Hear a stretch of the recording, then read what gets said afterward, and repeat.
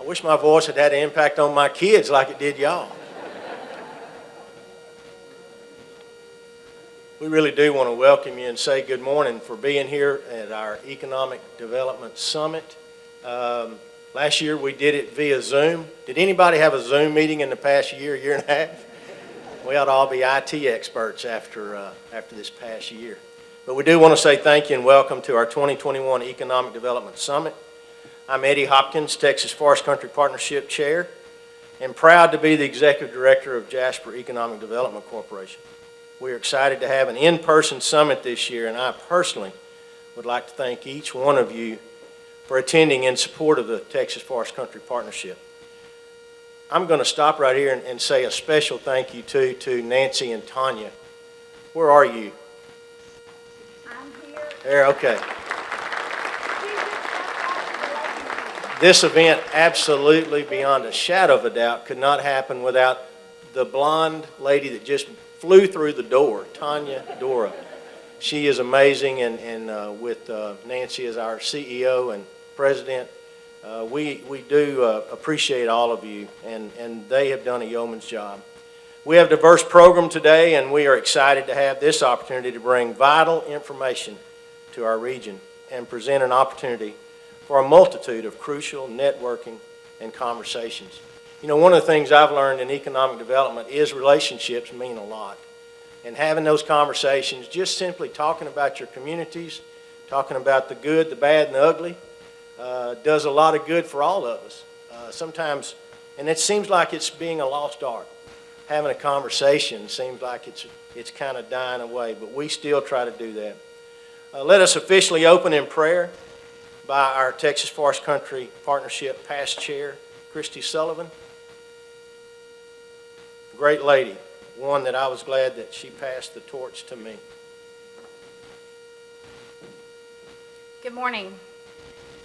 Will you all bow your heads in prayer with me? Most gracious Heavenly Father, thank you for all the blessings you have bestowed upon each individual in this room. Help this group to accomplish what it is you truly wish for us, and give us all your guidance to do your will. Lord, we ask that you open our hearts and minds and fill us with knowledge, discernment, and most of all, peace and joy. Hold tight to those that are ill and those in need of your grace and mercy. Lord, we will receive a little bit later nourishment to our bodies, and let that nourishment be to our bodies be in service to you. We ask that you grant traveling mercies to everyone coming and going today.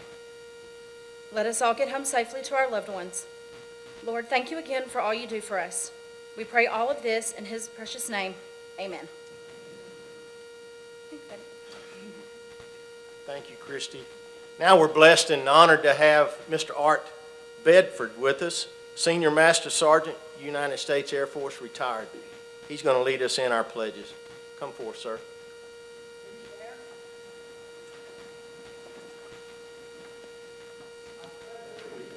To the flag of the United States of America and to the republic for which it stands, one nation, under God, indivisible, with liberty and justice for all. Honor the Texas flag. I pledge allegiance to thee, Texas, one state, under God, one and indivisible. Thank you, sir. If you'll remain standing, you're going to have a treat. I get to lead the national anthem because the lady that was supposed to do it for us is not here today. So I've got some great friends, board members. My vice president on my board's over here, and they're Church of Christ. So I told him he's going to have to help me, he and his wife Sandy, because we're going to do it a cappella, okay? Oh, say, can you see by the dawn's early light what so proudly we hailed at the twilight's last gleaming, whose broad stripes and bright stars through the perilous fight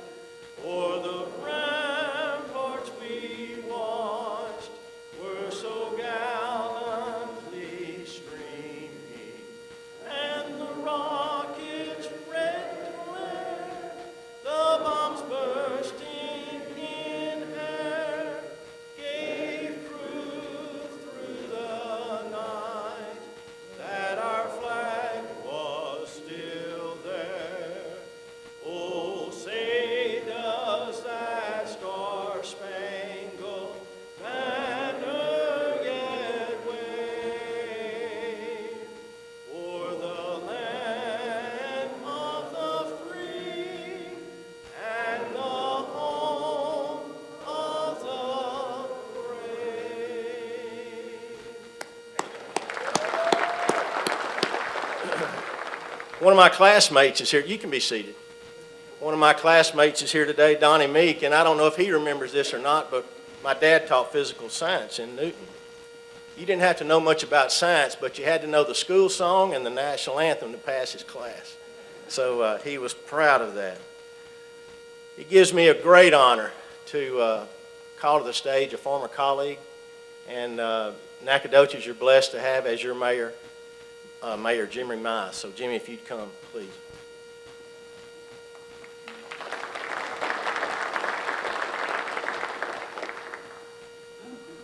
Good morning to you. We are sure happy to have you in Nacogdoches. Welcome, and welcome to the Texas Forest Country 2021 Annual Economic Development Summit. Isn't it great to be in person again? I am so tired of Zoom, like Eddie referred to before. When I meet with you, I want to see you and I want to shake your hand. So it's a wonderful day, and we're certainly glad you're here. Actually, we hope you'll stay all week. So anyway, our beautiful Fredonia Hotel and Convention Center is certainly a jewel to our town, and we're so proud to have it, so blessed to have it here. Again, thank you for your attendance. Please let me know if there's anything that I can do to make your time in Nacogdoches more enjoyable. Thank you for being here.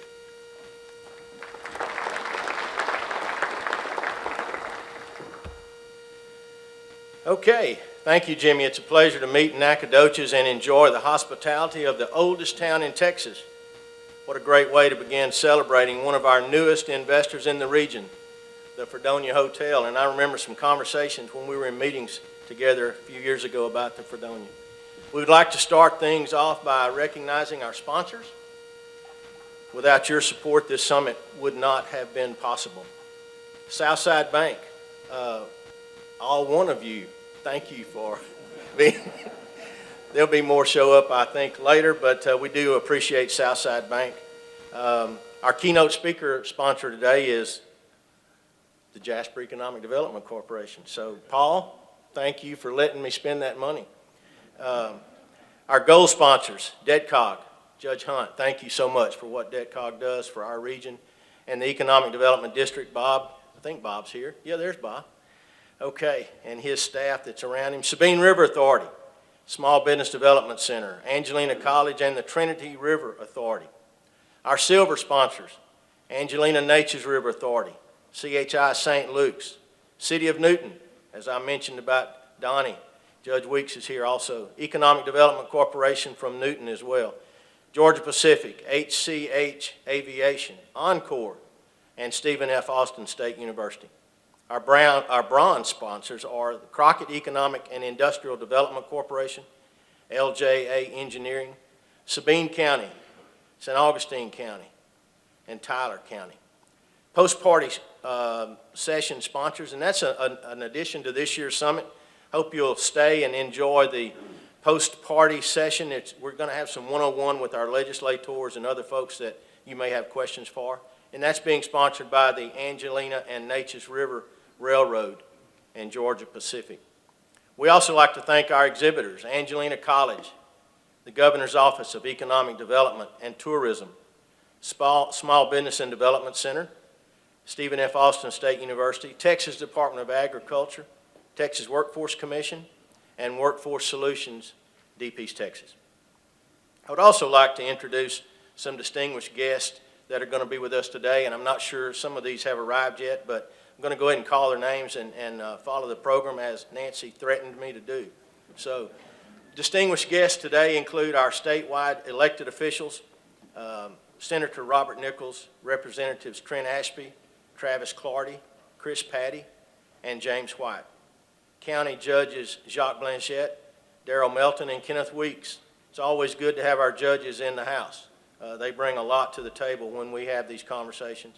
Congressman Gobert's office, I believe Melinda Carty is here. Governor Greg Abbott's office is represented as well. And our mayors. We always appreciate what you volunteer and are elected to do. We do appreciate our mayors in all the cities that this 12-county region represents. And Betty Russ. Several county commissioners are in attendance also, and you guys is what makes life interesting in your counties, and we appreciate what you do. If we have mistakenly left someone off the list, please let us know by standing. Well, Nancy, you get an A. So, thank you for your support of the Texas Forest Country Partnership and the region. You know, and I'm going to, as my preacher would do, I'm going to stop right here a minute and say something about that. We really, honestly do believe in regionalism. We believe the impact that we can do, and I'm going to say even in Jasper. We brought a company to town, and they are at 200 employees today. We started with 0. But each month, we get a list of those employees for several reasons. We want to know how many they got, for sure, but we want to see where they're from. And out of I think at the last month in, we had 196 employees. 114 of those had the Jasper zip code. And that means a lot to us, but that tells us that there's many of those on that list that are from the region. And it's as far away as 70 miles they drive from Nederland to Jasper to work. So, you know, it's encouraging, but we truly do believe in regionalism, and I hope you do as well, because what's good for Nacogdoches is good for Lufkin. I know that's hard to say, but and vice versa, and it's the same down our way. But we're going to start with a guy, and I'm going to give him 6 minutes extra. And I know he'll use all 6 minutes. Judge Lonnie Hunt is a friend, and been through some trying times lately. And I appreciate you for still being here today, Judge, for what you've been through, not only personally, but as your agency has had some tough times lately. But thank you for being here. If there's anybody in the state that I would go to talk to and ask questions about broadband, it'd be him. We've got some really high-level professionals now in Texas because of the initiative that Texas has taken on broadband. But my go-to person, beyond a shadow of a doubt, would be Judge Hunt. So, Judge Hunt, come and visit with these folks and share with them about rural broadband.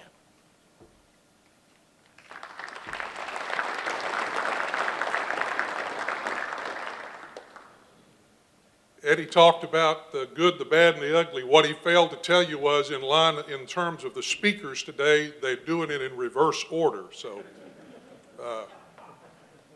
that'll go around the room here in a minute, and the rest of them will get it. Bill, I'm glad to see this. I love the Fredonia Hotel, by the way. Is this not a great, great facility and a great asset to our region? And just the fact that me, who is a PowerPoint guru, can sit here and look at you and I can see what's going on out here without having to turn around and look back all the time, that's awesome.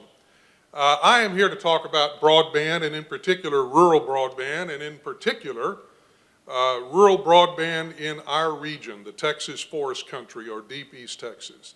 And I titled this presentation, Our Road to the Future. And I'm probably going to come back and reference that in a few minutes as we go along here, but it really is our road to the future.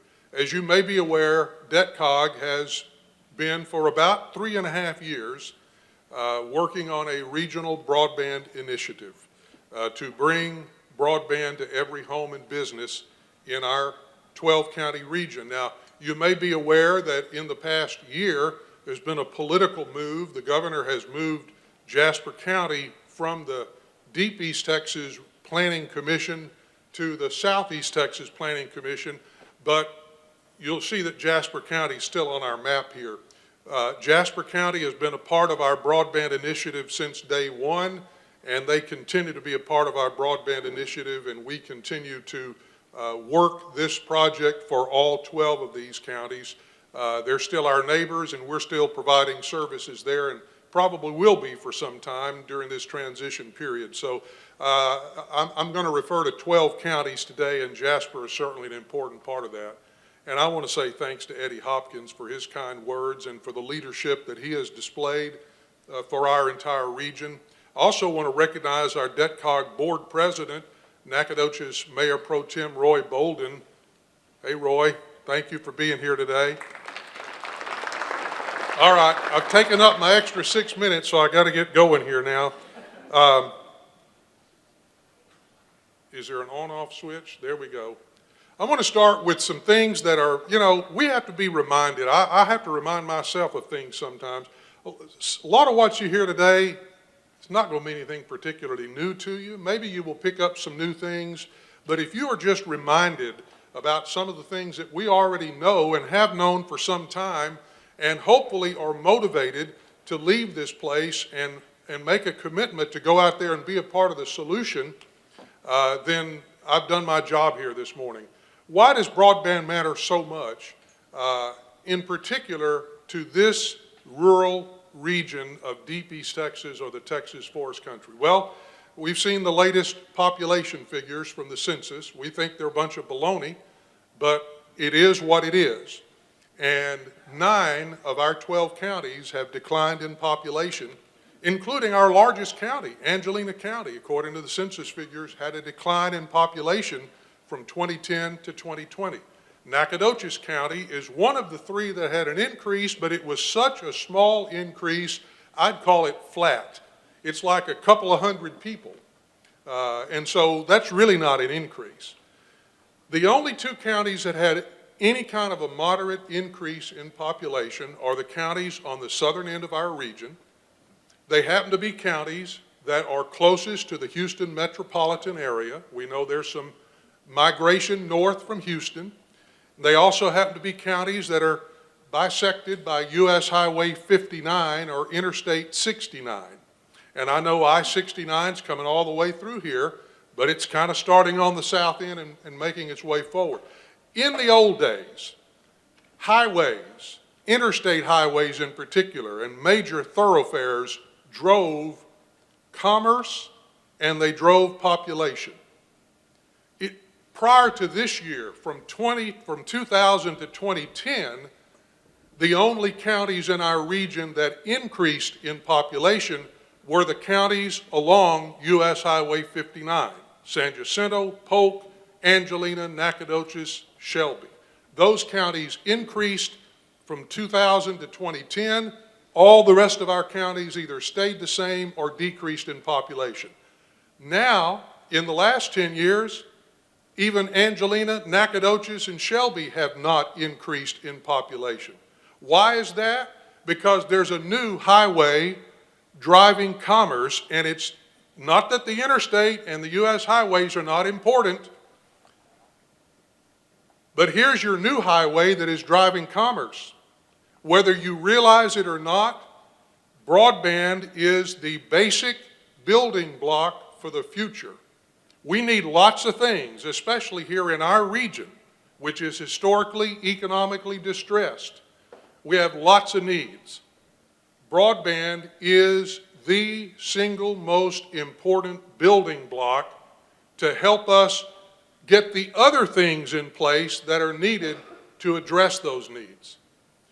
9 of our 12 counties have higher unemployment than the rest of Texas. All 12 counties are high poverty, low income compared to the state of Texas and the federal statistics. Our region ranks low in education and health outcomes. Broadband is the basic building block. It's more important to a region like ours than just about any other region in the United States. I've had actually some people, and I took this as a compliment, but I had to be honest with them, make comments to me, some national press about, oh, how forward-thinking you were, that DebtCog has already, been on this for 3.5 years. No, we were just desperate. There are 24 regions in the state of Texas. 20 of them have an urban center that is surrounded by rural counties. We are one of those 4 regions in Texas and one of the few in the country that's totally rural. There is no urban center in deep East Texas or the Texas Forest Country. Now, I grew up in Corrigan, actually out in the woods north of Corrigan, so to me, Lufkin is a big city, Nacogdoches is a big city, but it doesn't qualify as an urban center in any state or federal definition. We're totally rural in our region, and that's why these things impact us greater than they do the other regions. Houston, the Houston-Galveston region, it's composed of, I forget how many counties total, but they've got 5 or 6 pretty rural counties around them, but they got Houston sitting right in the middle of them. The capital cog over in Austin, they've got rural counties, but they got Austin sitting right in the middle of it. So we have a special need here that things like this impact us more, and it also means that we just have to work harder. Now, I want to tell you about basic core principles that we started with and we will not abandon. Number one, we have to have access to broadband for every single home and business in our region, no matter how far down that little dirt road it is.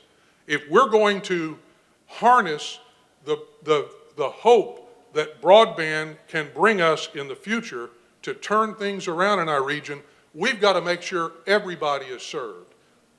We can do it. Who thought they could get electricity to every home in the country back in the 1920s? We did it. We can do it with broadband. We have to have reliability and redundancy, and I'm always remembering Nacogdoches when I talk about redundancy, because I remember in some of our broadband stakeholder meetings, the medical community in Nacogdoches telling us, we've got pretty good internet service, but the problem is, one of the problems is, it's not redundant. If somebody cuts a cable 60 miles from here, we're down.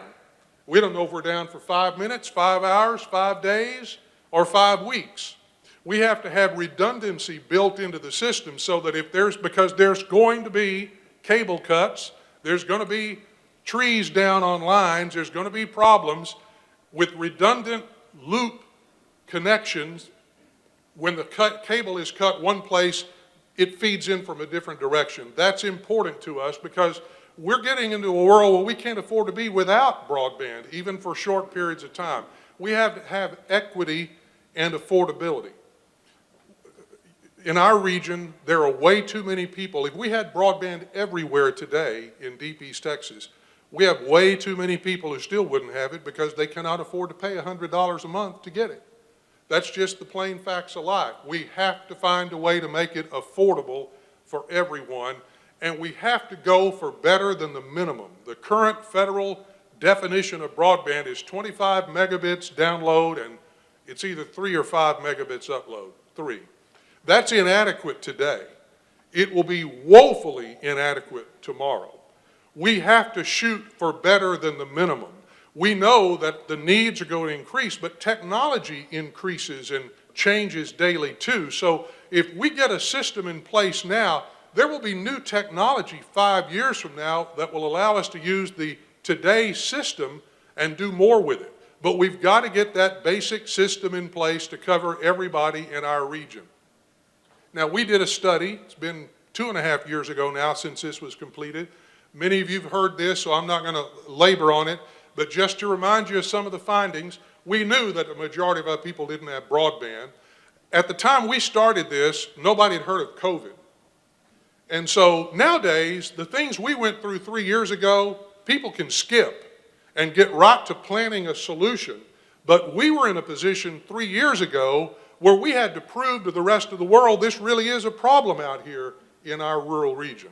And so we found what we already knew, but we were able to document it with this study, that the majority of our people do not have access to broadband. This next one stings. For people in our region who do, you pay 4 times more for it than your friends and neighbors in Dallas-Fort Worth. That's if you look at it on a cost per megabit of service. We pay 4 times more. That's not fair, that's not equitable, that's not affordable. The good news is, the study said, yes, we can do something about it, and if we do, we can create over 10,000 new jobs in 10 years in our rural region. That is the game changer. We got to get the jobs here so the people will come and so that our local people will stay, and that will turn the population around, and that will start to make the dominoes fall, and we will create a virtuous cycle instead of this vicious cycle we're in where you lose population, your tax base shrinks, your cities and counties have to tax taxpayers more just to keep up existing services. It's a vicious cycle, and we've got to break that and create a virtuous cycle where one positive thing leads to another. This is just one specific example out of the feasibility study we did. I still got 20 minutes left, Eddie. I feel like we're going to have an invitation and an offering plate here in a few minutes.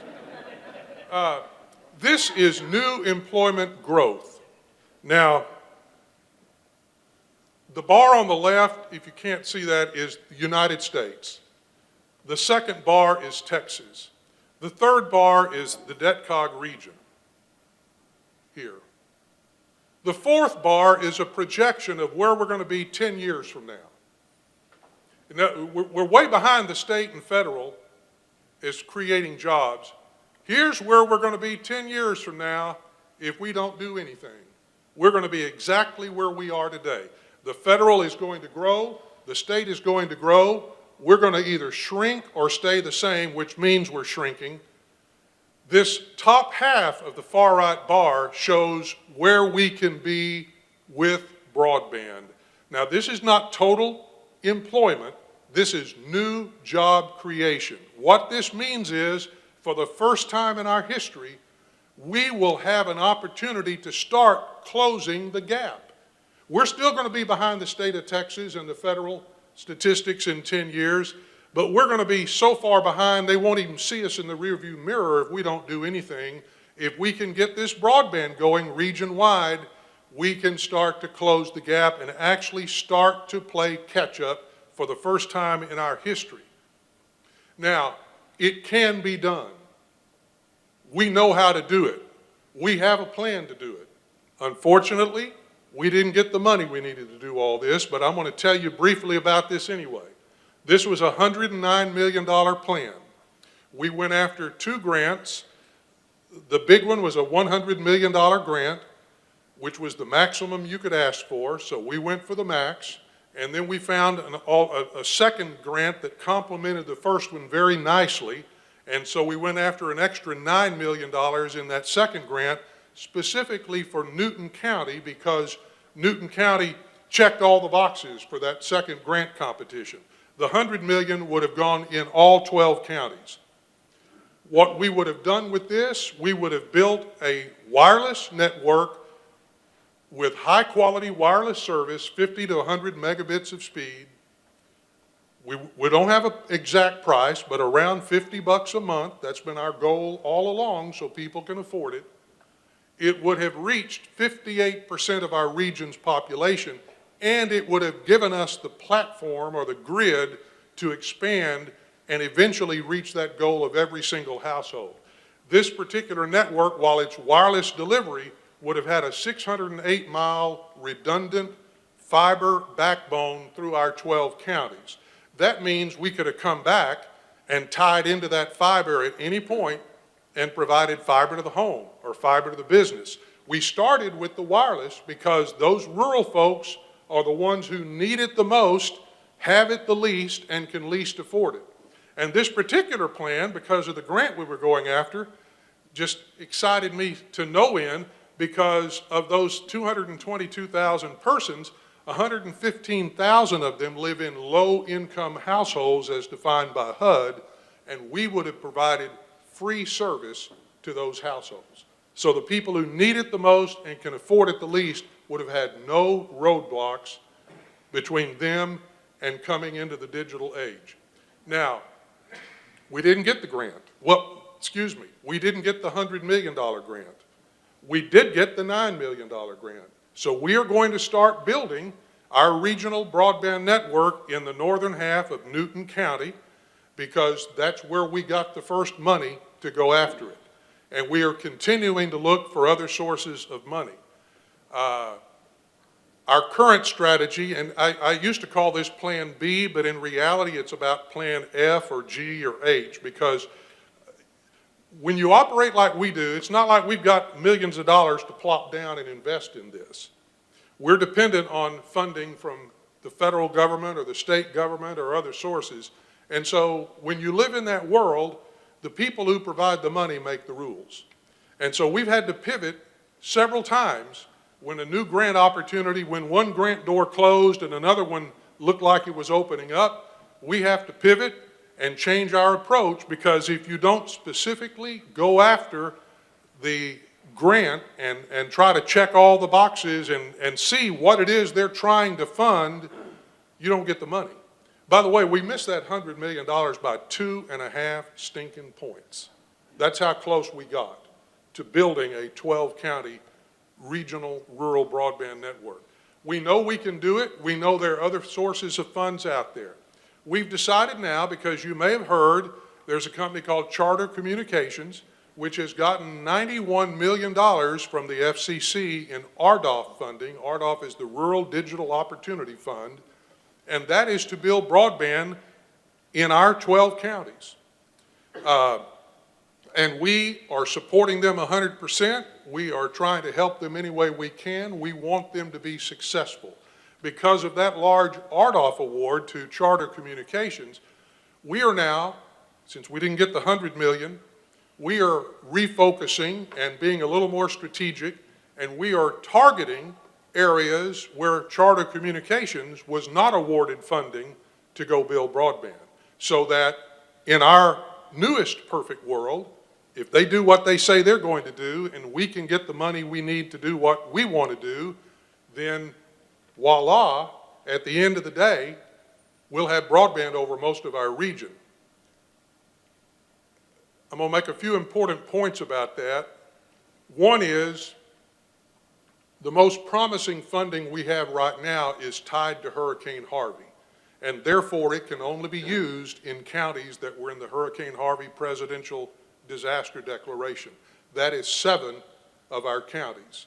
That does not include Nacogdoches, Angelina, Houston, Trinity, or Shelby. But it is an opportunity, a big opportunity in those 7 Harvey counties, and we've got to go get it wherever we can get it. And if we have to piece it together, we have to piece it together. We think there's a decent chance we'll be able to access some significant funding. I hope about $50 million, but don't quote me on that, to do broadband in those 7 Harvey counties. Now we're looking for the other 5 counties.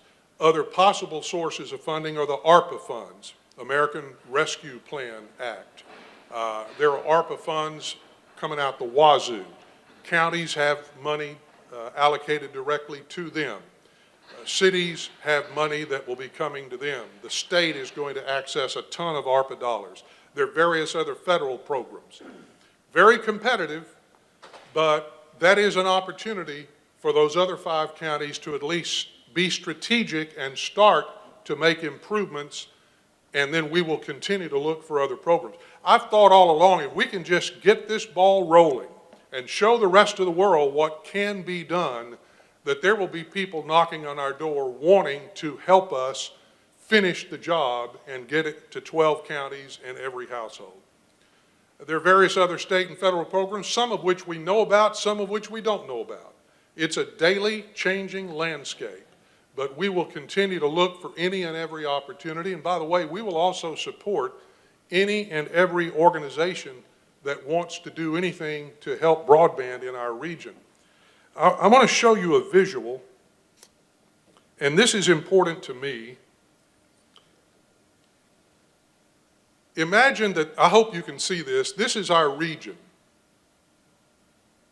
Here's what's happening with, there's already been hundreds of millions of dollars in federal funds allocated to broadband. But what's happening is, it's going to companies, and hey, that's fine. I'm not complaining about them. I'm just saying we got to do more. It's going to companies that are specifically getting money to build broadband here, and here, and here, and here, and here. And so at the end of the day, if we keep on the same track that we have been on in the country, we're going to spend billions of dollars, and the people, the fortunate people in deep East Texas who happen to live in one of these dark circles are going to have good broadband service. Unfortunately, we have a lot of people who don't live in those circles. We have to be concerned about all of them because remember, one of our core principles is broadband for everyone, every single household and business in our region. I will personally do anything I can do to support any company any nonprofit, any organization that is trying to help get broadband out to everyone. What we cannot support is cherry picking, where a company gets money and just goes and serves a few customers because those are the ones we can make money on. Now, we live in America. I believe in the free enterprise system. No one is a stronger advocate of this free enterprise American business system than me. But I'm going to tell you, we have to think a little differently, or else all these people that live in the white spaces, in the cracks, if you will, are not going to get service. It's one thing to get service to them. It's another to sustain the service. Even if the federal government provided enough money to go out here and serve every single household, you couldn't sustain it on a for-profit model. It's only going to work, in my opinion, on a not-for-profit model. And if you exclude every potential customer where you could make a reasonable profit on, they help subsidize the service for these other people. It's like the electric co-op model.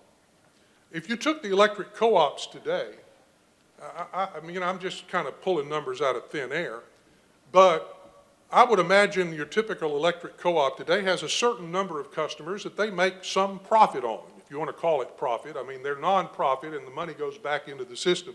But they've also got a specific number of customers that they know they're going to lose money on every single month. And the whole cooperative idea is you go into this together, and so you provide a little bit of revenue for us so you can have your service subsidized so that we can all have electricity or broadband. That's what it's going to take in a rural region like ours. We're going to have to take a larger subset. In our case, we're trying to leverage the entire region so that we can ensure that every single resident, no matter how remote they are, has access to affordable, reliable service. And so with that in mind, I just want to point out there's going to be some overlap of service, even though right now we are specifically targeting areas that are not included in those RDOF awards. It's impossible to draw the lines so that there's no overlap of service. I also want to point out there's nothing wrong with that. I told you the people in Dallas-Fort Worth pay 4 times less for their internet than we do. Why is that? It's because they have multiple companies they can choose from. And again, it's back to the American free enterprise system. The more competition you have, the more choices you have, traditionally the lower price you're going to pay and the better service you're going to get. There's nothing wrong with that. It's the American way. We are not trying to compete with anybody. Our goal is not to duplicate anything, but there will be overlap in service areas if we're going to make sure that every single household out there is included. There is no way around it. Rural residents deserve to have a choice too. I've said all along, we'll be best served when everybody has more than one choice for where to get their internet. And it doesn't matter if they get it from us or not. I've already seen the efforts that we've made. We've already seen other companies kind of step up their game in our region, and that's a good thing. We want that. A regional approach is required. We all have to work together. I mentioned electric cooperatives. I think they're a key part of this solution. And let me just tell you, and this is nothing I hadn't told them, we have 4 electric cooperatives that are within our region. I'd be thrilled if they would just say, we'll take this on and do it. They're not in a position to do that right now, financially or otherwise, but I'm happy to say that they are cooperating with us. We have non-disclosure agreements with all 4 of those electric co-ops. Our entire network design is based on electric co-op infrastructure and rights of way. We couldn't have done what we've done so far without the help and cooperation of our electric co-ops, and we appreciate that. And I'm still hopeful that the day may come when they are ready to go a little further out on that limb and say, okay, we'll take it from here and we'll make sure our service area is covered. I would support that in a heartbeat. I hope it happens. And again, I'm just going to close by saying we have to remain true to our core principles. I got 5 minutes left, so I just want to remind you of those core principles. If you want to try to take a question, I'm happy to take a question. Every home and business has to have broadband, no matter how remote, no matter how hard it is or inefficient it is to serve them. Reliability and redundancy is critical. Equity and affordability is critical. We're all in this together.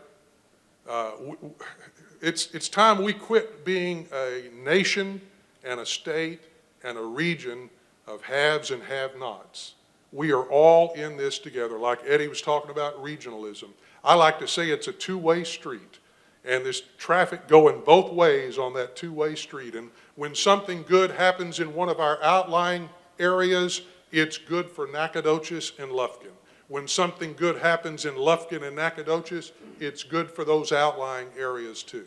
We are all in this together. We have to insist on better than the minimum. If we don't shoot high, then we'll never get where we need to get. So that's really all I've got to say, Eddie, and I'm happy to turn this back over to you or try to answer a question if there is one. Thank you, Judge. Thank you. Please give him a round of applause. I know I didn't disappoint you with the introduction of Judge Hunt, because I know he delivered a very passionate speech about broadband. And I would like to say it's been personified through COVID. I know some of our school superintendents are here. I know my superintendent, John Seibold, is here, and we have really been trying to find ways to remedy the deficiencies. When I was on the school board for 18 years, I would come back from a TASB convention supposed to be upcharged and excited. I would come back depressed because I would see what our kids did not have that some of the bigger schools did have. And I honestly was bold enough to say, and Dr. Leal is here, and with the foundation, I've been so bold to say that I think it's almost discrimination that our kids don't have the capability and the access to some broadband. And we're going to, you remember No Child Left Behind? Some of you school people remember that? There's going to be a new phrase after this, because I believe we've had children that have been left behind because of a lack of broadband. And thank you, Judge Hunt, for what you're trying to do regionally. It's going to have an impact on our whole region. Thank you.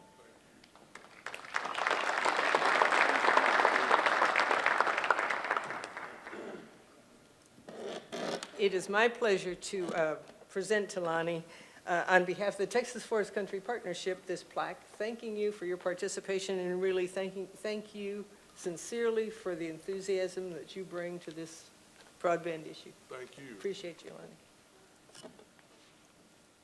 Nancy loves to take pictures, y'all, so. Thank you.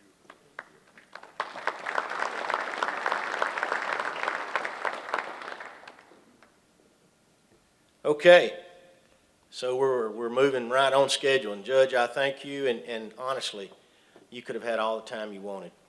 But next, I'm going to invite to the stage and ask that you make welcome, for just a little while, my treasurer. We're going to miss Roger Lindsay. Roger's taken a promotion and is moving away, and he is going to be sorely missed in our partnership. But Roger, come forth and announce our next speaker. Thanks, Eddie. It is my pleasure to have the opportunity. Thank you, Nancy, Tanya, Eddie. Distinguished guest, our featured speaker today is Rich Froschel. He's going to speak to us this morning about life after COVID, labor market trends and practices to ponder post-pandemics. Interesting stuff, and I will tell you as I read his bio, there's a little bit of a connection between Rich and I. And we didn't figure that out until I got his bio and we talked just a few minutes ago. So let me just explain a little bit about who he is if you don't know who he is. So Rich Froschel is a labor market economist and a highly regarded speaker on a wide array of topics relating to the Texas economy, regional labor markets, and workforce and education programs. He's the senior labor market economist for Texas State Technical College and the former director in Labor Market and Career Information Department of the Texas Workforce Commission. I know we have some of those folks in the room. Mr. Froschel has a bachelor's degree in economics from the Hookham University of Texas. Had to do it in a room full of Aggies. Had to do it, sorry. And a master's degree in manpower and industrial relations from the University of North Texas. Go Eagles. My son graduated from UNT, and my wife is a Longhorn. So anyway, had to do it, man. Thank you for that. If anything, Nancy, that was my opportunity. So he also taught microeconomics, regional labor market analysis, and workforce strategy planning. His writings include books, How Many is Enough?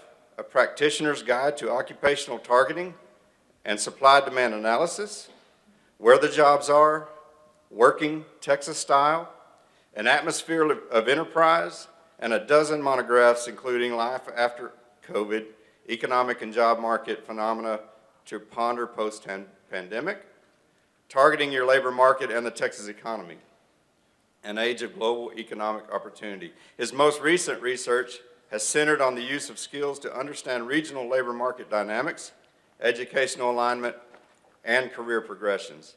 So Mr. Froschel has made presentations at well over 500 conference events over the past 20 years on a variety of labor market topics. His professional specialties and interests are in the fields of regional economic analysis, labor market dynamics, skill and job analysis, and the development and interpretation of labor market information, all of which have occupied his career for the past 42 years. So, if you will, please give a warm welcome to Mr. Rich Froschel.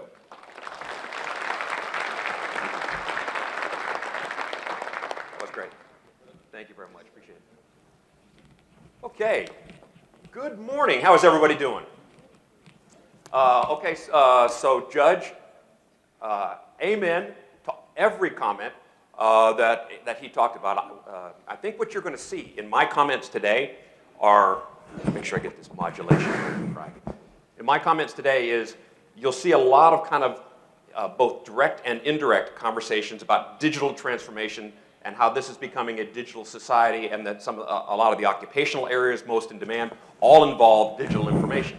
And all of that digital information all goes back to one thing, and that is access to information through a broadband network. So from an economic development standpoint, I just want to stand up and say I can't think of anything more important than the work that you're doing right there. So if you're only paying half attention to what he just said, go back and listen to him again, because it's about as important as it gets. Now, that's the good news. The bad news is he said the good, bad, and the ugly, and he said in the worst direction, and I thought about that, and I go, wait a second, I'm number 2 in that calculation. It makes me a little nervous. That's going to go around the room too, all right? So,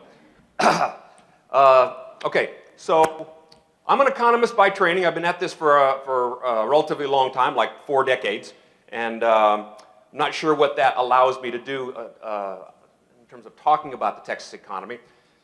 How many of you have ever taken a class in economics someplace in your life? Of everybody that raised your hand, how many swore you'd never take another one?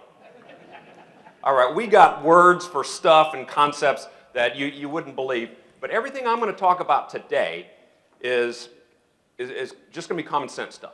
Now, I'm going to show some of these, all right? So I got some graphs, and you're going to look at some lines, and some of you are going to, oh my God, what is that spaghetti he's throwing up there?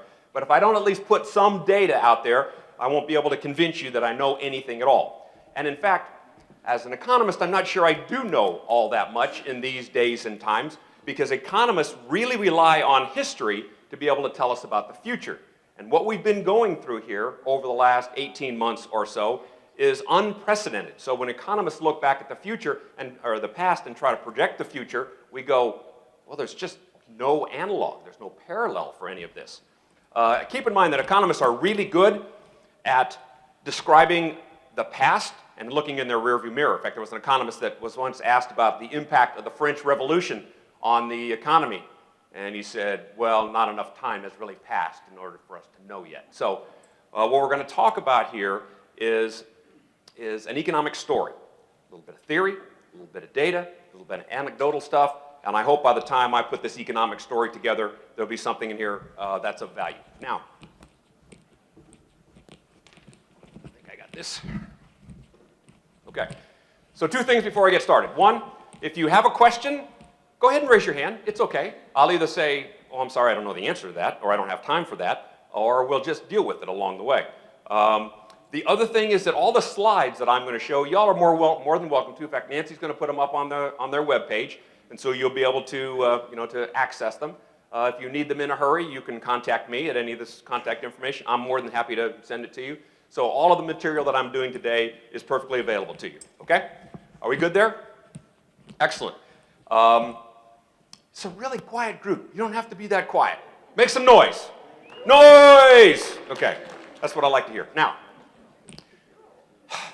why did God create economists? Make weather forecasters look smart.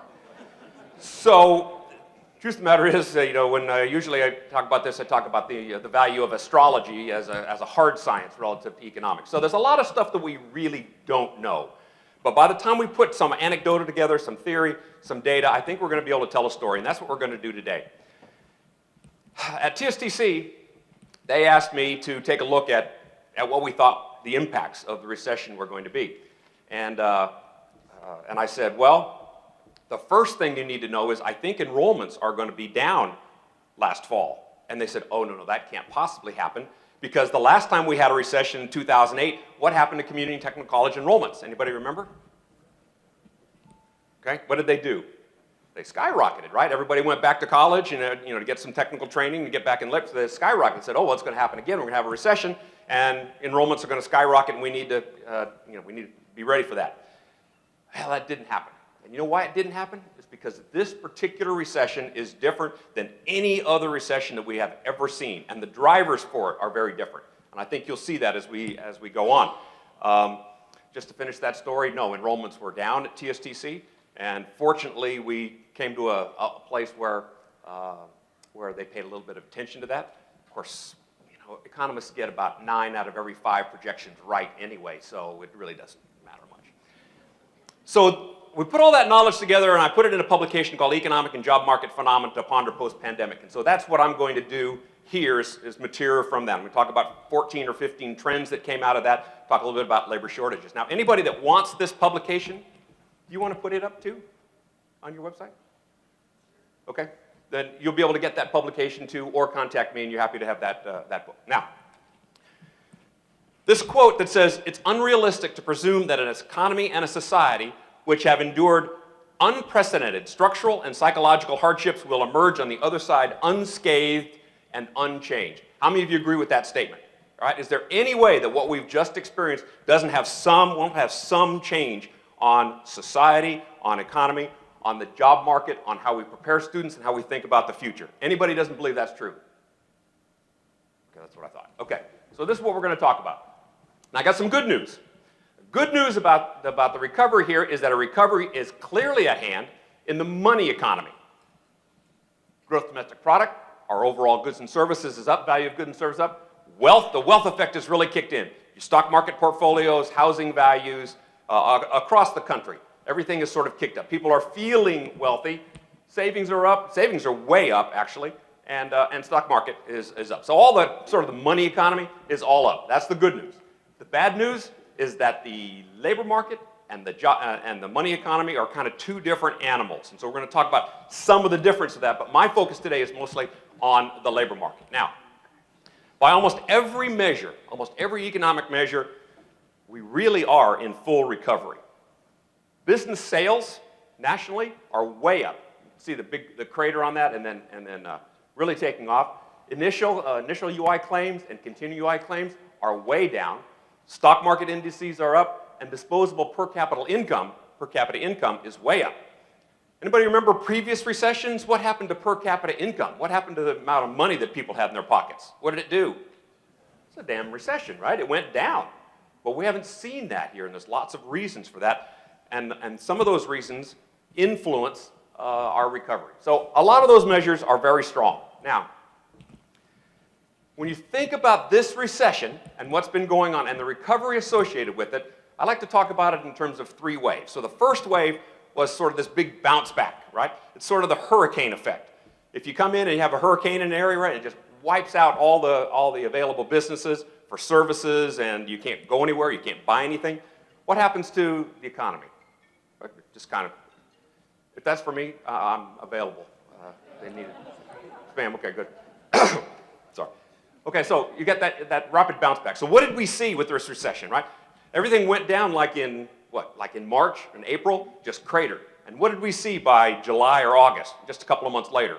Well, we were half the way back, right? So that's that immediate bounce back effect. That's that hurricane effect that we talked about. Then we had this second wave. We call it sort of the delayed response. And that's all those businesses going, what the heck is going on here? How should I respond? Should I bring back some of my old workers? Should I change my lines of business? What should I start thinking about? And so there was layoffs going on at the same time that you had people hiring, layoffs, kind of going sideways. And here we are, what I call the third wave. We call this the labor reallocation wave. This is what always happens in recessions, and it's no different here, where businesses are going, okay, we're going to recover, all right, we're going to be moving on here. What do I look like going forward? Where am I going to be 2 years, 4 years, 6 years from now? How much automation should I have? Will I be able to find the workers? Do I need to change my business model? All those really strategic aspects of business, that's where our business community is today, all right? And as they think through that, they've encountered this little challenge like all of those workers they thought they were able to find that they laid off, that they thought would just come back, now that they're ready for them, what's happened to those? They're not coming back, all right? And they're not here. So now we've got some real challenge here in the third wave. So a lot of what I'm going to talk about is trying to figure out what this third wave in the recovery looks like. So that's kind of this. So this difference between, we talk about shapes of the recovery, it's going to be a V-shaped recovery and all this stuff, U-shaped. Well, it's kind of a square root. Bounce back, and now we're going sideways. Shouldn't surprise anybody. But you notice on this particular chart, see those little red dotted lines and this really wide gap? That's the difference between it could be this, or it could be this, or it's going to fall someplace in the middle.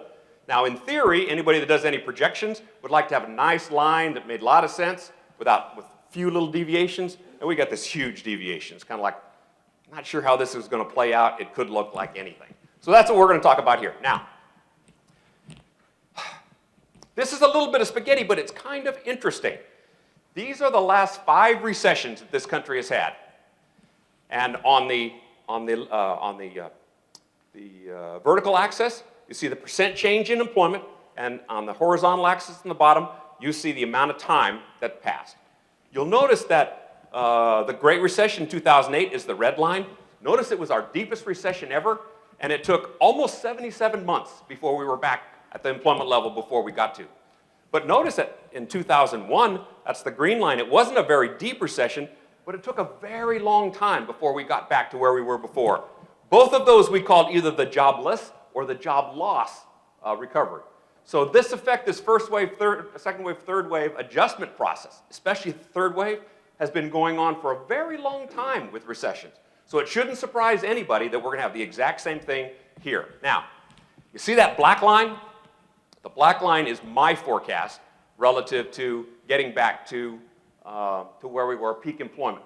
So it shows us as having 30 months, sort of an elongated line there, 30 months getting back to peak employment somewhere around September or October of 2022. Now I think in Texas, that's going to be a little pessimistic. I think we're going to be back up around June or July next year. We added 96,000 jobs this year, yay, this month, right? That's a really big number. That's an excellent number. At that rate, we'd be back at around March or so. I think we're going to still end up around June, July, maybe being back before peak employment. That's still going to be 28 or 30 months. That's still a pretty good recessionary impact. Now,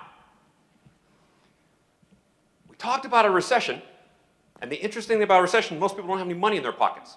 But what did it actually look like? This is a chart that shows total employment. That's the lines in red. The lines in red are total employment, and you can see the big dip in it. And the blue lines are our per capita income, the amount of money that people have in their pockets, all right? Now, interesting, when you look at that, you see the drop in employment. You see us coming back. But where's that big drop in per capita income? It's not there. Well, why? Well, the wealth effect kick in, all right? How do you feel about spending if you think your housing price is up and your stock market portfolio is up? You feel pretty good about life? Are you willing to go spend some money? Yeah, most people do that. We call it the wealth effect. But other things have kicked in. That enhanced UI benefits, where we added $600 or $300 on the top of a UI benefit.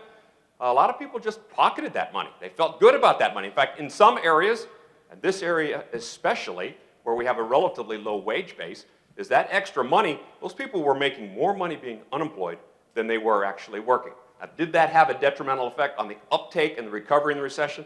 Absolutely it did. The degree to which, we don't really know yet. Again, the French Revolution was in the 1800s. Anyway, so we had the rent freeze and the eviction bans. I don't know if any of you own any rental property, but if you don't have to pay your rent, right, and you can't kick anybody out, those people that didn't have to pay that rent, they pocketed that money, or they pocketed that debt, inverse debt. Student loan payment freeze, the stimulus checks, the direct government payments. A lot of people that are not back in the labor market yet have said, you know, I don't really want one of those jobs that I used to have, right? And I can rely on my spouse or significant other or my parents and till I sort of think through what I want to do with my work life. A lot of that going on still. And then last but not least, increased savings versus delayed consumption. How many of you took a vacation last year? How many of you usually take a vacation sometime during the year? So all the money that you usually spent on your vacation, what did you do with it? It's just sitting there, right? Waiting for the big vacation this year. Okay, maybe next year, right? That's a lot of money that you would have ordinarily circulated with a lot of services that you've put in your pocket. So the question is, what are we doing with it? Now, there's some really interesting conversations. How many of you have heard people say, we're headed for a recession this fall? Anybody heard these words? Recession is coming. It looks like, you know, the recovery is stalled, gas prices, inflation, yada, yada. Looks like we're going to have a recession. Anybody heard this? Yeah. So what's really interesting is those people are looking at this. Let's see if those people are looking at this. You see that big solid line? The red lines here are what we call consumer sentiment. It's how people feel about their future and about the labor market and their job opportunities. The blue line is business sales. That's the money they're actually spending, all right? So in the recession of 2008, in the Great Recession, what did we saw? We saw consumer sentiment started going down, people were feeling bad, and then what happened to business sales? Well, not too far after, what did they do? They cratered, all right, and we had a recession. So people are looking now at the consumer sentiment index over here, right? And they go, wow, it's cratering. What's going to happen? Well, last time this happened, business sales cratered. Well, what are the data telling us now? Well, people may be talking about how bad it is, all right? But what are they doing? They're still spending a boatload of that pent-up demand. So what they're talking about is they say, we think that everything that's going on in D.C. is just completely dysfunctional. Anybody believe that? Can I have an amen on what's going on? It's just a disaster. Supply chain issues, people are worried about it.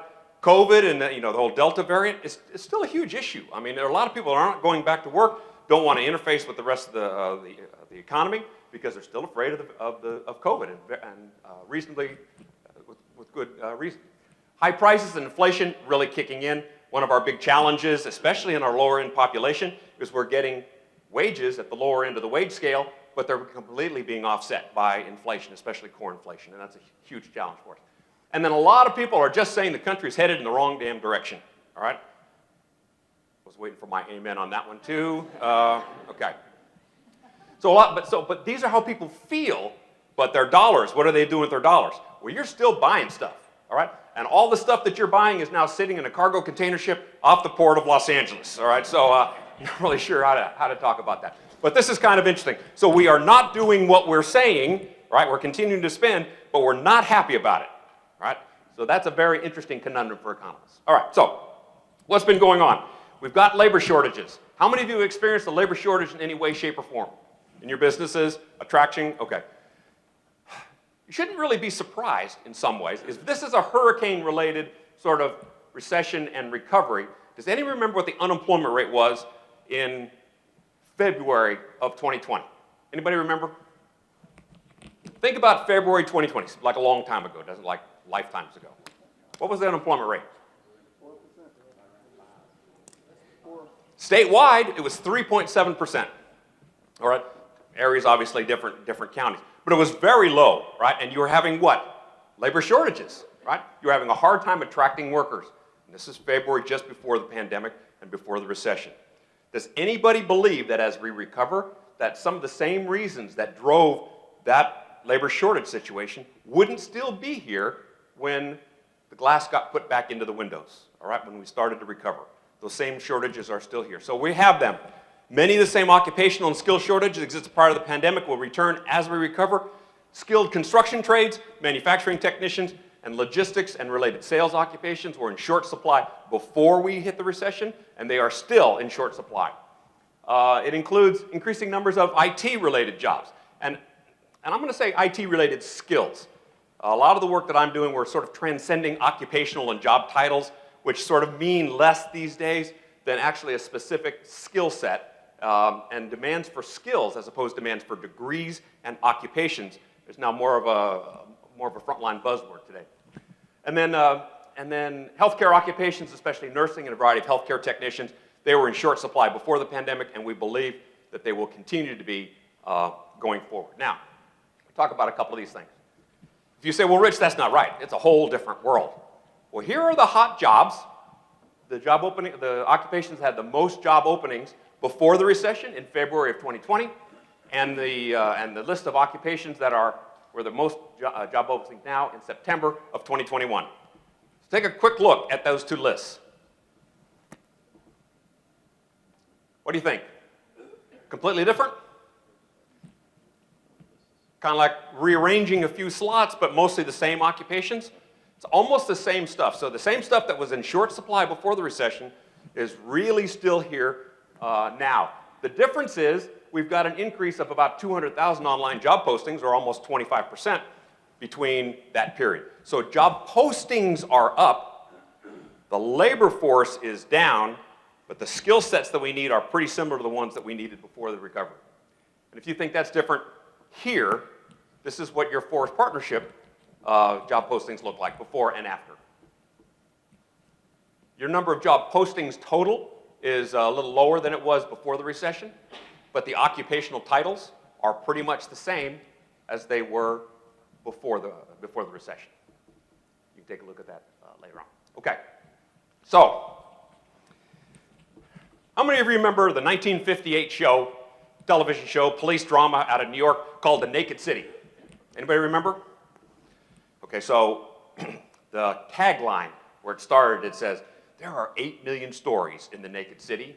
You are about to see one of them." All right. By the way, if you've never seen this show, it's in black and white. You can Google it. It's fascinating. Christopher Walken, Robert Culp, Jack Klugman, Eddie Albert, great cast. Anyway, this is where I say, but I digress. Okay, so the interesting thing is there were 8 million stories all about New York City. 8 million stories. Well, relative to the labor shortage situation, there are 8 million individual labor market stories for each one of them. There is no one silver bullet. So I get asked all the time, well, Rich, what is the solution to the labor shortage problem? And I said, show me the individual, and I will tell you what their problem is. All right? There are that many individual stories. So here they are. Here's a bunch of them. Here's 10. And we could talk about this one all day, but here's just 10 reasons why we're experiencing labor shortage. One is simple demographics. How many of you know baby boomers, for example? Old folks. I know you don't know any old folks because I don't see any in here, but some of us have started to think about, well, maybe the value of my house is up, my stock market is up. I don't really want to work. I hate this Zoom stuff. What am I going to do? I'm out of here, all right? So the pandemic has really accelerated a lot of the boomer retirement kinds of stuff. And by the way, there's some ageism going on in the labor market as digital skills become more and more important in the business community. The business community, by and large, starts thinking that baby boomers have what? Fewer digital skills, and therefore are not the ideal person. Now, that's a whole nother story. I call that a 2 tequila conversation. If you want to know what I think about that, it'll cost you 2 tequilas, but we can have that conversation if you like. The bottom line, however, is that demographics have changed and are changing significantly. Number 2, we have had a decline in labor force participation rates. So women have held up the labor force participation for the last 2 decades. Men, labor force participation has been falling. Well, women's labor force participation rate has now leveled off. Men is going down. We simply have fewer workers for the working age population. Government incentives have removed the urgency to go back to work. And I'm talking about those extended UI payments, and some of that stuff is if you're pocketing money and you don't have the need to go back and take the old job that you had or a similar job, and you want to think about your options and your alternatives, have you been able to afford to do that? Because there's been so much money circulating in the economy. And the answer is yes. And has it influenced shortages? Absolutely. Other really important things, minding the kids. So you've got in-school care, and you've got child care issues. And you've got a lot of workers that said, I can't go to work because who's going to take care of my children, right? They're not going in school, or if I have younger kids, there's no child care. Well, I think TWC, is Aaron in the room? Hey, Aaron, we're putting all kinds of money into child care, right? To try to help support, the availability of child care slots. The problem is a lot of those frontline workers that work at those child care facilities, they're choosing not to go back to work. So those child care facilities are having a hard time attracting workers, and so their capacity has come down. Workplace safety continues to be a big problem. People just afraid to interact with other people because of the virus and their fear of the virus, and again, with good reason. Changing cultural values. How many of you believe that the younger generation, we're going to call those the digital generation, the born digital generation, don't have the same attitudes about work as the boomer generation? Totally believe? Does anybody not believe that? Come on, young people. Step up. Because to tell you the truth, I'm not 100% sure. If you get them on their terms and what they want to do, young people are very hardworking, very dedicated, and very bright people. All right, they better because they're a big chunk of our future labor force. But they do think about the world differently, and the work-life balance and commitment to work is not so much that they're not committed to work, is they're committed to work on different terms than what baby boomers are accustomed to. The Great Resignation is real, a lot of career choices.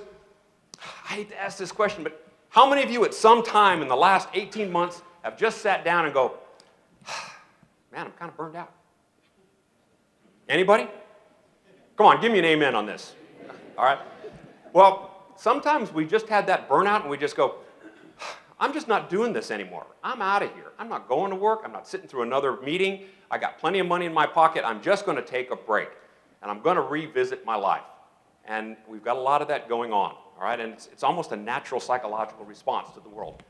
How many run small businesses and feel like you're having to compete with workers from larger chains that can pay, $15, $18, $20 an hour for entry-level workers, and you're going, wait a second, that would bust my business if I have to pay that kind of wages, all right? So there's a lot of that going on. Call it the Amazon effect, because there's Amazon distribution centers everywhere, and what are they doing? They're ratcheting up their entry-level pay, and now you're having to compete with Amazon wages along the way. Well, that's true of Target and all the other stores that are national chains, ratcheting their wages up, smaller companies competing with larger companies. There is a skill mismatch. Don't get me wrong. All those skills that we didn't have before the recession, we still have now. So making sure that our young people are studying the kinds of stuff that are related to the job opportunities is still a big deal. Or getting some of our experienced workers back into upskilling and training programs to upgrade their skill sets, to leverage their new skill sets, to match emerging jobs. Both of those things are still critically important.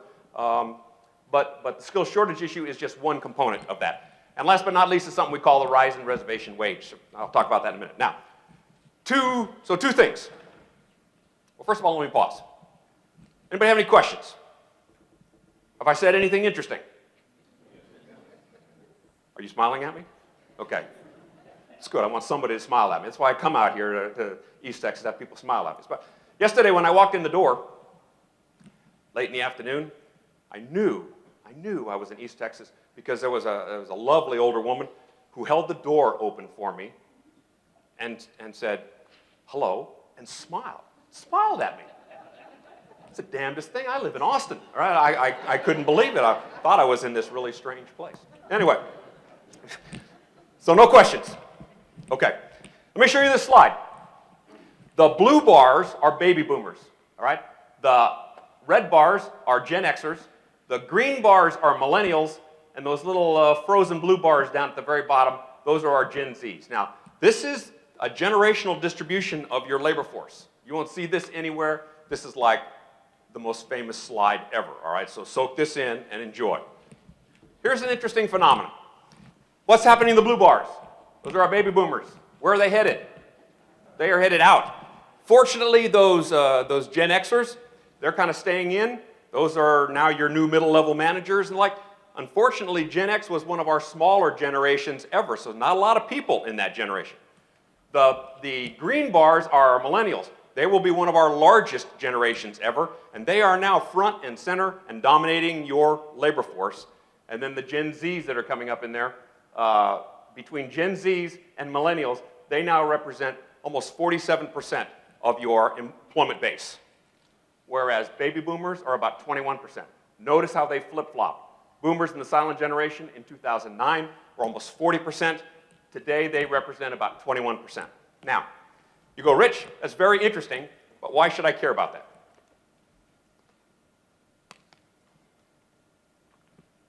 Did I hear anybody say that? You were going to ask me, weren't you? I just preempted. I'm sorry. So, so when you look at that and you see those numbers and you see the differences in attitude about work across generations, you go, why do you care about what those millennials and the Gen Zs think about work and their attitudes? Why do you care about that?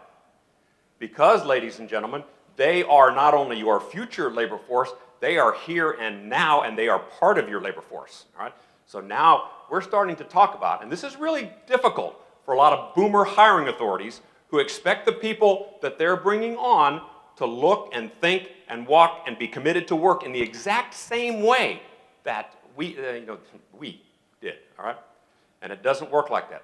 The pandemic has accelerated that view now that the skills of the younger generation, which are more digitally oriented, they now have seen the world of work, seen it work differently, seen that it could work, and what attitude are they now bringing into their future employer? Hey, this is the way I want it to work. You know, this works for me. Do you have a problem? Have I been productive? Well, then why should I go back to the old way? All right. Now let me have a quick question of all the baby boomers in the room.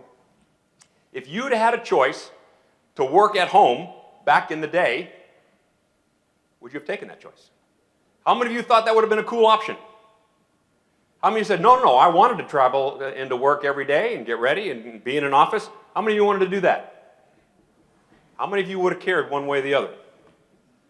Most of the baby boomers would have said, I'll go wherever the job is. I'll do whatever the job takes, right? The current generation thinks about work and work-life balance in a different way. All right. And last but not least here, there's something we call a reservation wage. This is influencing bringing people out of the labor force back into the labor force. So a reservation wage would say, okay, what would it take to get Chad, who's not working, to come back into the labor force? How much money would it take to get him to come back into the labor force? That's his reservation wage. He has reservations about getting back into the labor force unless he can make X number of dollars. Now look at this blue line. The blue line is the reservation wage for people who expect to make more than $60,000 a year. You'll notice that it's trending upwards, all right? So people, in order to get them back in, you need to pay them more money. So their expectations of wages are higher. The green line is what I want to point to. The green line is those people who think they're going to make less than $60,000 a year, all right? Notice the big jump there in March of 2021. Those are all those people that are your frontline labor that said, if you're going to get me back into the labor force, it's going to cost you. And in this case, the reservation wage in March of 2021 went to $52,000 a year, right? And those are for people that expect to make less than $60,000. Getting them back into the labor force, that number went way up. Then, interestingly, when we cut off those extra benefits, what happened to the wage reservation, reservation wage for those people making less than $60,000 a year? It went all the way back down to, around $42,000 a year. So it dropped $10,000 in a quarter. Now that's not just a statistical anomaly. Those are people that said, if you want me, you're gonna have to pay because I got options. And now when one of those options, like the extended UI benefit, went down, what did we see? We saw a significant drop in the reservation wage. Now I can't tell you that's exactly what happened, but that is Rich Frochel's interpretation, and you can tell your friends and neighbors that I said that, and I'll deny it tomorrow. Okay. Okay, so I got a couple of these now. I'm gonna start moving through some of these, what I call, trends to ponder post-pandemic. I did that because I love alliteration, and So we're going to talk about these things. So one is welcome to less than half full economy. So what we've seen in the recovery so far is if you have fewer tables and fewer people and less workers, what are you doing? You're restricting capacity. And if you restrict capacity, what does that mean? It means you can't make as much money, and that means you have less revenue, it means you have less opportunity to expand, et cetera. So it's a capacity-constrained issue. Two, the ability of businesses to accommodate customers and the health concerns of the citizenry continue to dictate where we're going. All right, so that is true. COVID is still with us, and it's still a big driver.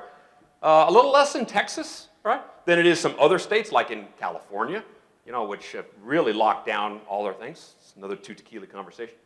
But that's a big issue. And then three, many businesses simply will not reopen. They had to close, and they didn't make it. Does anybody know a business owner that didn't make it, right? And would love to come back and is not coming back, right? They just don't see that. You see that an awful lot in retail, but you also see it in your restaurants and your accommodations and a lot of other sectors. They just couldn't make it, right, even with the money floating around. And that continues to restrain capacity. So here's a couple of charts. This is for Texas, total employment by industry. And this is sort of where we are relative to the recovery. So in the case of Texas statewide, we're still 88,000 jobs below where we were in the accommodation and food service industry. We're about 50, almost 60,000 jobs in food services and drinking places. Support activities for mining, 47,000.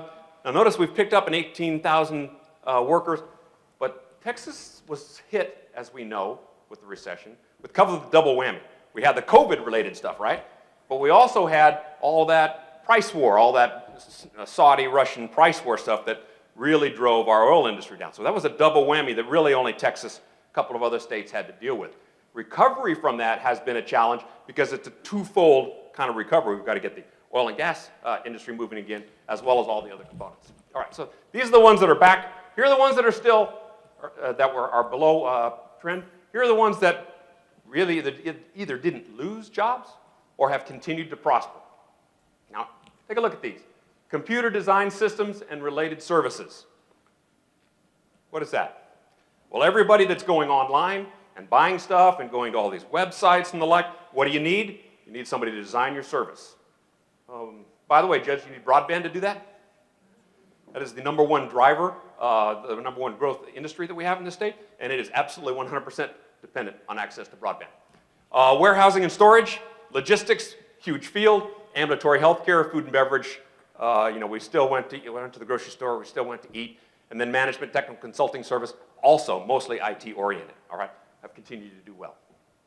I know you want to take a look at that, but I gotta move on, because this is what it looks like here. April 2020 to April 2021, you're down about 3,000 workers from where you were a year ago, April anyway. Nursing residential care, educational services, social assistance, and child care, by the way, it fits in that same category, and temps. How many of you business people have used temps as part of your staffing cycle along the way? Anybody? How many of you are having a hard time trying to go to those same temp agencies and say, find me some workers who can, and they simply don't have the stock of labor? You seen that? Interestingly, temporary supply services has been one of our growth industries forever. A lot of people are sort of marginally attached to the labor force. They go to work and they're always there. But that has been one of the hardest hit industries in terms of job growth. And then interestingly, on the plus side over here, chemical manufacturing. I'm not exactly sure where these are. Honestly, I didn't have time to go through and do all the digging. Anybody want to help me? Anybody want to posit some guesses about where the positivity came here? At chemical manufacturing, I know is in basic chemicals, but I'm not really sure what it is. Anybody? Gas liquids? Where is it in the area?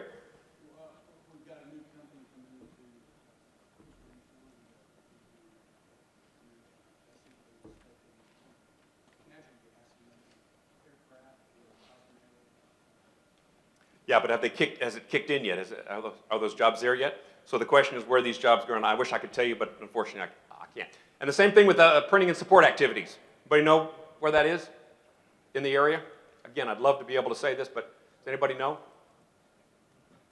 Okay, if you have any if you have any ideas, you can tell me later on. Okay, so there's where your growth has been. All right, number 2, supply chains have been severely disrupted. Anybody not believe that? Okay, yes, they have. I've had this graphic forever. I just never really knew how to use it. Once I started studying supply chains, I now knew I had the perfect graphic, because supply chains are the most damn complicated thing you have ever seen in your life, all right? Anybody's ever tried mapping a supply chain down to 4th and 5th tier suppliers will tell you that, man, this is really complicated stuff, which is, by the way, why a logistician and logistics is one of our really important fields. They do a lot of supply chain mapping stuff. So, it's pretty hard to get an economy moving and selling stuff if you don't have any inventories. So here is the inventory to sales ratio. Look at that decline. You can't have what you don't sell. So inventories are going down. Goodbye Christmas. All right, so that's sort of what you hear, but you're having a hard time finding a lot of things in inventory, and that inventory to sales ratio is really starting to decline. That's problematic for us. And the truth of the matter is, this is kind of just what happened to us, right? Is that we had all this capacity, and then when the recession hit, we had to pare back that capacity, right? And then all of a sudden, we got a vaccine, we started feeling better about ourselves, put a lot of money in our pockets, and what did we do? We turned on the tap, right? And so consumer demand went crazy, and it went all flooding into this reduced capacity, right? And so it looks like this. It just absolutely blew up. So this is kind of what happened to us. So you've seen a lot of these things about what's causing some of these shortages, the disruption in the supply chain, changing consumer preferences. I put pants on today for this event, all right? A lot of meetings I've been to, I haven't had to wear pants. It's kind of fun. I know nobody else ever went to a Zoom meeting in sweats or shorts, all right? I have a good friend of mine who actually has one of those little clip-on ties that he puts on, and he wears gym shorts, and you'd never, obviously you'd never know. One of the values of Zoom meetings. But we're buying different things, and that's changing our consumer preferences. Shipping costs have doubled. Huge spike in consumer demand. We've had a lot of closings, reduced capacity, yada, yada. These are all things that are going on. And then the products over on the right are just a sample of some of the things that we've already seen in short supply. And a lot of these things play on each other. Good example. How many of you tried to buy new furniture lately? Finding new furniture is really hard. Well, why is that? Well, most furniture is no longer made in this country, right? Most of it is made in Southeast Asia. But the foam that's in furniture comes from those little pellets that we manufacture as part of our petrochemical industry. Well, those foam pellets, or those pellets, plastic pellets that used to go into foam, are in short supply, and they're being used for things other than making foam that goes into furniture. So what happens to furniture making? There's a whole bunch of wood and leather hanging around with no pads, right? So a lot of these things are sort of playing in and out. Fascinating study, actually. All right. 3, online retailing will accelerate. Online retailing will continue to accelerate.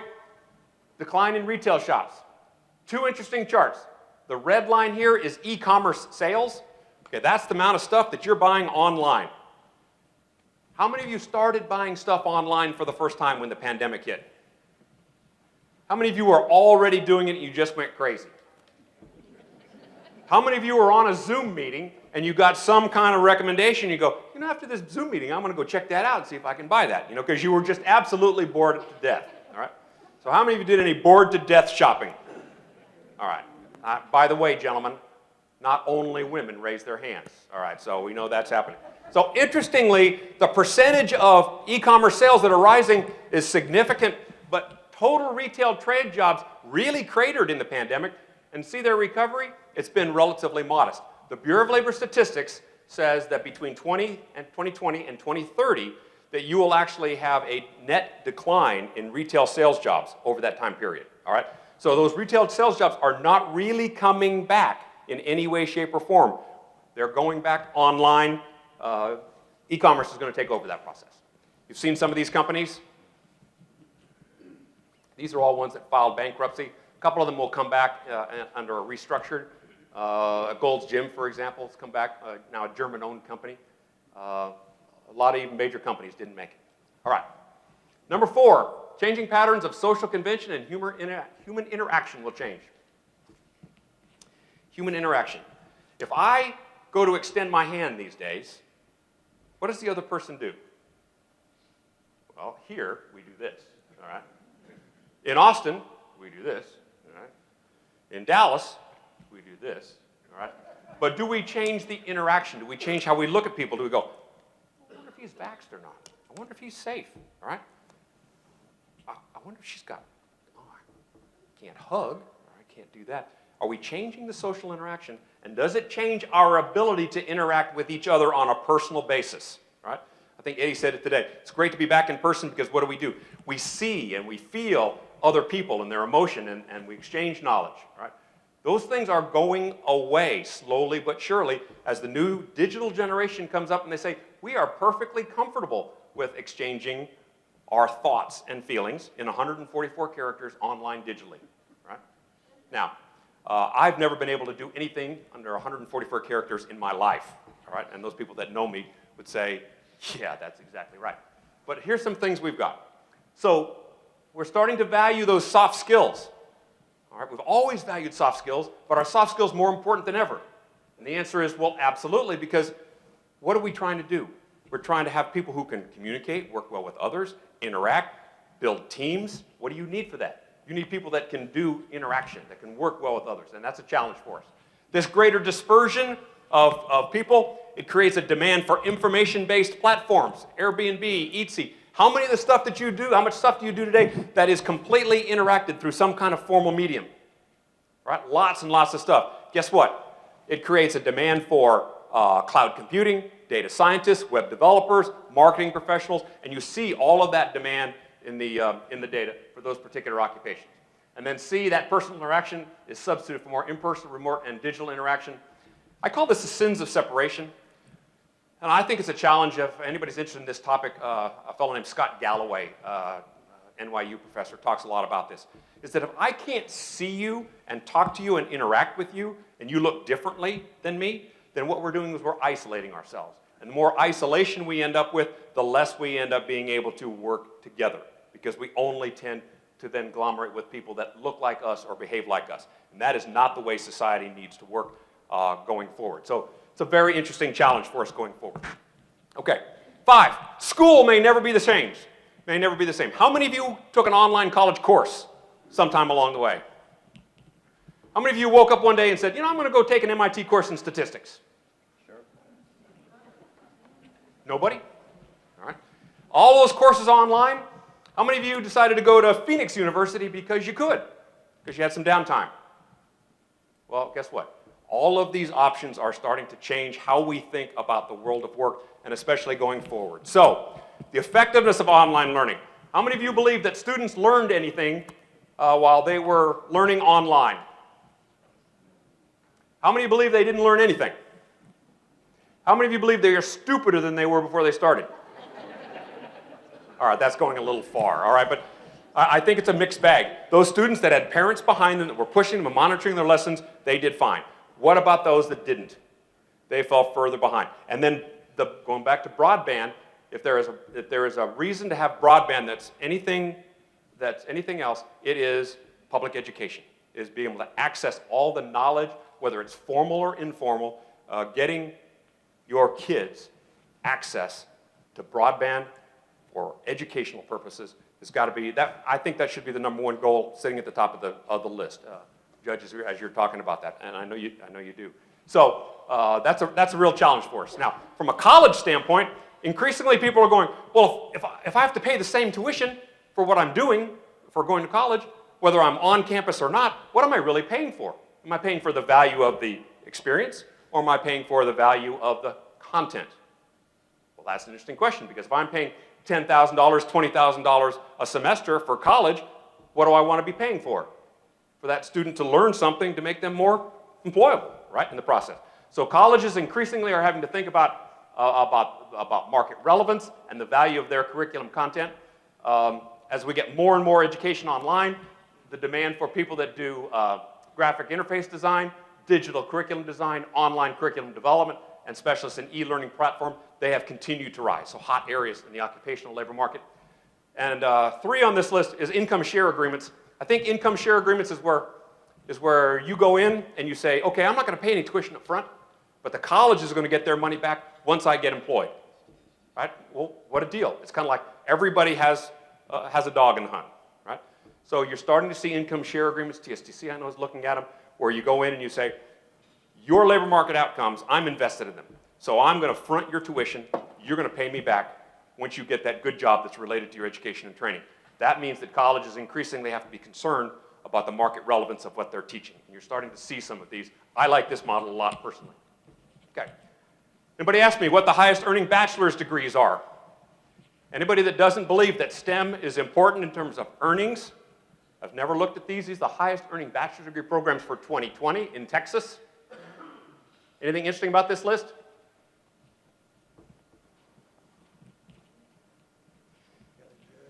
Do you see any sociology? Okay.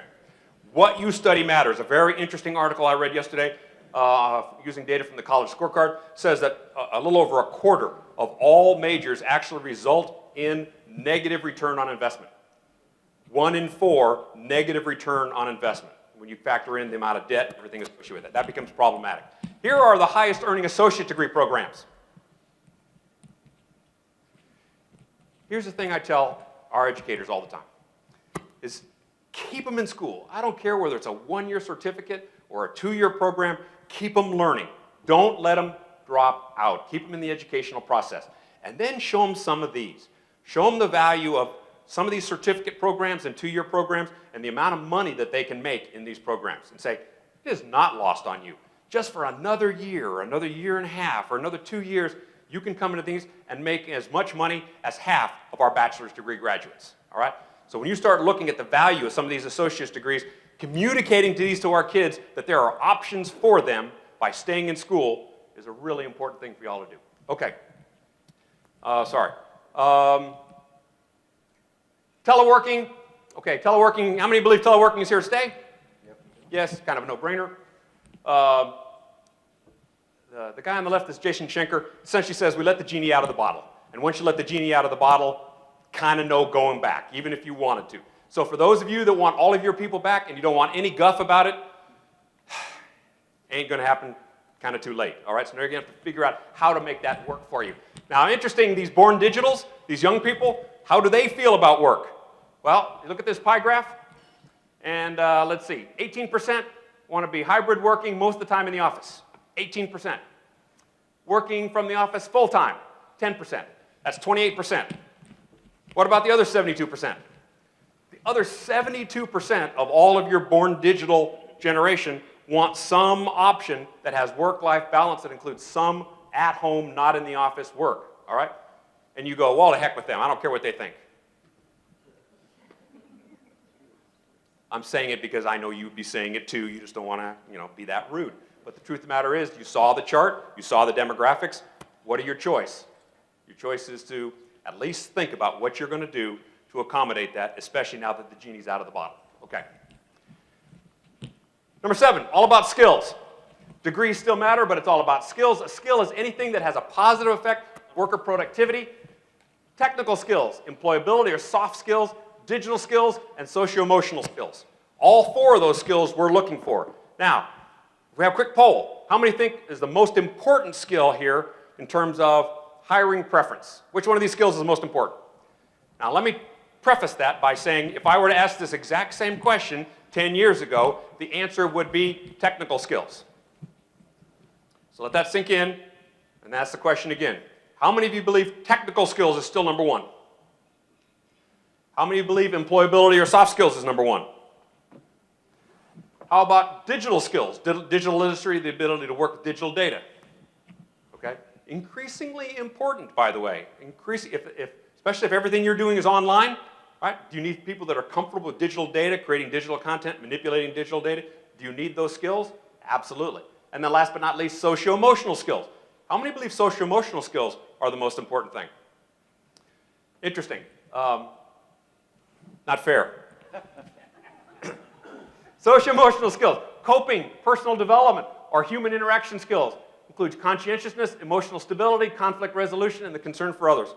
I was telling our colleagues last night at dinner, I said, somebody asked me what the most important of these 4 skills are in the current labor market. I'm going to say it's number 4. is people that are emotionally balanced to deal with conflict, deal with resolution. They have concern for others. They show emotional empathy and stability, and conscientiousness. Conscientiousness is my big word.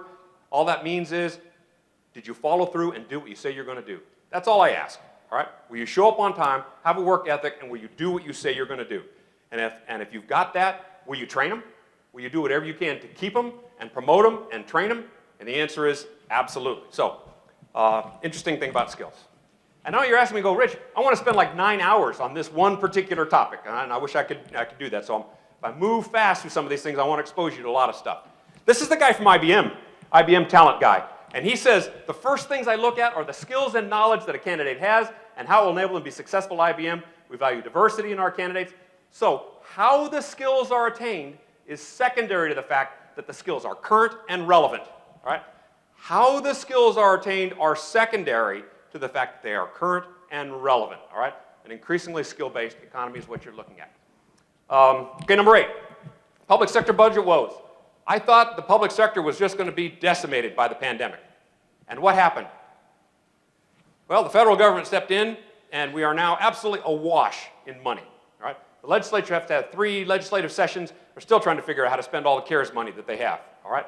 Interestingly, when you look at some states' revenues in 2020, and then what their projected budget shortfall, we were only going to have nationwide a $96 million budget shortfall. But we turned around and we put $489 billion into the states. All right? Interestingly, California was actually projected to have a $6 billion surplus. They didn't need any money. Texas is one of the few states, actually, that was going to have a budget deficit, but almost all of that was tied to the oil and gas sector, all right, and the lack of revenues in the oil and gas sector. But we turned around and we got another $38 billion, so now we're sitting here with $33 billion in surplus. These are all plus or minus numbers. Things have changed a little bit. But think about this. The reason why we are so awash in money, the states and localities, and availability of dollars, is because the money we thought we were going to spend on the pandemic has now been more than supplemented by federal spending. Okay. Again, 2 tequila conversation. If anybody wants to know about what I think about any of that stuff, I will be out front later. You can ask me all the questions you have, Zach, and we'll go through it. Okay. The world is in recession too. Well, Texas is a part of the world. Texas is the biggest exporter in the country, of all the states. And so what happens in the rest of the world really matters here. All I really want to talk about here is this. This is the price of oil, because Texas' major exporting product are everything related to oil and gas and refined product and the like, okay? In terms of agriculture and all this stuff. Okay, so here's the price of oil. Notice on the right, price of oil is in red. As of last Friday, it was $82.62. You would think that a price at $82.62 a barrel, what would be happening in the oil and gas sector? It would be absolutely rocking and rolling. And notice how these 2 graphs, the West Texas price of oil and the Texas rig count, have walked and talked pretty much together for years, right? So when the price is up, what do we get? More rigs, right? Where does the employment growth come in? The employment growth comes in when we're creating new, or drilling new rigs, right? And then all the support service and everything related to that. Interestingly, this gap here that we see now, we have 249 land rigs, so it's starting to come back. We're seeing a recovery in that industry. At $82 a barrel, you're bound to see some recovery. But that gap between rig count and the price of oil is the largest gap in Texas history, all right, when you start looking at that. So why is that? Lots of reasons. There are 8 million stories in the naked city, and they're all over the oil field, all right? Didn't sound right, but that's the oil field has their share of that, all right? So here's part of the process. It's really all about the E&P, the dollars that the big companies had available to invest in exploration activities. And those dollars, even with the price of oil, hasn't really changed yet. There's not into the new cycle. So the new E&P cycle hasn't kicked in, so you don't have a lot of actual new rig count, even though the price of oil is now up. I suspect that should start, number of rigs should start growing at a much faster rate than the price of oil increases, right, as we come closer to the next E&P investment cycle. So, again, hold on the story. Okay, getting close here. The new stay-at-home culture is here to stay. It's all about gaming. and new forms of digital entertainment. But here's another vote for broadband, all right? Because as you get more and more of our stay-at-home culture, all right, what did you do while you had to sit at home? I don't suppose anybody watched any TV. Maybe open up a Netflix account. Maybe tried that gaming stuff that your kids have been doing, you know? How many of you started playing, World of Warcraft that you never thought you would? All right, you don't have to raise your hand. I know who you are, because we're monitoring all of that. Interestingly, the gaming world has really taken off. The average gamer is 34 years old, all right? It's not the little pimple-faced kid in their kid's attic or in their parents' attic. 70% of gamers are 18 and over. 60% play video games daily. The number of people who watched esports is 10 times bigger than the number of people that attended the 2019 Super Bowl. So esports is really big. Now, and it's all digital, all broadband based. So our entertainment world is all moving online digitally too. If you want to keep the kids here, what do? You have to find a way to keep them connected because that's what they like. And how do they entertain themselves? Online. What if they can't get broadband access to play all the games and have all that interaction? They find other places that do and go. Again, another important vote for broadband. Now, interesting, I had an opportunity to do a show similar to this in Frisco. And the group that was in the same room that I was the night before, because I went and checked out the facility, this was them, the Fantasy Sports and Gaming Association. All right? They had 800 people at their conference in Frisco. Tell me that that's not a real phenomenon. It's all digital. It's all on the back of broadband. Okay. Number 11, the end of paper. The pandemic accelerated our digital transformation process. Now keep in mind there's a difference between digital transformation, where we're doing things entirely differently, entirely new processes, and digital upgrade, where I now have a computer that does that. Or I've upgraded my whiteboard so that it now prints out, or I've done a few technical. Those are all important things, but digital transformation is truly about doing things entirely differently than we did them before. This is a picture of my dad. My dad was a master scheduler for Northrop Corporation, and he was a guy that actually was responsible for monitoring all the flows of the parts that came in from all over the world and make sure they all went to the right place and resources were allocated, master scheduler. Gantt charting, perk charting, stuff like that. My dad, you could see on the board behind him, was all on a white marker board and butcher paper. And every night, the drafters would come in and they would translate all the scribbles that they put on those boards into the nice formal little stuff that they gave to the VPs, right? So the drafters worked at night, Dad worked during the day.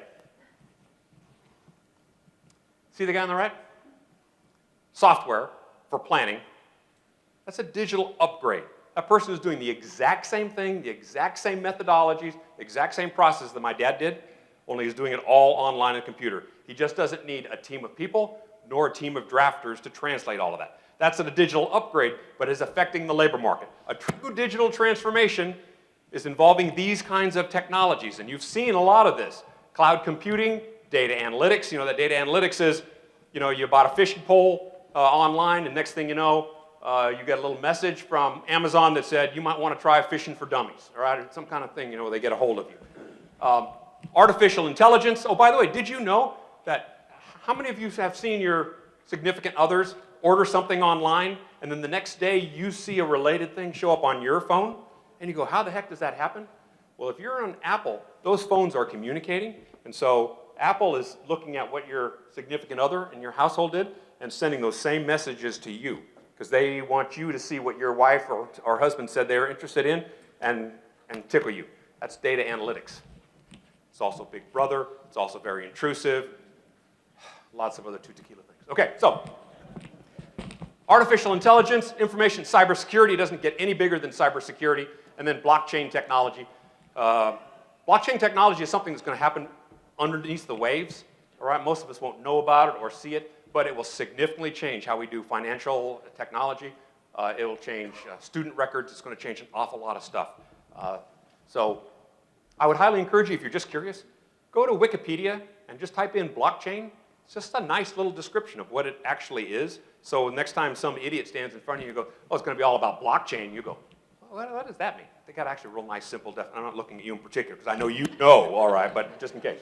All right, it's helpful. All right, Building of the new infrastructure. And the new infrastructure is better broadband as well as bridges and the like. And so there is a skilled labor impact. Technology workers, demand for engineering workers, telecommunication, network managers, network architects, and marketing, so those people that are customer-oriented solutions. Also demand for construction and physical infrastructure. Skill demand for construction workers, plumbers, HVAC, all those people you see. Two of the fastest growing occupations from BLS is actually the wind turbine mechanics and photovoltaic installers, as well as operating engineers. Operating engineers, people that operate all that heavy equipment in the construction process. And also this leads to an increased demand for high school CTE programs, all right?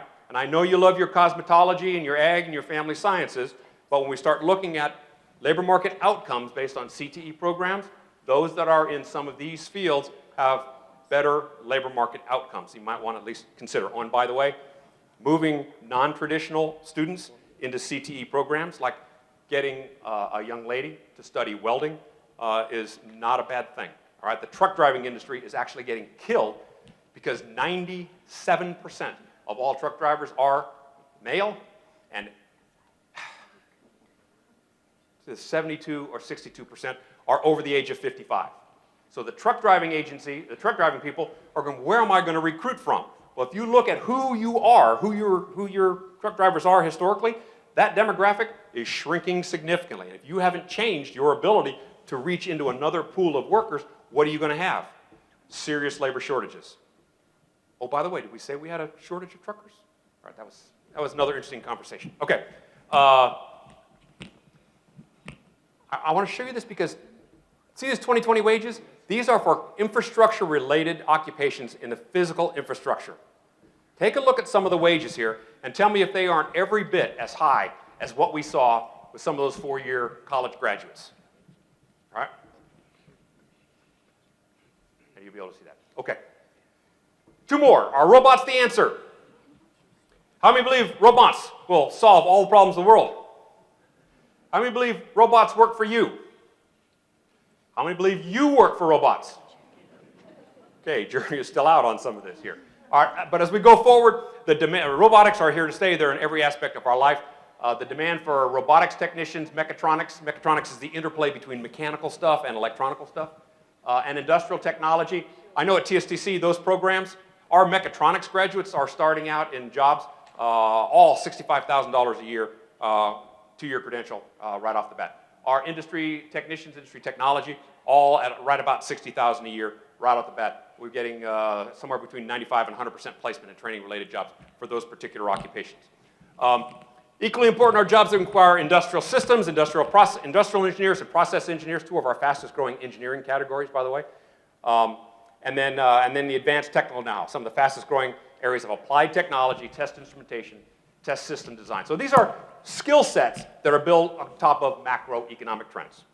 And last but not least, I think small business has extra challenges, all right? Some extra challenges. And we talked about the Amazon effect earlier, about wage competition and having to look for workers and compete with the big guys.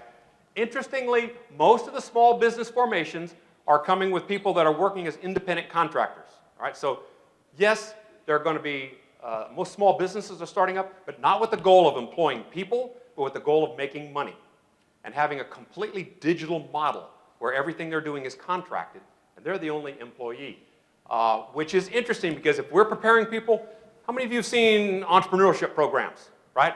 We talk about entrepreneurship and employability, a lot of that, but there's a skill set associated with that. My personal recommendation has always been that we teach employability for independent work. There's a concept that I know I floated 20 years ago. It's called the concept of Me Inc., right? No matter what you do in your life, you really are working for yourself, right?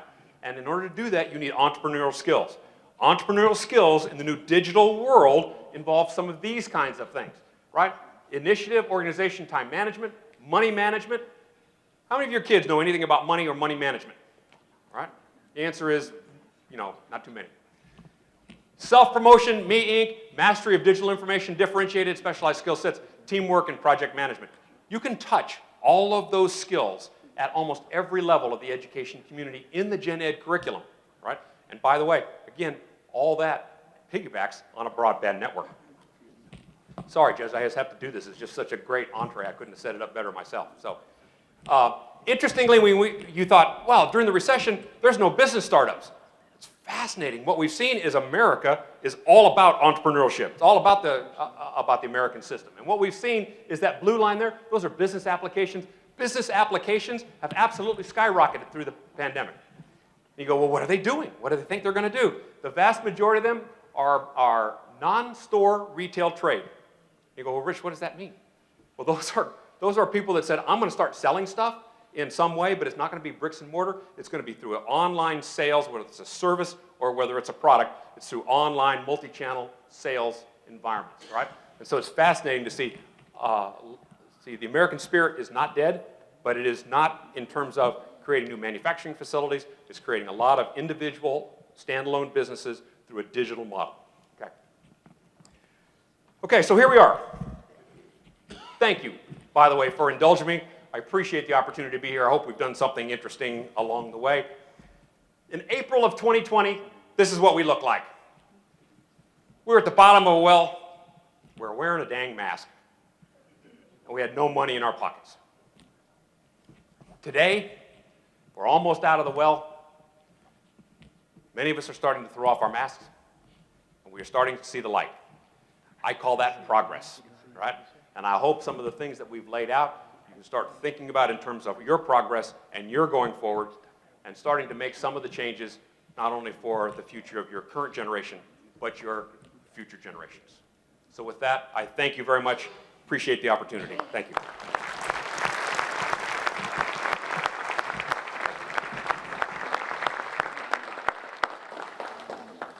Thank you, Rich. There'll be a test on what he said, too, in that hour lecture. All of the above. Rich, we'd like to present you with a plaque in appreciation for you being here today.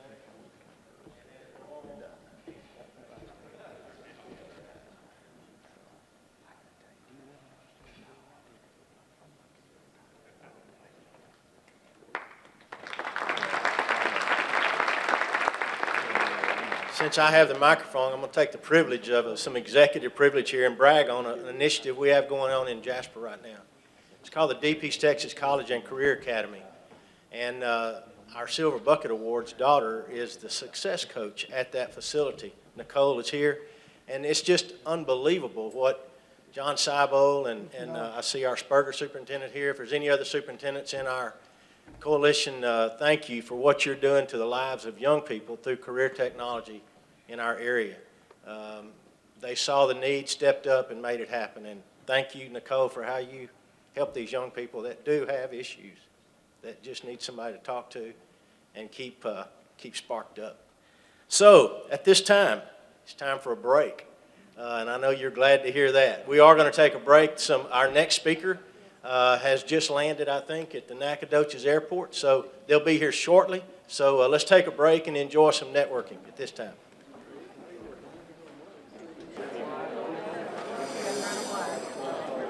Okay, if we could take our seats, we're going to continue with our program. You know, it's like the praise leader at church trying to get everybody quiet so we can start. I love to hear the buzz.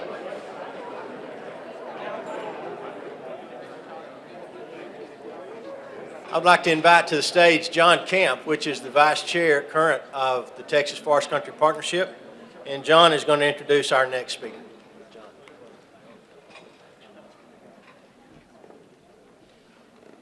Hey everybody, it's always fun when we have these days. This particular one, because I know as a city person, it's always, my nose is in the turmoil of the urgency of something that's going on in the city. And here we get to come and be kind of strategic, a word that I got to hear in the last presentation. I just met Mr. Hammer, this Glenn Hammer, I get the pleasure of introducing. He told me I could keep it short. He comes to us after 14 years as the CEO of Arizona Chamber of Commerce. He's a graduate of Cornell University and the Arizona State University College of Law. He's been involved in major tax, education, legal, and healthcare victories in the state of Arizona, where he was a very key person.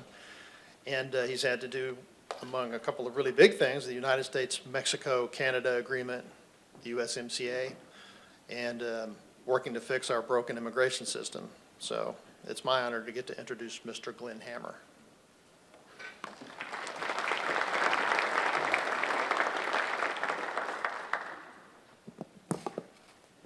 Thank you very much for the introduction, and very much appreciate being here today. And before we start, I want to thank Nancy for the invite. We met in Dallas at another event, and she promised if I came here we would do axe tossing. But I've heard that we're going to have to do that at some other time, because Elliott Electric was kind enough to fly us down. And I just want to thank the company, which I heard just broke $1 billion in revenue. Yeah, that's a lot of money. And I heard they're doing something in my former state in Arizona, in Phoenix. And I want to thank Taylor, who was our pilot, for doing a great job. One of the reasons, after a long time in Arizona, I wanted to come out to Texas is because here we are in the center of the free market system in the free world. That's the state of Texas. And when you have the perspective of living in one of the 49 other states, that's how you look at Texas. You know, when you're in Arizona, I was extremely proud of what we accomplished there. It's also a growth state. I sometimes think it's like Portuguese and Spanish.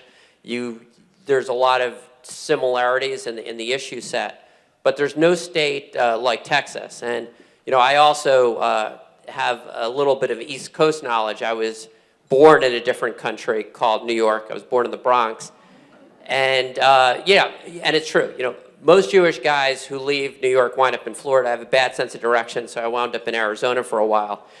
But I also had the chance to work on Capitol Hill for 10 years, working for a great United States Senator, John Kyle, a great member of Congress.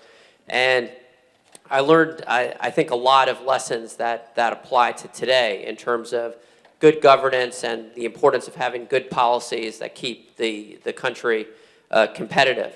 So at the Texas State Chamber, or Texas Association of Business, to me, the primary role is we've got to keep the momentum going for the state of Texas, which I can't steal Adriana Cruz's thunder, or I may not be able to get back to Austin later, but she heads the governor's economic development and tourism industry. And I'll just tell you something, it's astonishing what's been accomplished. If I could just say on the outside, you noticed something like 17 straight years, #1 CEO magazine, 9 straight years, Site Selection magazine. When you walk into the governor's office, it's awesome. You see all of those trophies, and it's awe-inspiring. And I also just wanted, before I get into the meat of my remarks, to talk about some of the things that we did collectively this session to improve the best business environment in the country. I really appreciate the work of Governor Abbott. The bottom line is you cannot be the best state for business if you do not have a governor that believes in economic development and fights for jobs. And you know, every year that Governor Abbott has been in that role, we have seen the Site Selection Economic Development Cup and CEO magazine and many other recognitions. We're still in a unique time. So, you know, one of the powers of the state of Texas, I think one of the most awesome networks for good, is the State Chamber and Economic Development Network, and how dispersed it is throughout the state. And that's one thing. When I applied for the job, I was misinformed. Texas is not a state, it's a country. And by the way, if I were driving here, I'd still be, God knows where I would be. That's another reason I was thankful for the flight. But in a lot of other states, you have one area that sort of is where all the economic activity, or the governor activity, or the cultural activity, or the culinary activity is centralized, and that is far from the case in Texas. And in fact, and I'm not kidding about this, when I took over the job, I had all these big plans on everywhere I was going to go immediately, and I'm not sure exactly who did it in the office. Someone filled the office with big maps of Texas to try to explain, yeah, you might not be getting around the whole state in 3 days.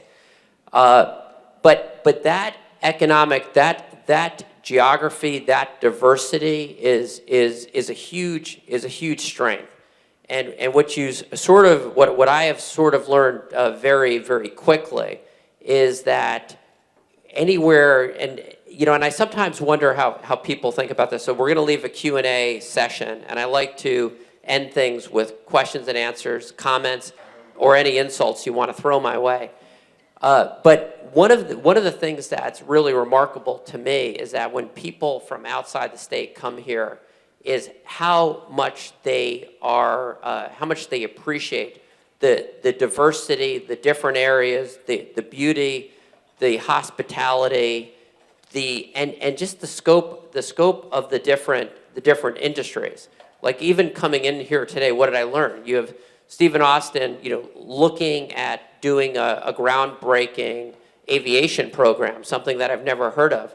Well, the thought that crossed my mind is for a state like Texas that's so geographically big and so many different areas of economic activity, there's going to be a dramatic need for more pilots. But getting back to just, you think about the size of the state and the importance of networking different chambers and economic development organizations together. One of the things when I was looking at the job 8 months ago that I felt was very important, we're going to do the best we can to listen to every chamber and economic development organization in the state and listen to what their needs are, and that's how we're going to develop our core agenda. Because a good state chamber takes what's going on in the different regions and works to move legislation, or sometimes play defense, but in Texas it's mostly offense, at least on the state level. Federal level, I'll talk about it a little bit. That's a completely different story. But to look at those areas of common need and to work hard. So I'll go backwards, and then I'll talk a little bit about the regular session, and I'll talk a little bit about the federal side. The end of the special session, third special session. Now, I was excited about biennial legislatures. What I didn't realize is special sessions could go for a while. So the third special session really ended with a bang. It was a great special session for business. The top item for the Texas Association of Business was the replenishment of the $7.2 billion unemployment trust fund. Because of the COVID pandemic, we were basically had a debt of $7.2 billion.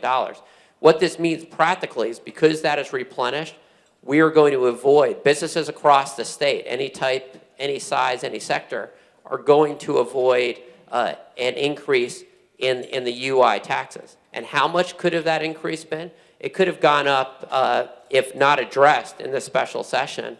According to, I believe, the Texas Workforce Commission, I believe Commissioner Demerson will be speaking later today, and he and the commission do a great job, we could have seen a 300% plus increase in our unemployment insurance taxes. So that was a really important thing.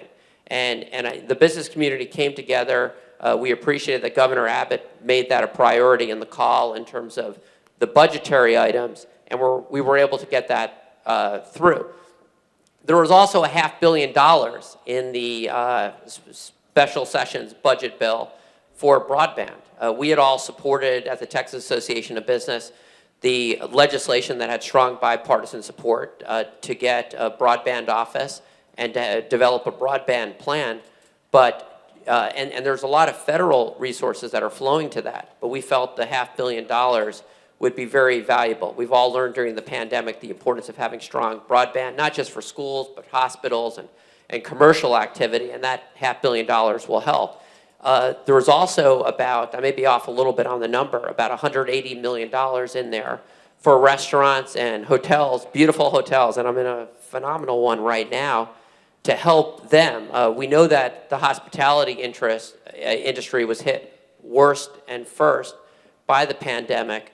Special attention to those industries as these great companies that are the backbone of so many communities get back fully on their feet will be well received as well. There's a lot of other good things in there. I believe there's $15 million for community college initiative, and there were some really good things done during the regular session to better tie the work of the community colleges and the business community. So a very, very strong conclusion in our view, and I'm pleased to have a chance to report that, because a lot of times that doesn't necessarily get picked up in all the different news outlets, and that's really important for all of us as we continue to make Texas the best place for business even better.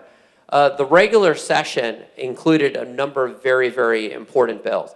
The top one I'd say that we worked on was the COVID liability legislation.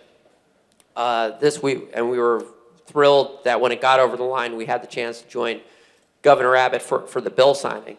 That was super important, and I was also very pleased that it passed with very strong bipartisan support, because the last thing in the world we need is, as we're climbing back and getting to the other side of COVID-19, is for businesses to be sued, even though they've done what they can to operate safely for their customers and their employees. That was a great bill. That benefits every business in this room. It benefits community colleges, healthcare providers, hospitals, K-12 schools, churches, you name it. It was a very well-designed bill.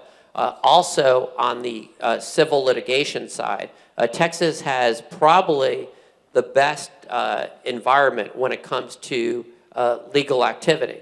But you always need to work on this. And there's a great group out there, Texans for Lawsuit Reform, TLR, that we worked very closely with, and the chambers across the state of Texas worked very closely with, as did other business groups, to pass a very important bill that also had bipartisan support that will help protect against abusive trucking litigation. We found that this was really important. I was speaking before a number of chamber groups in Austin when the world started to open up, and I would have some small business owners come up to me and say that the cost of their insurance was going up 200 or 300%. Not sustainable. Small businesses, and they'd be out of business if this reform didn't get through. So I applaud the Texas legislature for tackling that issue. And you know, my time in Arizona for 14 years, I basically stole all of the Texas lawsuit reform stuff and ran it there. And I would say, yeah, we're going to do what Texas did. We couldn't do it in quite the same sizes that Texas did. Pardon me, Arizona's a smaller state, but Texas is looked at the rest of the country as the model when it comes to this type of protections. I mentioned the broadband reform bill that went through and then got the huge $500 million infusion a couple weeks ago. There were a handful of other really important items that were very practical. Governor pushed and signed a bill, and the state legislature strongly supported it, to have PPP, Paycheck Protection Program, franchise tax loan forgiveness. We heard from a lot of businesses from across the state of Texas that as these loans were being forgiven, the last thing they needed or wanted, and we certainly agreed, was to be hit with a tax bill. So that's not going to happen because of that piece of legislation. And you know, we've learned a lot of things during the pandemic, and you think about Zoom calls, and by the way, I'm never doing another Zoom cocktail hour in my life, but there are a lot of good things when it comes to that technology. Telehealth, there was important legislation signed to make some of those advances permanent. There's some great efficiencies that work very well for our healthcare system as well for the individuals that need the care. Margaritas to go. I mean, who could order a burrito without a margarita if you're doing that for delivery? That's been updated. So I thought that the regular session hit on some really important items that will continue to move Texas forward. I'm going to quickly transition before the question and answer section to the federal side. So we're doing all these great things in the state of Texas, and the leadership in Washington, D.C. is going in the exact opposite direction. We have been leading the fight at the Texas Association of Business against the $3.5 trillion boondoggle that's the reconciliation package. That would increase every sort of tax that you can imagine. And the original version took direct aim at the energy industry, which means it took a direct aim at the state of Texas.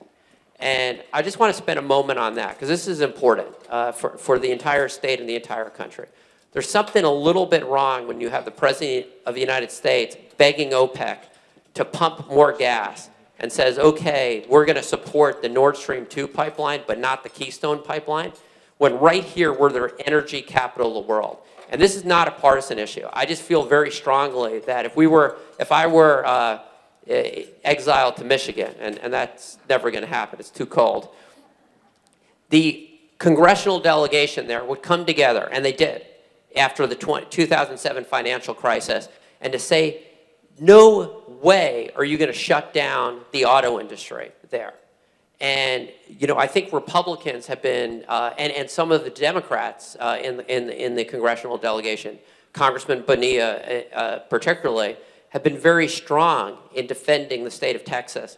But it's got to be stronger, and it's critical for our state's economy. Because if you take a look at the funding model doesn't work as nearly as well as if you shut down or dramatically reduce the productivity of the oil and gas industry. And by the way, this is not an this should be all the above. I mean, Texas is a leader in wind and solar. In a past life, I ran the Solar Energy Industries Association.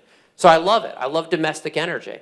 But the fact is, the country needs, the world needs Texas oil and gas, or we're all going to be in a world of hurt. And another thing the Texas legislature did, and I think it's why they let the solar guy get into this job, because Arizona, I'll admit it, beat Texas by 2 years to the punch. In Arizona, I saw the gravitational pull of what was going on in California, so we passed the bill saying that localities couldn't prohibit companies or homes from using natural gas. This past legislature, Texas did a great thing and also prohibits localities from banning the use of natural gas. And by the way, natural gas is also, as someone who has realized that the food in Texas is the best in the world, I like some of my meals prepared on natural gas. So I don't want to interfere with the culinary advantages that this state has. So we've got a lot of, on the federal level, right now as I'm speaking, there's a debate in Congress as to what to do with the federal budget package. And I want to highlight two U.S. senators, Senator Manchin from West Virginia, my former senator, Senior Senator Kirsten Sinema from Arizona, for hanging tough thus far and saying no to tax increases that would destroy and erode the U.S. competitiveness. I mean, to take our tax rate from 21% to 28% or to 26.5%, China's is 25%, would be a terrible idea. So, we're going to continue to work with the local chambers and business groups across the state of Texas to make sure that our Texas delegation, particularly some of the swing Democrats, understand the importance of pushing back and making sure that whatever passes in the United States Congress doesn't erode our advantages. My final point is just had the chance to go to the F1 race, 140,000 people in Austin. It's a pretty neat sport. I had no idea how exciting it was. The reason why I'm bringing this up is I had a chance to meet people from all over the country, all over the world. 65% of the people are from out of the state of Texas, and a lot of people internationally. I could just tell from the crowd, a lot of our friends from south of the border, given the amount of attention paid to the third place finish from, I believe the nickname is Checo in that race. The love for Texas is overwhelming, and people from outside of the state look at this state as the promised land when it comes to job creation. And my final story, and this is true, and this is probably getting a little bit too personal. When I was interviewing for the job, they said, okay, this is great. We get how enthusiastic you are about the state of Texas, but you said you have a wife and three girls. Are they going to come out to Texas? I said, well, I don't know about my wife. She read too much Arizona Chamber propaganda. It may take a while, but I know my in-laws are coming because my father-in-law is a developer from Israel, and he has been beaten down by the authorities in California and Los Angeles. His eyes lit up, and lo and behold, they've sold their home, and they're on a trajectory to come out sooner than my wife. I'm still working on it, and I expect the whole family to be out here when some of the schooling things settle at the end of the year. Thank you very much for the invitation today, and I know you're going to have just a wonderful program. Thank you.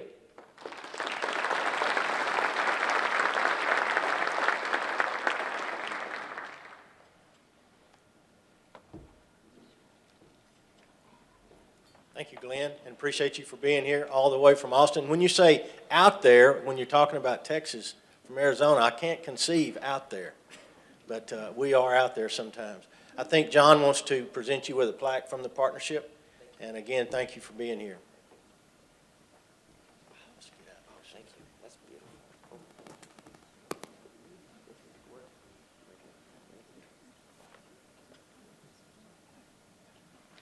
Thank you. Appreciate you.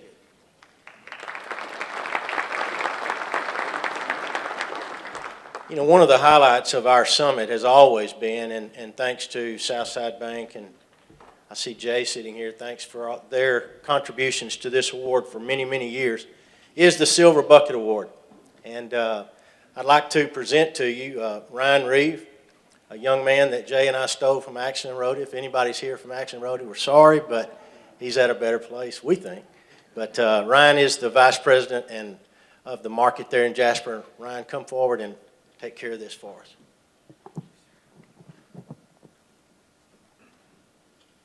All right. Before I start the presentation, I'd just like to say what an honor it is to be able to do this today, to present this award.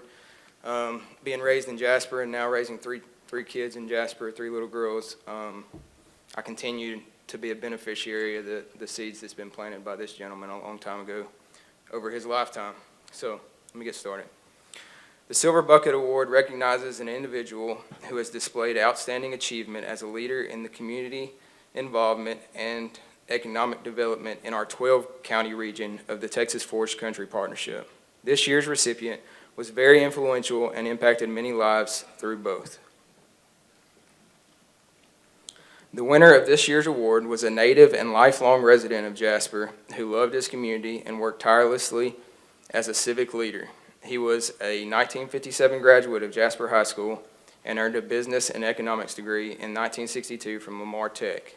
Throughout college, he worked for his father at Few Ready Mix Concrete Company in Jasper, Texas. In 1973, he started Jasper Oil Company, jobbing for various petroleum companies. For a period of time, he owned 24 convenience stores under the Jock Stock banner.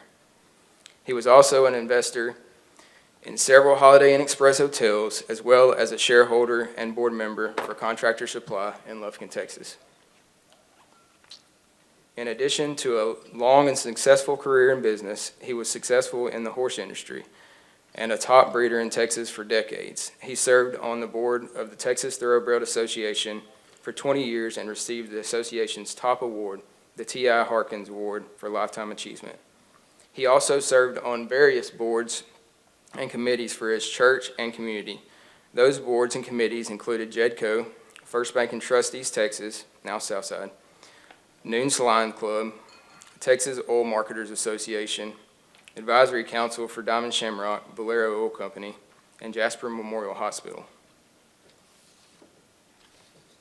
He was also a lifelong member of First United Methodist Church and was a named Citizen of the Year by the Jasper Lake Sam Rayburn Area Chamber of Commerce in 2008.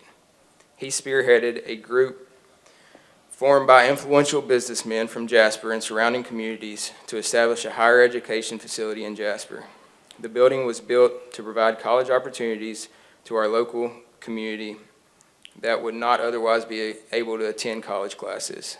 The building was not only serves as a place where adults are able to get training for jobs and post-secondary education courses, but also where 6 school districts can attend dual credit classes in high school. This year's recipient, Ed Few, passed away at the age of 79 on Wednesday, April 11th, 2018. The Ed Few Memorial Scholarship was created last year to help continue his legacy in the community. The scholarship provides tuition for students who are working towards a CTE certificate or getting a head start on their college career while still attending high school. Ed's commitment to his family and community is unparalleled, and his legacy is imperishable. It is an honor to present this award posthumously to Mr. Few's family on behalf of the Texas Forest Country Partnership. I would like to invite his daughters, Kendall Grover, Nicole Colvin, and son, Steve Few, sister, Bonnie Walker, son-in-law, Zach Colvin, and daughter-in-law, Jennifer Few, to join me on stage to accept this astounding award on Mr. Few's behalf.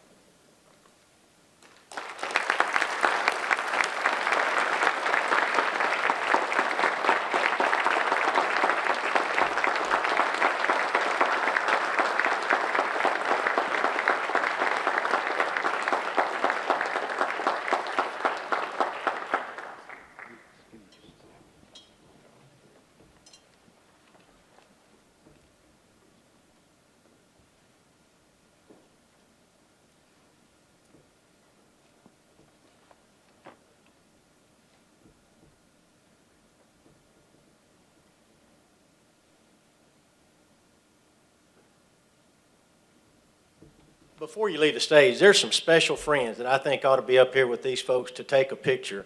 The Jasper contingent that came today, y'all come up and let's get a picture with y'all. Your special friends, a real neat circle of friends.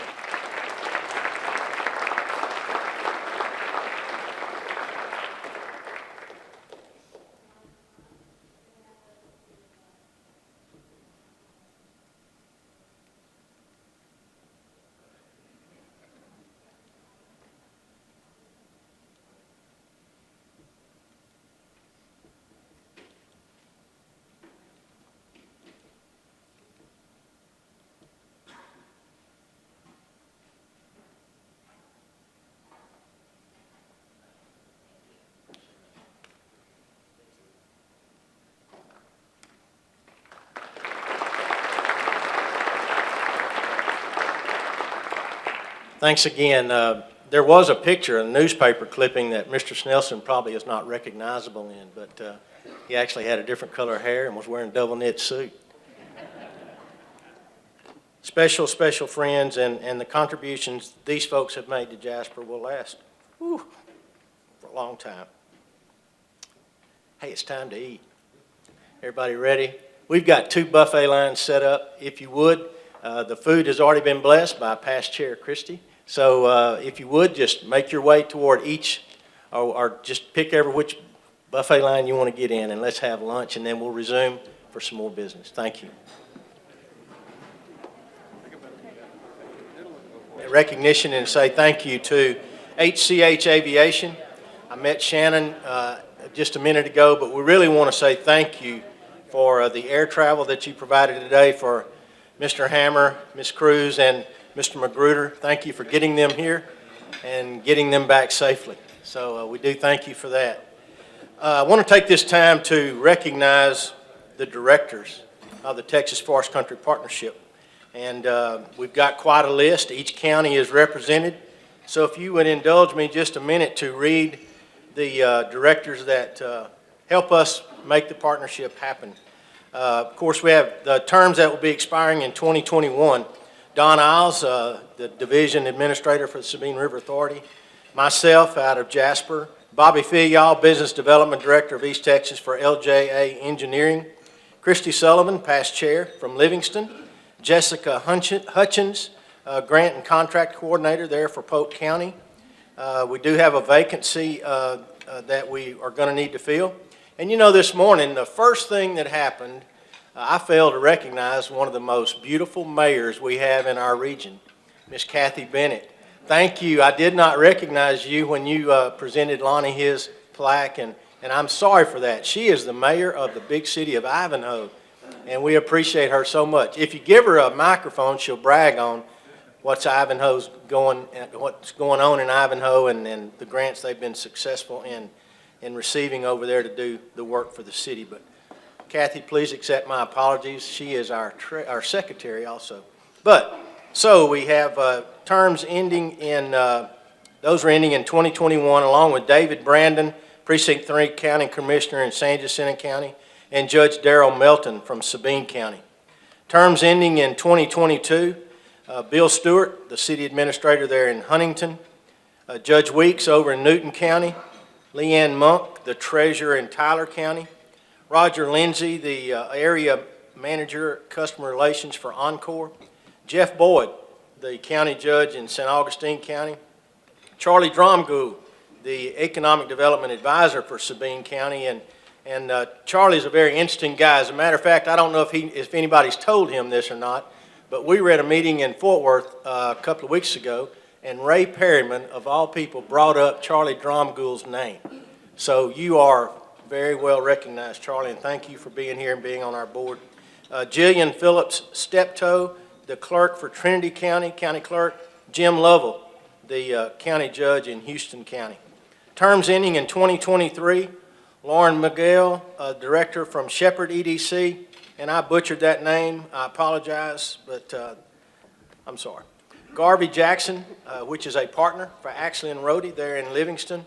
Amanda Harrelson, she is the president of Rayburn Country Association. She represents Jasper County. Chad Holton, the assistant project manager of operations for Trinity River Authority, and thank you for letting me sit at your table and have my salad. Where'd he go? He left. But let's see. Wayne Mitchell, the president and CEO for the Nacogdoches County Chamber of Commerce. John Camp, sadly to say, John is relocating, but he did represent St. Augustine County, and we are very much going to miss John and his leadership on this board. Jackie Zimmerman, the publisher of the Lufkin Daily News, representing Angelina County. Doug Page, county judge from Trinity County. James Gentry, my friend from Crockett. He is the executive director for the Crockett Economic and Industrial Development Corporation. And then we have some special people that contribute to our board and are active in our meetings. And so I want to recognize our ex officio members as well. Dr. Michael Simon, president of Angelina College. Thank you, Dr. Simon. Sarah Alvis, manager of the president's office at Angelina College. Diane Amarine, the director for the Angelina College SBDC. And for anyone in this room that needs assistance with startups or new clients that you might know, or if you're a new business and you need some financial assistance with your business plan or anything to that regard, please allow Diane and her office to help you there at Angelina College. Dr. Tim Bisping, he's the dean of the Nelson Roush College of Business. Is that correct? Did I say Roush right? But anyway, he is a very active member, and I don't know that I've chaired a meeting yet for the partnership that he's been absent. He is there and always has great information about Stephen F. Austin, and we do appreciate you, Dr. Bisping. Judge Hunt, as we've mentioned, the executive director for DebtCog, always a valuable resource for our board. Mark Duran, I have the privilege of sitting on his board with Workforce Solutions, DP's Texas, and Mark always brings good information to our meetings and gives us ideas about workforce and workforce development. And then Rob Hughes, the executive director for the Texas Forestry Association. I understand they just completed a very successful meeting here in Nacogdoches as well. And I did go to the legislature with Rob during this first session, and it's amazing to see how he works and how big of a proponent he is for the industry that he represents. That industry should be very proud of Rob and all the work that he does for them. And then lastly, I know we started the meeting by recognizing them, but I really need to re-recognize Tanya and Nancy for the work they do. Paul and I go to a lot of meetings. We meet to see when we're going to meet again a lot of times, but anywhere we go in the state, and if Nancy's anywhere in the room, people gravitate to her, and she just has a wonderful network of people. She's introduced us to some great people that are going to be very helpful in us going forward, but I couldn't say enough about Tanya and Nancy. And then lastly, and I saved him for last for a reason, we have a strategy advisor. Now, I'm not real sure what that means because of who I'm going to tell you it is. But Malcolm Deason, is a strategy advisor. So all you guys from Southside, I want to hear the strategy that he gives to you. So Malcolm and I have been talking basketball. So his son plays for Lufkin High School, and if you got about an hour and a half, he'll tell you how good he is. But he is a fine young man, and he's fun to officiate. It's hard to keep up with him anymore, though. He's about a foot taller than I am now. But, you know, we do have two special people that are terming out. For all the legislators here, we have term limits on the Forest Country Partnership Board. But anyway, so, Senator, you know I love you. But we do have a couple of folks that are leaving our board that have been so instrumental in where we are today and the projections that they've got for us to meet in the future. But hey, Don Isles, if you'll come forward, and Christy Sullivan, if you'll come forward, I have something I'd like to present to you guys. And Nancy, I know you're going to want to take a picture. Here she comes.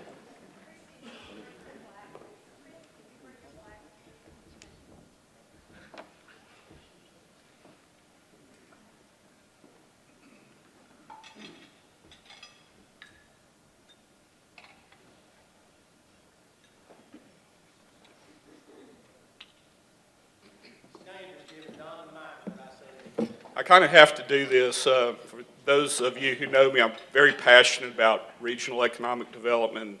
Had some great opportunities in my life. So 6 years serving on the board has been fantastic, but we're leaving it in excellent hands with the new chairman. Christy did a fantastic job before me, but I was fortunate enough to serve as chairman for 2 years. But I want to tell one real quick story that I'm very proud of. I was on the selection committee to hire our first executive director. And fortunately, we hired Nancy Wyndham. And Nancy has been a great friend of mine. And we didn't have an executive director in the past. And Nancy came on board and has elevated this organization to a premier state organization. So Nancy, thank you for that. Really appreciate it. And I'm so glad to have hired you. Thank you.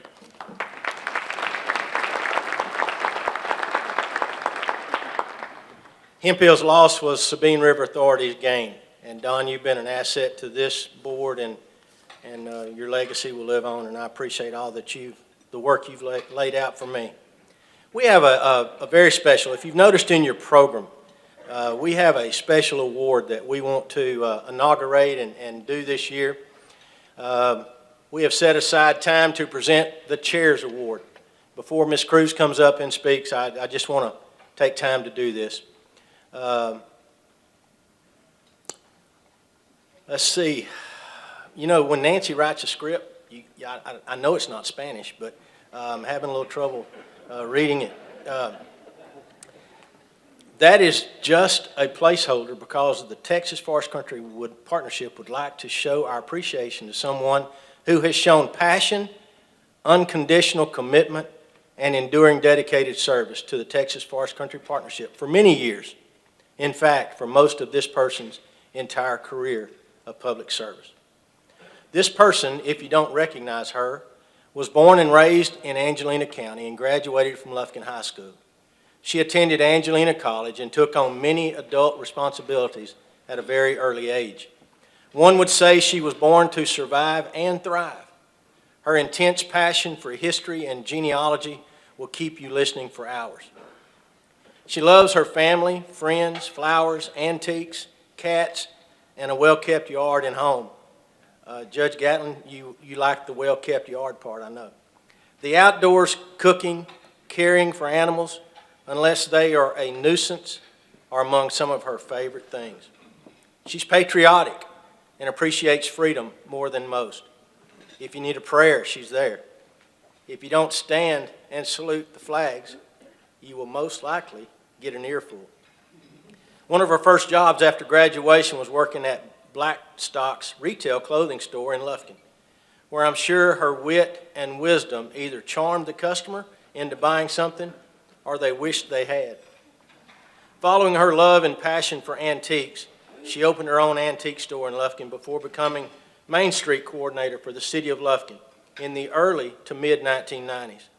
During her tenure with the city, the Lufkin-Angelina County Chamber awarded her with the coveted Angelina Award that recognizes an individual's lifetime achievements in making their community great through volunteerism and service. Her passion for public service continued with Texas State Representative Todd Staples until he was elected as Texas Ag Commissioner. Throughout her career, she has been faithful and continued to be a strong leader and advocate for our forest country region. During her career, she has worked closely with many of our strong leadership. In 2005, when the Texas Forest Country Partnership was the Deep East Texas Development Association, Trent Ashby was hired as our full-time president. He recalls the genuine support and dedication to this region by our honoree. 16 years ago, she became district director with Texas Senator Robert Nichols and has served his office, our region, and state with the highest level of dignity, perseverance, and Texas true grit. She's been the one-stop shop for assistance and has a wealth of information on politics, solving problems, and pushing just the right buttons to get the job done. Even in retirement, she continues to serve the public on the Main Street Board in St. Augustine. Thank you, if you hadn't figured it out, Dawn Glover, for your outstanding performance, superior dedication, and positive attitude serving others. Your care and attention to the public has not gone unnoticed, and we will forever be grateful for the positive impact you have made and will make to this forest country region and to the great state of Texas.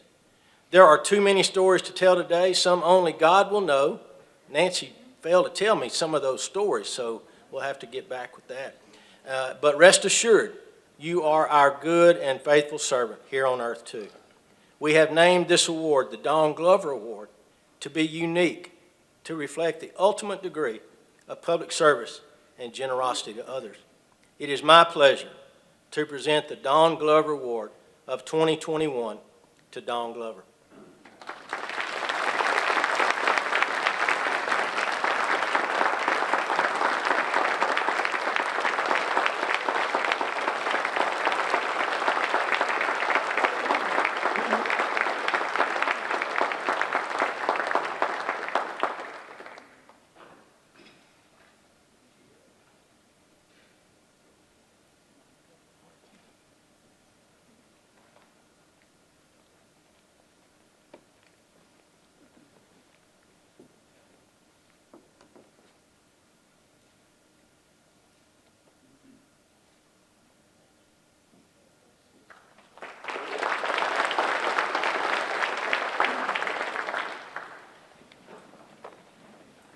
Boy, I'm almost speechless, and if you know me, you know that never happens. I have to say one thing about the past 16 years. If I accomplished anything at all in my job, which I loved, by the way, I accomplished it because I worked for a great man. You know, most of what I did was really customer service, 800,000 customers in 19 counties in Senate District 3. But if you work for a man who's widely considered and probably the most respected man in the Senate, if not in the legislature, and you call a state agency to advocate for a constituent, they're going to try really hard to do what you need them to do. So I have to really not accept a lot of credit. I have to give the credit to this gentleman over here. But this was such a nice surprise. I knew something was up when a couple of people showed up. I knew shouldn't be here, but I wasn't sure what it was. And Nancy, you have to tell me where you got all those pictures. I haven't even seen some of those pictures. Really? Well, I'm very grateful. Thank you so much. You're such a sweet friend, and thanks to everybody on the partnership board. Thank you.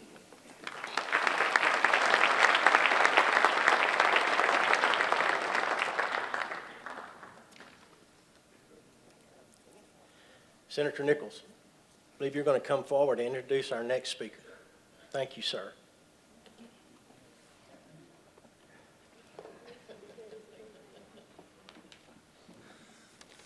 First of all, I want to say it's very good to be here today. For those of you who probably do know, Trent Ashby, I know he's here. I saw him a while ago. And there he is.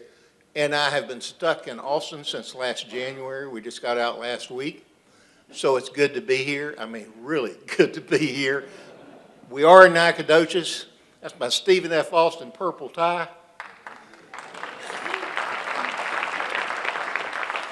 And it's an honor to introduce our next speaker. In October 2019, Governor Abbott announced his appointment of Adriana Cruz as the Executive Director of the Economic Development and Tourism Office. Ms. Cruz has a vast wealth of knowledge in economic development, marketing, and international business, having served more than 20 years with experience. She was with the Greater San Marcos Partnership, Austin Chamber of Commerce, as Director of Marketing for the Office of the Governor from 2001 to 2005. She works closely with local and regional economic development teams to expand job creation and economic growth in suburban, rural, and metro communities across Texas. As Executive Director, Ms. Cruz provides leadership to the governor's economic teams, and those teams include business and community development, economic development finance, Texas tourism, Texas Workforce Investment Council, Texas Music Office, and Texas Film Commission. That's a lot. She serves on numerous boards, including the Texas Economic Development Council and Texas Workforce Investment Council. In 2016, she won the Austin Business Journal's Profile in Power Central Texas Women of Influence Award. She holds a BBA in marketing from the University of Texas at Austin. She's been married for 34 years, and her husband, Rick, they have 3 grown children. They live in Austin. Please give a warm welcome to Ms. Cruz.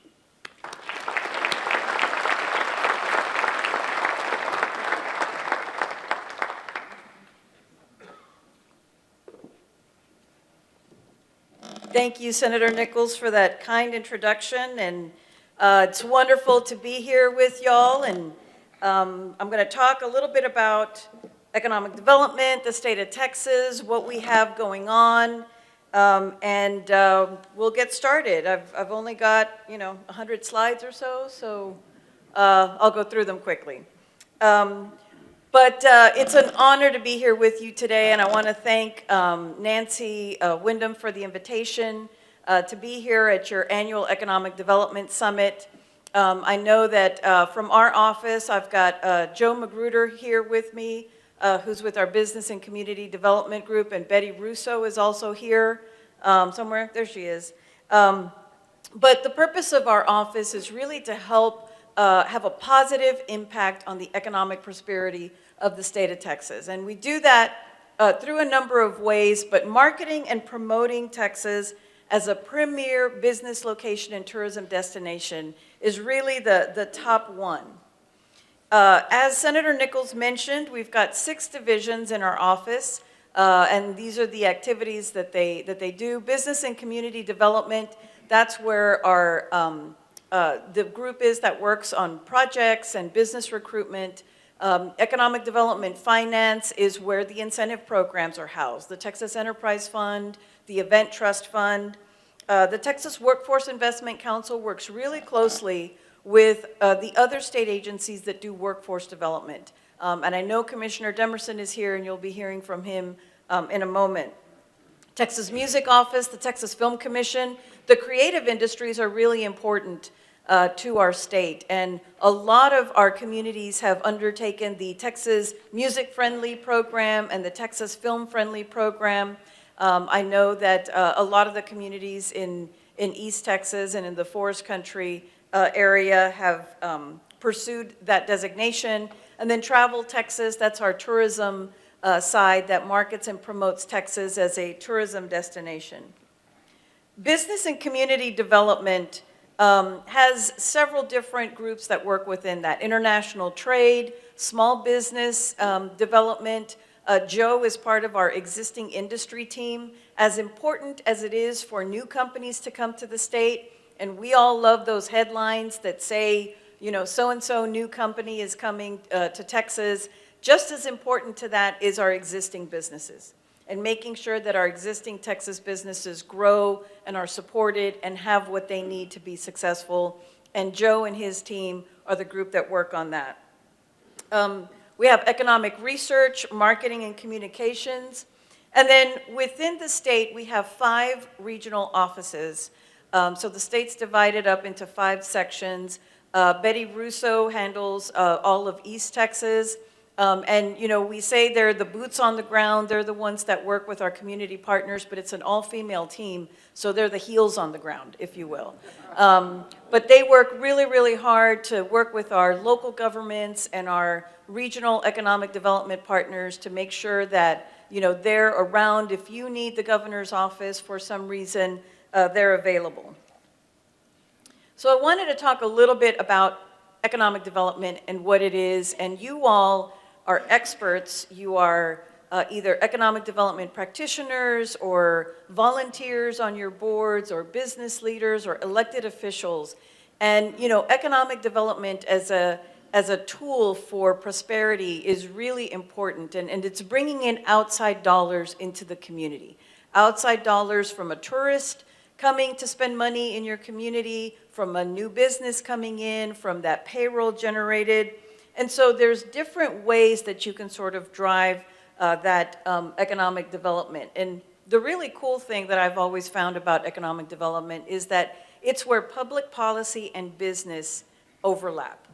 Because the policies that our cities and our counties and our elected officials undertake impact our businesses and impact our ability to grow economically. So that's something that is really important and is really impactful in a community. And, you know, as we all sort of went to school and took Psychology 101, you might remember Maslow's hierarchy of needs, right? So this is the economic development hierarchy of needs. When a company's looking to come into an area, what is it that they need? What is it that they're looking for? And at that very basic level, it's infrastructure, right? Is there a road? Is the utility there? Do I have enough water, et cetera? The next is the talent.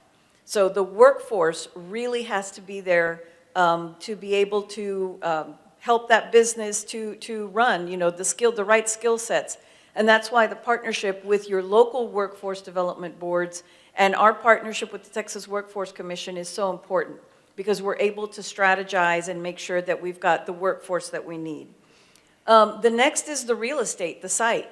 Is it already cleared? Is it pretty square? Is it a rectangle? Is it for manufacturing? Is it for, what is it that they're looking to do?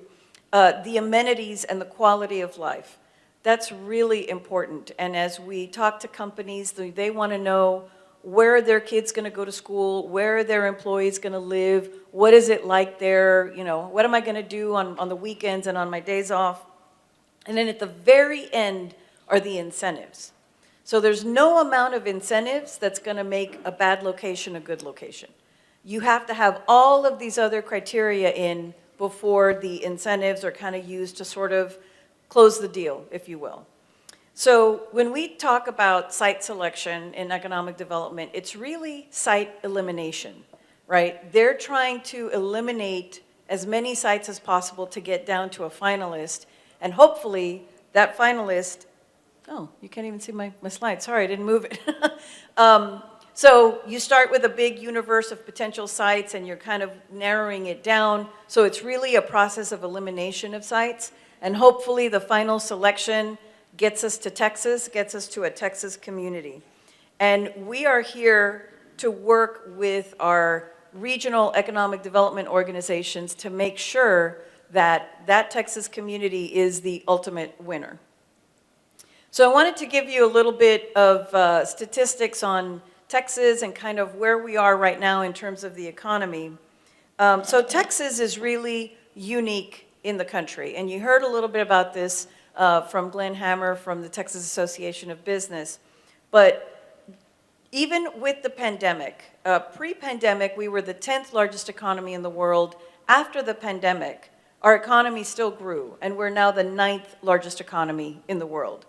We have been the nation's job leader in terms of job growth since 2019. We're the top exporter in the country for 19 years in a row. We have the second largest civilian workforce in the country, and we rank #1 in the nation in terms of foreign trade zone activity.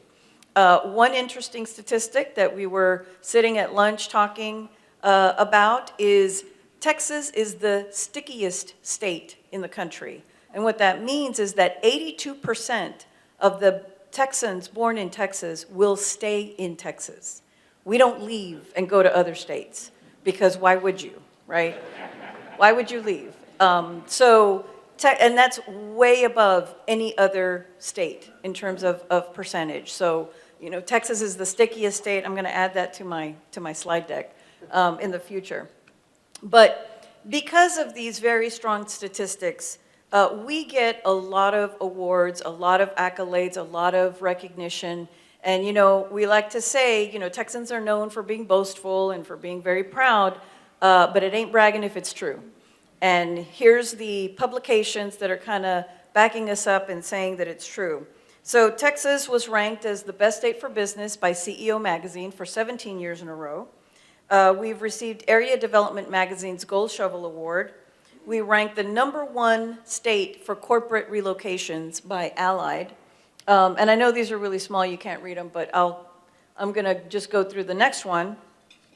Wallet Hub named Texas the best state in the country to start a business. So this isn't just the incoming companies, this is the startup environment and the entrepreneurs as well. Site Selection Magazine, Texas won the Governor's Cup for the 9th year in a row. The Governor's Cup is the award that is given to the state with the most economic development projects. And we're very proud of all of these accomplishments, but this isn't something that happens in a vacuum. This isn't something that the state is responsible for alone. It's really the partnership that we have with you all, with our regional and local economic development organizations. And it's really important that we maintain this leadership position and not get complacent. One of my former board members used to say, if you're not making dust, you're eating dust. So we need to be the ones making dust, all the time and be in the leadership. Diverse and growing workforce. As I said, that hierarchy of needs that companies are looking at, they're looking for a workforce, we're looking for talent. And Texas is blessed to have the second largest civilian workforce in the country, very diverse, very productive.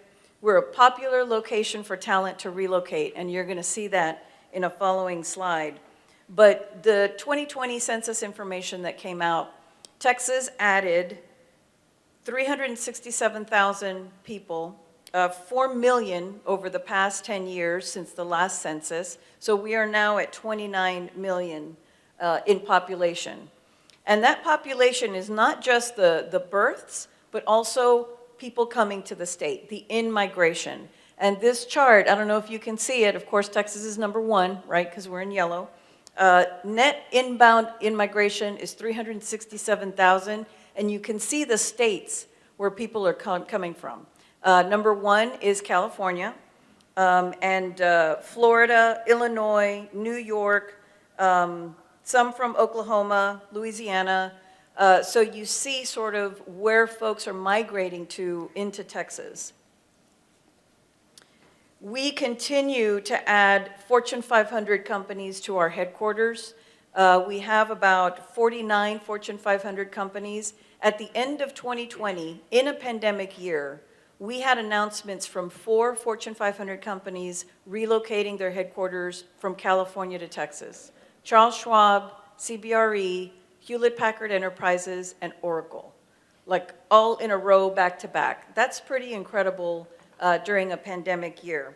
And then the recent announcements that we had was NRG moving from New Jersey to Houston, AECOM moving from California to Dallas, and Tesla announced October 7th during their annual shareholders, Elon Musk announced that he was moving the Tesla headquarters from California to Austin, Texas.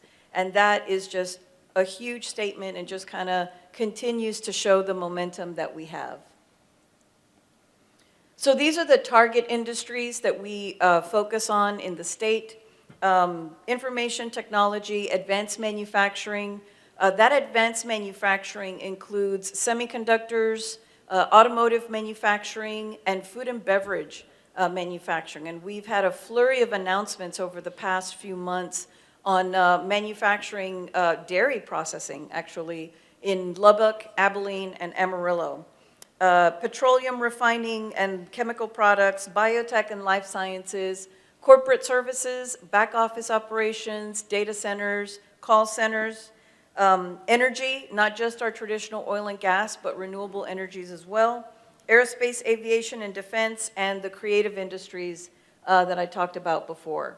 And of course, you know, we can't talk about Texas without talking about the quality of life to be found here. And of course, you all in the Texas Forest Country have, you know, no shortage of beautiful outdoor vistas and things to do. But a lot of folk outside of the state don't know about the woods and the water, the amount of water that we have and the amount of lakes that we have. Like, they have a perception of Texas as just being sort of what West Texas looks like, and it's like, no, we're actually a very diverse state and have a lot of diverse things to do. And of course, great food to eat, music, lots of activities. So from an economic outlook standpoint, you know, the COVID-19 pandemic hit our state really hard, as it did the country and the world. And we lost 1.4 million jobs during the pandemic from February 2020 to April and May 2020. We have recovered about 92% of those jobs. So we are up at 1.34 million jobs have been added back. Our Texas unemployment rate continues to drop. We're now at 5.6%. Some other parts of the state are a little bit higher, some are a little bit lower. The manufacturing outlook continues to be strong. You see that really sharp dip in 2020. Of course, that was the pandemic when so many things shut down. But we see that we are sort of back where we were at pre-pandemic levels. That's the service sector and the retail sector. So things are looking good from those sectors' perspectives. And then I just wanted to add a slide on the travel industry because that was one of the industry sectors that was hit really hard during the pandemic. We lost a significant number of jobs. We've added back about 434,000 jobs in the leisure and hospitality sector. And it's almost impossible to see that 2019 number, but the blue line is 2020, and you see that really significant drop in March and April, and then it's come back, and it is back almost level with 2019 levels. So we're really pleased to see that. And then I'll just give you a quick update on business development. You all see the news, and you see a lot of the announcements that have come out from around our state, and a lot of companies are choosing to come to Texas, and you know, I like to say they have gone to Texas, and so we'll talk about a little bit of that. But the prospect activity that we have seen in our office has really doubled, and I hope that you can see sort of that red line. That red line is where the state and the country shut down in March 2020, and to the left of the red line is sort of our prospect activity pre-pandemic. We averaged about 35 leads coming into our office a quarter. After Governor Abbott announced the strike force to open Texas and how Texas was going to go about the reopening process, protecting folks' safety and their lives, making sure we followed safety protocols, but at the same time protecting their livelihoods so that they could support their families and take care of themselves. So you can see how the prospect activity doubled. So we're now at about 72 prospects per quarter. We have 205 projects active in our pipeline right now. In a normal year, it's 140. And last fiscal year, our fiscal year runs September 1 through August 31st. So fiscal year 21, we had 276 active projects. And from a diverse industry sector, a lot of manufacturing, about 50% of the prospects that we're looking at or that are looking at Texas are in manufacturing. Some are advanced manufacturing, some are automotive, some are that big blue quarter, 25% are general manufacturing. What does that mean? That could mean lumber processing, that could mean, you know, a variety of different things. But we've got that yellow is food and agriculture. Like that has just been really, really strong. So, you know, we like seeing a very diverse pie chart because that gives a lot of different opportunities to different areas of our state, to the big cities, to the rural communities, to the sort of suburban areas. So lots of opportunity there. I mentioned California was the state where most people were relocating from.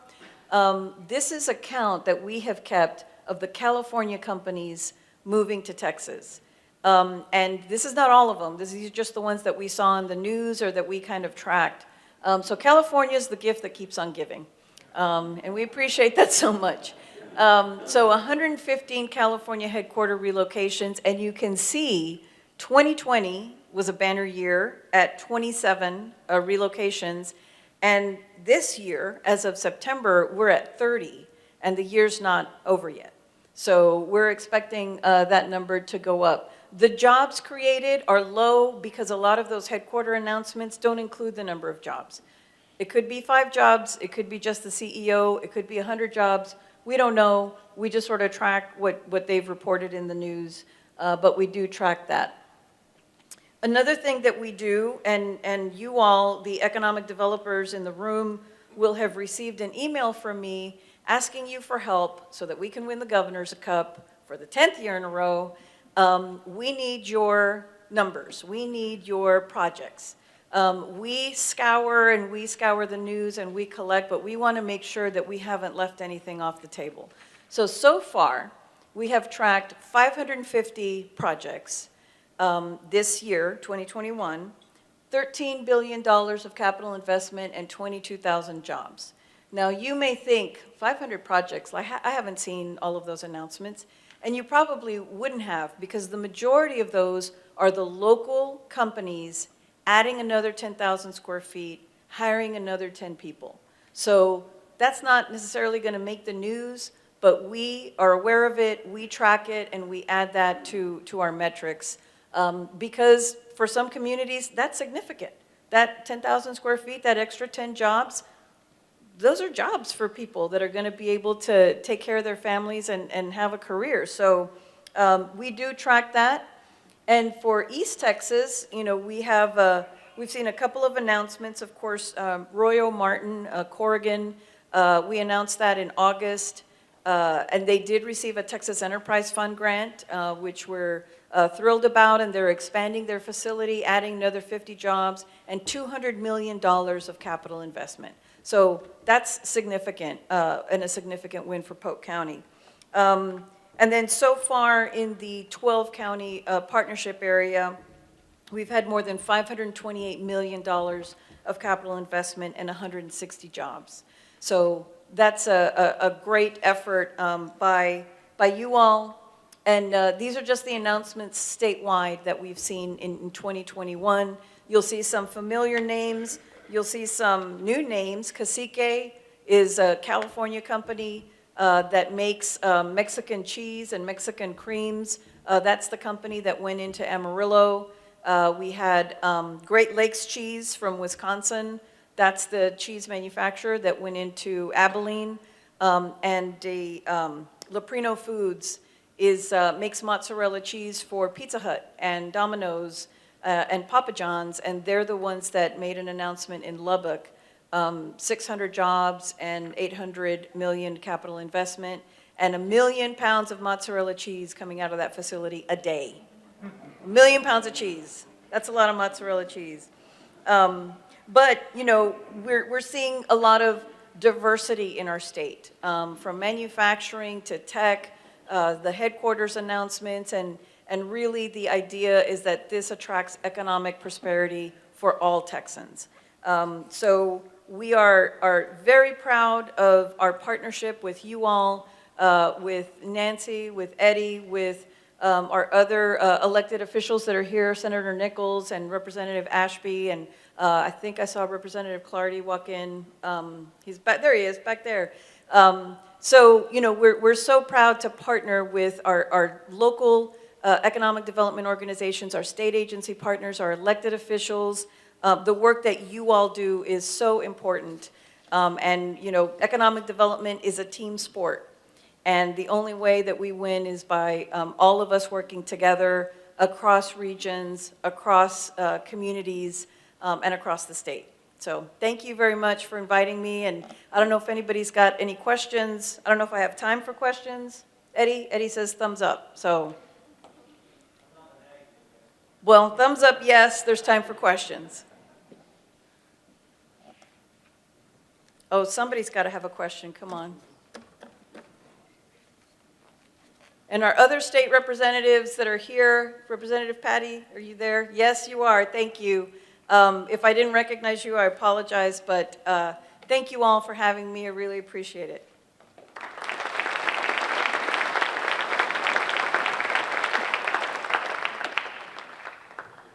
Okay, I don't have a question, but I've got a comment. I don't think the governor could have chosen anyone better for this job than Adriana Cruz. She is a phenomenal cheerleader for Texas, and I think Aaron can attest to that. She's everywhere, and she's doing a fabulous job for this state. Thank you, Adriana.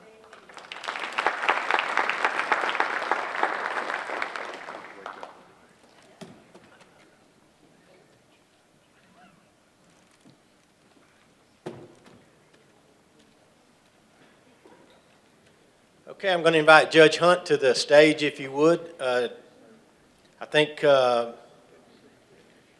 I'm ahead. Aaron Demerson is going to be coming, and Nancy's going to be introducing Aaron. Thank you.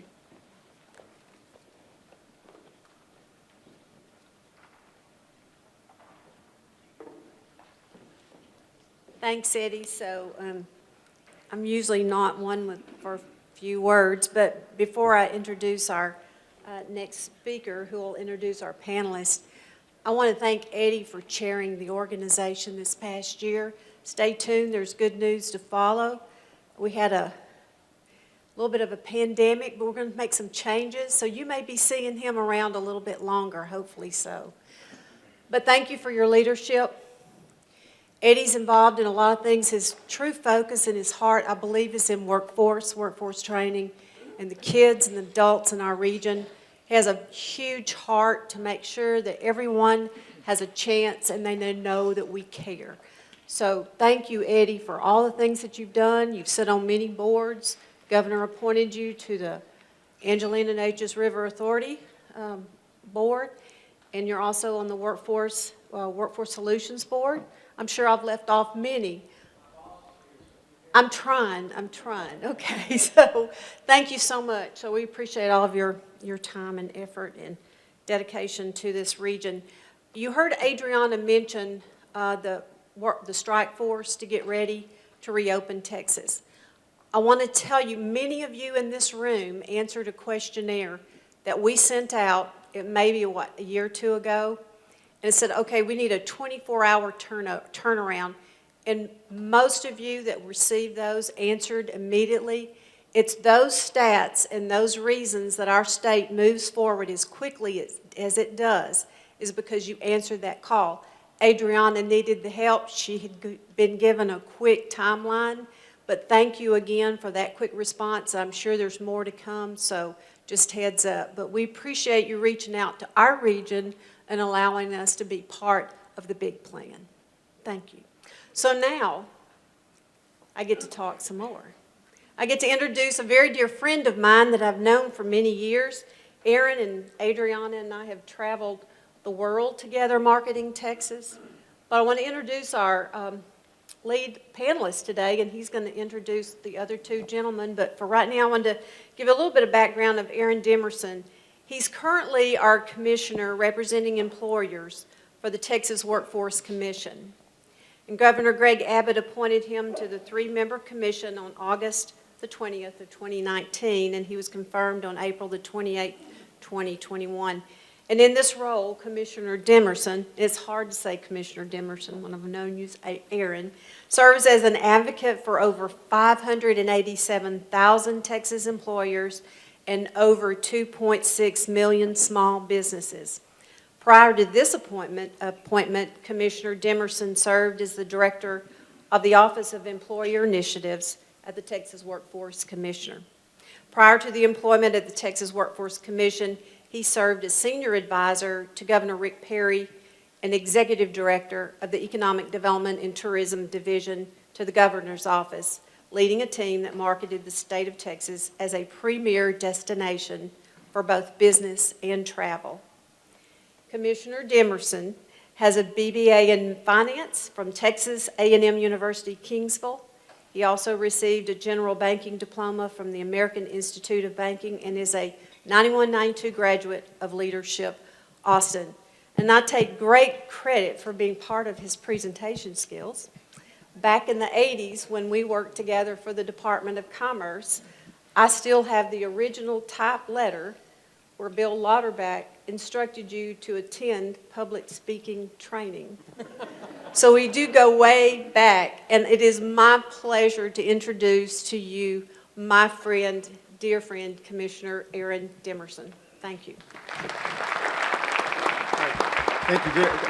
It's Mike working, the mic's working. Thank you very much, Nancy, and the public speaking skills didn't pay off at all. So, but if you guys know Nancy, you know she probably has that same piece of paper even today from that standpoint. But delighted to be here today. When I walked in, I was talking to Representative Chair Trent Ashby, and he said, Aaron, welcome back to God's country. And it's pretty phenomenal to be back in East Texas and just enjoy being here. Rich Fischel was talking this morning about the fact that he walked in and he said older ladies opened the door for him and greeted him in that way. I went running last night and came back from running, and there were some older women that actually spoke to me at that point as well. So you just delighted to be back in this particular area and taking care of business from that regard. A lot of friends out here that I'd like to thank and recognize is just almost too many, but I'm looking at Eddie over here, who I recently saw at TEDC in Fort Worth. I see Lonnie, who I saw in Oklahoma City, of all places. I mean, a number of individuals were there. We were at a huge philanthropy conference as well, and good to see Glenn that's here. He's a part of the team. Now came into Austin in a big way from Texas, but we're glad to have him on board as well. And Scott Smith that works on Glenn's team was here as well. I'm teasing, laughing at Adriana. She flew over here. And I looked at Joe Magruder. Joe was on that flight, and I was wondering, what's Joe doing here? And I understand his role with the governor's office, but also Joe's an auto mechanic, a plane mechanic. So I give him a jet pilot mechanic, and I think Adriana had Joe on that trip for that reason in particular. So Joe came on board, but a good choice in that regard. And I'd like to recognize Robert Andrade, who's at the back of the room, and then Christy Cavanis as well. Christy's a part of the team as well, and they're doing some great work. And just kind of I had a sheet up here that I'll mention real quick before I get to the panelists. The work that's been done here in this area, our Skills Development Fund, Angelina College, 2 grants that they've done already. And so the programs that we'll talk about a little bit are being taken advantage of in this area in a big way. The JED grant, Representative Clardy was mentioned. He's responsible for legislation that put that grant over at the Texas Workforce Commission. It was at the Comptroller's office, and that program has grown tremendously. Representative Clardy, you'd be pleased to know that in addition to the money that the legislative body provides to us, that TEA is actually given even more money from that standpoint, and the work that's been done in this area with the JET grant, Angelina College, Houston ISA, the Newton Independent School District, and Lamar Institute of Technology. All of these are grants that have been given to this respective community,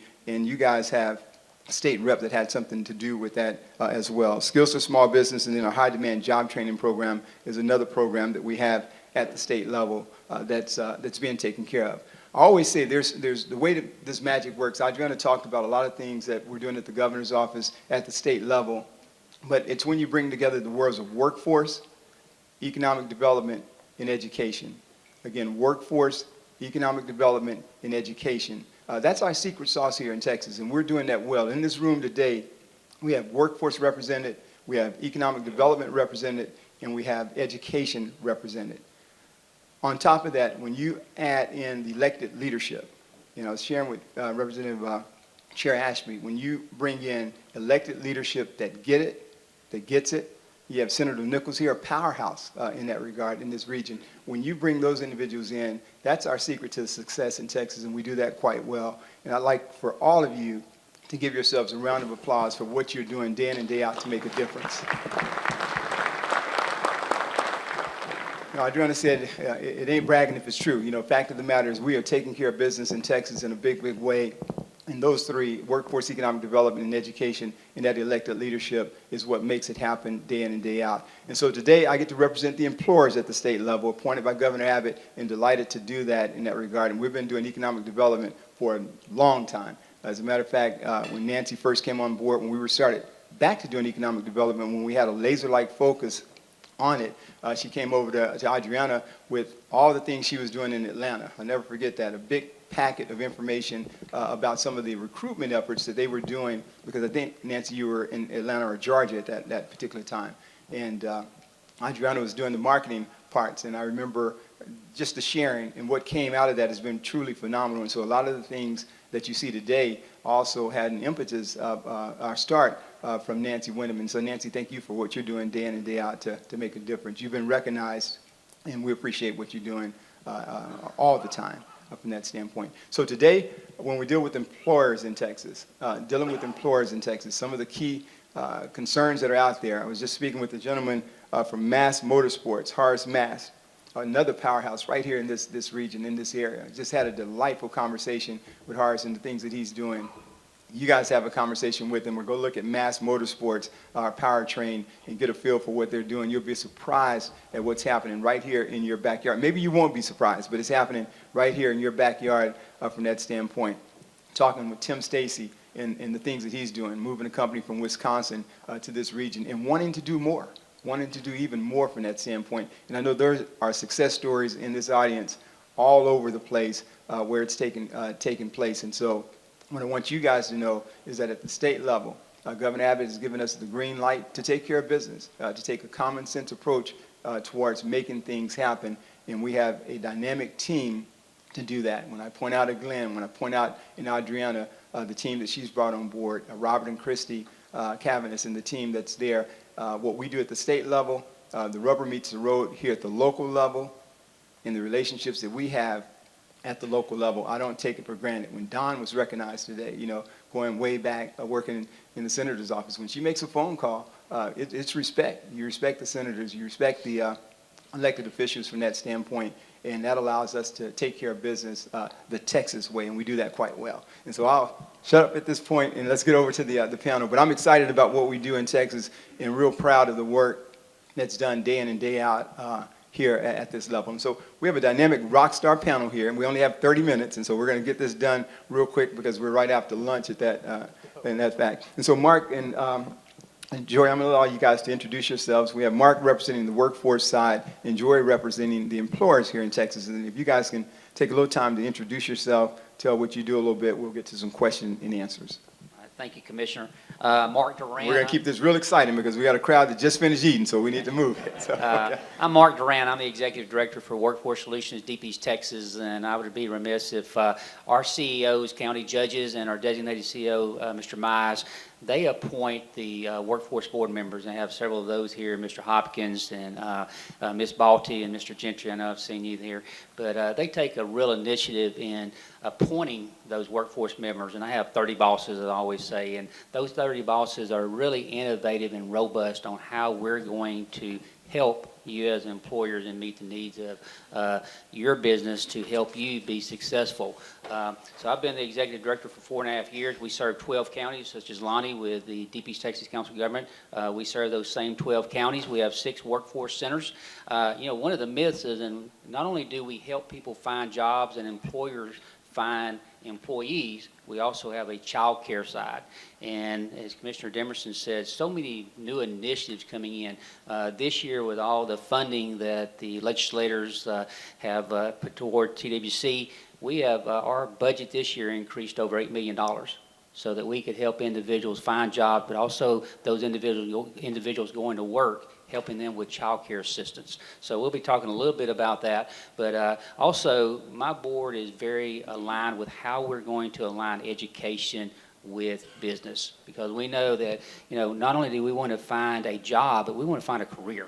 How do we help you find someone you're going to be able to retain, and that's going to be able to meet the needs? And then second, my other job is I am proud to serve on the Jasper Independent School District Board of Trustees. As Eddie said, followed in his footsteps of 18 years. I've been there through 2 terms, and currently serve as the board president. And with that, it's really given me an insight of what the DETCA, and Dr. Liao with the Temple Foundation, of how we have been able to integrate school districts that are small with the larger districts to be able to really offer those students that may have not got it at those area smaller schools, and be able to really focus on what you as employers need. And so that's been a real benefit to see how education and industry work together. Joey? Thank you. Joey Garza. I am the HR Director for Angelina Forest Products, and I'm very honored and pleased to be here today to represent the manufacturers here in East Texas. To tell you a little bit about myself, I've been a resident of East Texas for 28 years. I actually was born and raised in Southeast Texas, attended Lamar University, and I agree with Representative Ashby that I moved to God's country. So I'm very excited about that. Tell you a little bit about some of the things that we are facing at Angelina Forest Products, and I really want to hone in on is the workforce of the future. Anybody can go out and buy technology, can buy mill assets and build a mill. But at the end of the day, what really separates that is the people. And that's one of the things that we do have here in East Texas. But what is that going to look like in the future? And that's one of the key things that I want to focus on.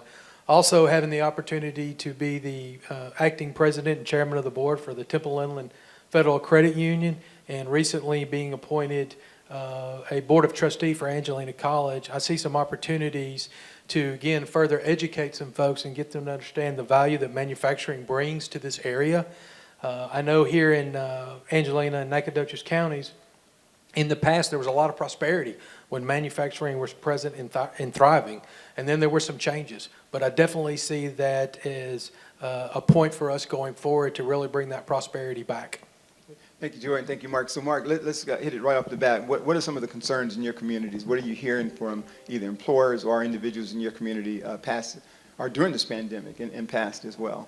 Well, just following up to what Rich said earlier is for our employers is getting that job force, getting the workforce back. We know that, as several have mentioned, the extension of the unemployment benefits had a lot of individuals that maybe were not returning back to the workforce, especially in your lower skilled jobs. And then also is once they return, there was still that concern about the pandemic and being there. And what we've seen is we can't do business like we did in the past. A lot of our businesses have started working remotely, and so looking at those areas. But where I've really seen where we have progressed is one thing that the pandemic did give us. We were able to build some partnerships that we may not have had prior to the pandemic, because we were able to really connect some virtual concepts, such as what you participated with our Workforce Wednesdays, where we were able to host phone calls once a month with each of our counties, talk about what those needs were. And, those industries such as the manufacturing that, their day-to-day operations don't have the time to take a lot, they were able to connect with us virtually and talk about what those needs were. And so that is one thing positive that the pandemic brought. It helped us develop those relationships. And then also our economic developers, they saw that need of not only how to bring in new business, but also how are they going to help the businesses that were already established? How are they, because a lot of those businesses lost employers. So we really focused on those areas. So it seems like we're moving past it, and we know still employers need employees. I mean, that's been something that Rich Fischel, when he referred to Rich Fischel was the economist this morning that provided an excellent look at what where we are here in Texas and where we are in this particular region as well. And so it appears that you're looking for employees. You're hearing employers talk about that as well? Yes, sir. One of the things that we hosted this summer was a teacher externship where we matched the CT teachers of 19, I think it was 11 school districts with 19 employers. And listening to those employers when we did a wrap-up session is that connectivity that they had was, and going back to our conversation with Tim Stacy and Horace, is that they can train a lot, but teaching those students what we call those soft critical skills of, of just being able to come to work, how to dress, different things like that, was a big need for them. Because as Horace mentioned, and I know we talk a lot, but he has such a unique type of manufacturing company, he's going to have to train anyway. So getting those with that aptitude there, and so that's really been kind of that focus. And again, is we're not just looking at jobs, but also looking at those careers. And one of the things we're excited about is our unemployment rate just released. We were at 6.3. We dropped from last month of 6.8. This time last year, we were at 8.5. And the other thing is, Mr. Hopkins there in Jasper, a lot of our counties had been in double digits. This month, we are all in single digits. So, Jory, you're hearing that, and you are an employer. So what are you guys seeing, or what do you need from that standpoint? Really what we're seeing is the difficulty is centered around getting this, what I'm going to call the new workforce, the millennials, the new generation, interested in manufacturing. And I don't want to use the phrase rebrand, but we have got to re-educate those that are going to be entering the workforce, those that are exiting high school, about the opportunities. A lot of times we do talk about jobs, and I don't want to necessarily get into wordsmithing, but we need to be selling careers. And we have to get people to understand they can earn a really good wage and receive really good benefits and provide for their families here in East Texas. They don't have to move off. And part of that is simply just educating them. We have to get out and get more involved in the ISDs and get in front of these students and let them know that, hey, you don't always have to go off and get a 4-year degree. You could get a 2-year from AC or some other schools. You could get a 1-year certificate. Those are the skills that we're going to need going forward.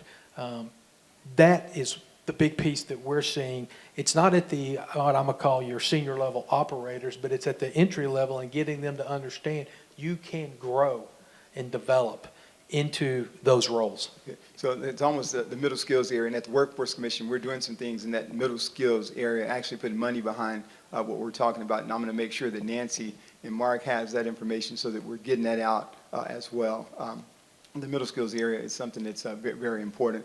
The externships is another thing that you mentioned, and so getting out there. We're also doing things with virtual reality as well to if you can't get a student out there, giving them the best part there with this technology that we have through virtual reality is something that's key from that standpoint. And so let's continue to do those things. And I know we have a limited amount of time, so I'm not going to spend a lot of time on that, but just know that's important. Next question, how do you effectively communicate with your stakeholders? And Joy, I'll kind of start with you. If you have a problem or a situation or a challenge at your company, how do you communicate that to the individuals in your respective community? Well, we do it through various, civic groups. We do talk to some of our local leaders, but you're going to be surprised. Sometimes I actually talk to my children's friends.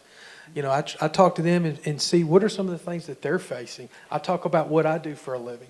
I have learned that a lot of our children, and I have a junior in college and a junior in high school, they really don't know what their parents do. They know they go to work, but they don't know what they do. And so I've taken the opportunity to try to educate them about that. Get them to start thinking about, what do you want to do? How do you get there? What is your plan? And you can imagine, I get a lot of crazy looks. It's quite educational. I benefit from some things that a young person, stuff that my parents did for me, and I'm trying to do that for not only my children, but their friends, because they, for whatever reason, may not get that at home. I would encourage each one of you, with your children, your grandchildren, etc., pick out some of the friends and ask them some of those questions, because what I've learned is they don't know, they have an idea of what they want to do, but they don't know how to do it. They don't know where to start. So I try to take that information, share it within our leadership team, and talk to other civic leaders, Angelina College, in things of that nature, so we can help educate each other. Because at the end of the day, if we don't have the workforce of the future, and I'm going to speak for manufacturing, specifically building products, because that's the industry I've grown up in, we're going to die a very slow death. And worse than that, we don't want them to leave Texas, and that's always been my point, is that basically we want to make sure that our employers can find the labor force here in our state so that they don't find themselves going out of state from that point. There was a commercial that I saw in Houston. They were actually looking at an individual where they basically showed a person out with his family at a barbecue. It was in the backyard. It was a quality of life type commercial. In the backyard with his family, then going to a Houston Astros baseball game, then to a basketball game, a Rockets game from that standpoint. And then it kind of circled back to this individual getting into his big truck from that standpoint. And it was a quality of life commercial, and then it showed the career that that individual was in. And he was in the construction industry, and it was basically telling the person that you can have this quality of life and still be in an area of construction, a middle skills type position, and have a good quality of life. That's something that, as Joy, you're saying, that we really need to get the word out about that and not assume that that individuals know about those opportunities as well. And also signing day type deals. Mark, you talked a little bit about some of the things that you guys are doing to recognize individuals in that middle skills area. Signing day, that a person makes a decision that I'm going to Lamar Tech, or I'm going to get a certification, or I'm going right out of high school to work, and celebrating that person that has a job from that standpoint. Talk a little bit about what you guys are doing there. Yes, sir, and I think I saw the superintendent from Nacogdoches that came in, and last year we were one of 3 sites that did a career signing day. And so many athletes are recognized for signing those athletic scholarships, but last year we recognized students that were not only signing college scholarships, to go on to maybe the SFA or Angelina, but also there was 3 students that were recognized for going on into the employment. And I thought Dr. Telio, and I hope I pronounced that correct, sir, but he made a very good point when there was a young man that was going into the management division of Chick-fil-A, and he told there was about 35 students there and their parents, but he said, this young man didn't get there overnight. He worked the evenings, he worked the weekends to get into that management program, and we're all familiar with how Chick-fil-A, treats their managers. And so he built that up, and that's what I see a lot of our superintendents are doing now, is not just, maybe Joey, the manufacturing, but also those retail and those other service industries, but really focusing on how we can recognize those students that know sometimes the 4 years not the best way. Maybe the employment's the best area. But, I would also be remiss, I know Wayne and Tara here from the local chambers, is the media outlets that we utilized. Wayne did a stakeholders call every Tuesday, and Tara did the podcast. But just utilizing our local medias and our chambers of getting the news out. And I use the phrase, too, that you always have, Commissioner, is the boots on the ground.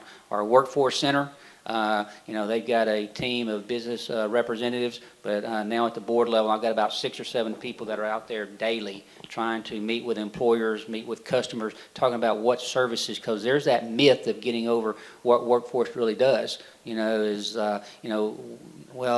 work with the welfare and different things like that. Well, through this pandemic, we had a lot of people laid off, and they were dislocated workers. They people that had high skills that we can place at your employment. So just utilizing those services, but the best way we found in Deep East is have a personal relationship. Yeah, Mark, congratulations on doing these Wednesday workforce deals. I think we had about 13 county judges that they were working with every Wednesday, or either once a month, or it seemed like every Wednesday or so, that we were out there talking, bringing employers and individuals together to really answer those questions in a big, big way. What's the time frame? What do we have right now? 1:30. Okay, we're going to wrap up then. I think we had 30 minutes from that standpoint, and so I'm going to make sure that we're staying on target so that Nancy doesn't throw anything at me from that point. The bottom line being that we really are in a position we know the question, the answer to the question. When you ask an employer what their needs are from that standpoint, they're telling us that they need access to employees. I was talking to Rich Rochelle. We're going to have to start answering that question, and I think we as individuals, the collective brain power that we have, we can answer those questions in Texas. If it's internships, if it's apprenticeships, if it's externships, if it's thinking out of the box and doing some things that Mark and Joy both have mentioned, then we're going to do that. And so I'm going to let them kind of wrap up in the next 30 seconds, if you can, just to close out so that we can stay on target with this. And so, Joy, any kind of closing comments that you might have from your standpoint? And you guys should know that we're not finishing the conversation at this point. I think Nancy was giving us a teaser from this standpoint, 30 minutes, but we know that there's a lot of work to be done, a lot of lifting to do, and we can do that as Texans. And so, Joy, if you can kind of wrap up, and then Mark will get to the wrap up as well. Yes, for close, what I would say is, again, each one of you talk to young people, Talk to new, whether they're in junior high, they're in high school, folks that aren't sure what they want to do. Talk to them about the opportunities and the careers that are available here in East Texas. You know, we're on the edge of the Great Pine Belt, and it is very important to East Texas, and there are numerous opportunities. If you're not sure, reach out to someone else, because we do need to educate these young people, because they are going to be our workforce of the future. And they're very talented, they're very smart, but sometimes they just don't know what to do. And I can tell you this, again, working in manufacturing, we're not going to be able to continue to rob from each other. It's not a rob from Peter to pay Paul type situation, because that's not going to be a recipe for success. So I would highly suggest and recommend invest in someone and help educate them so they're better prepared to fill one of these opportunities and stay here in East Texas. Mark? Well, I know Dr. Gordon and Dr. Simon are both here, and they've done a great job of aligning education with businesses, and I know some of our superintendents. But I stress that we continue, that we meet with our businesses and find out what their needs are and align our curriculums with what their needs. So when we need a CTE program, we find out what that employer in our area has, what that job has, because serving on the school district, I tell John Seibel, our superintendent, you know, and I think in 2018, 7 out of 10 students didn't attend college or didn't complete the first year. What's happening with those 7? Couch potatoes, in trouble, or what? And so how do we align our curriculum with what our businesses need so that we can find that young person a career, but most of all, we're helping our employers as we go forward in Deep East Texas. Thank you, Mark. And so I'd like to close with workforce, economic development, and education. When you bring those three together, we have our secret recipe for success.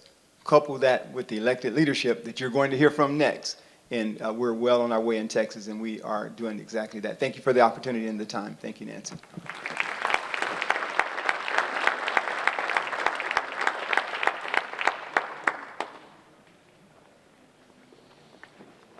Thank you, Commissioner Demerson. Appreciate you for always being available and stepping up to the plate.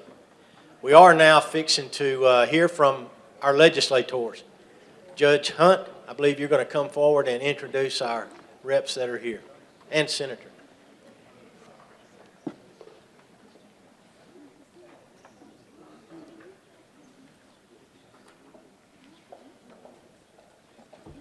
Well, I'll start with my favorite senator, Senator Robert Nichols. And I need new glasses. I don't know which reps, so I'm going to mention all of them. Oh, here they come. Representative Trent Ashby and Representative Chris Patty, and I heard Travis Clardy's name. Here comes Travis.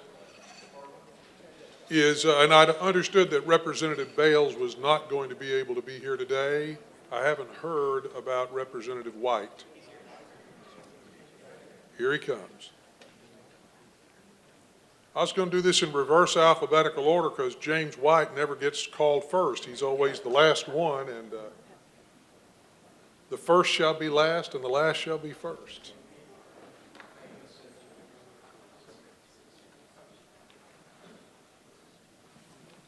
This is an outstanding group. It really is.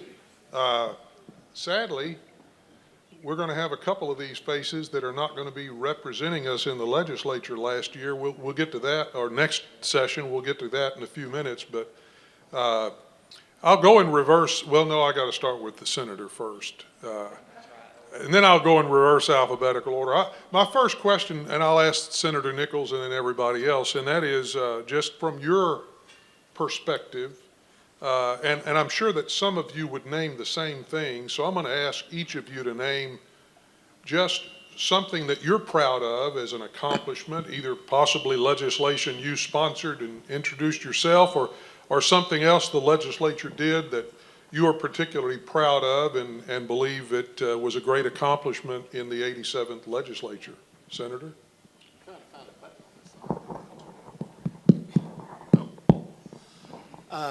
Thank you. Of course, I'm an infrastructure guy, so I normally think in terms of transportation. But I would say I think one of the proudest things that we worked on was Trent Ashby and I carried a bill, developed the broadband office, which we think is going to dramatically improve the opportunity for rural Texas to have high-speed internet. And during the special session that ended last week, we were able to appropriate $500 million of federal, they call it the Rescue Act, money for that rural broadband infrastructure. Way to go, Senator. Representative White, what would you cite as one of your proud moments for the Texas legislature this session? Well, thank you so much for that, Lonnie, and we're glad to be here again with you. This session, I had the opportunity to serve as the chairman of the House on the Homeland Security Public Safety Committee, and I wouldn't just say something that I'm proud of, but I'm just very proud of how the members of the House and the Senate came together and really showed value to our local law enforcement, county law enforcement, and state law enforcement officers throughout the state. You know, they've been through a lot over the last year, as all of us have been. So we passed several pieces of legislation that values their training, values their presence in our community as far as funding, and to make sure that they are, again, valued and respected as it comes to their workers' compensation and things like that. So I'm extremely proud of how my fellow legislators and colleagues came together and supported our local, state, and county law enforcement.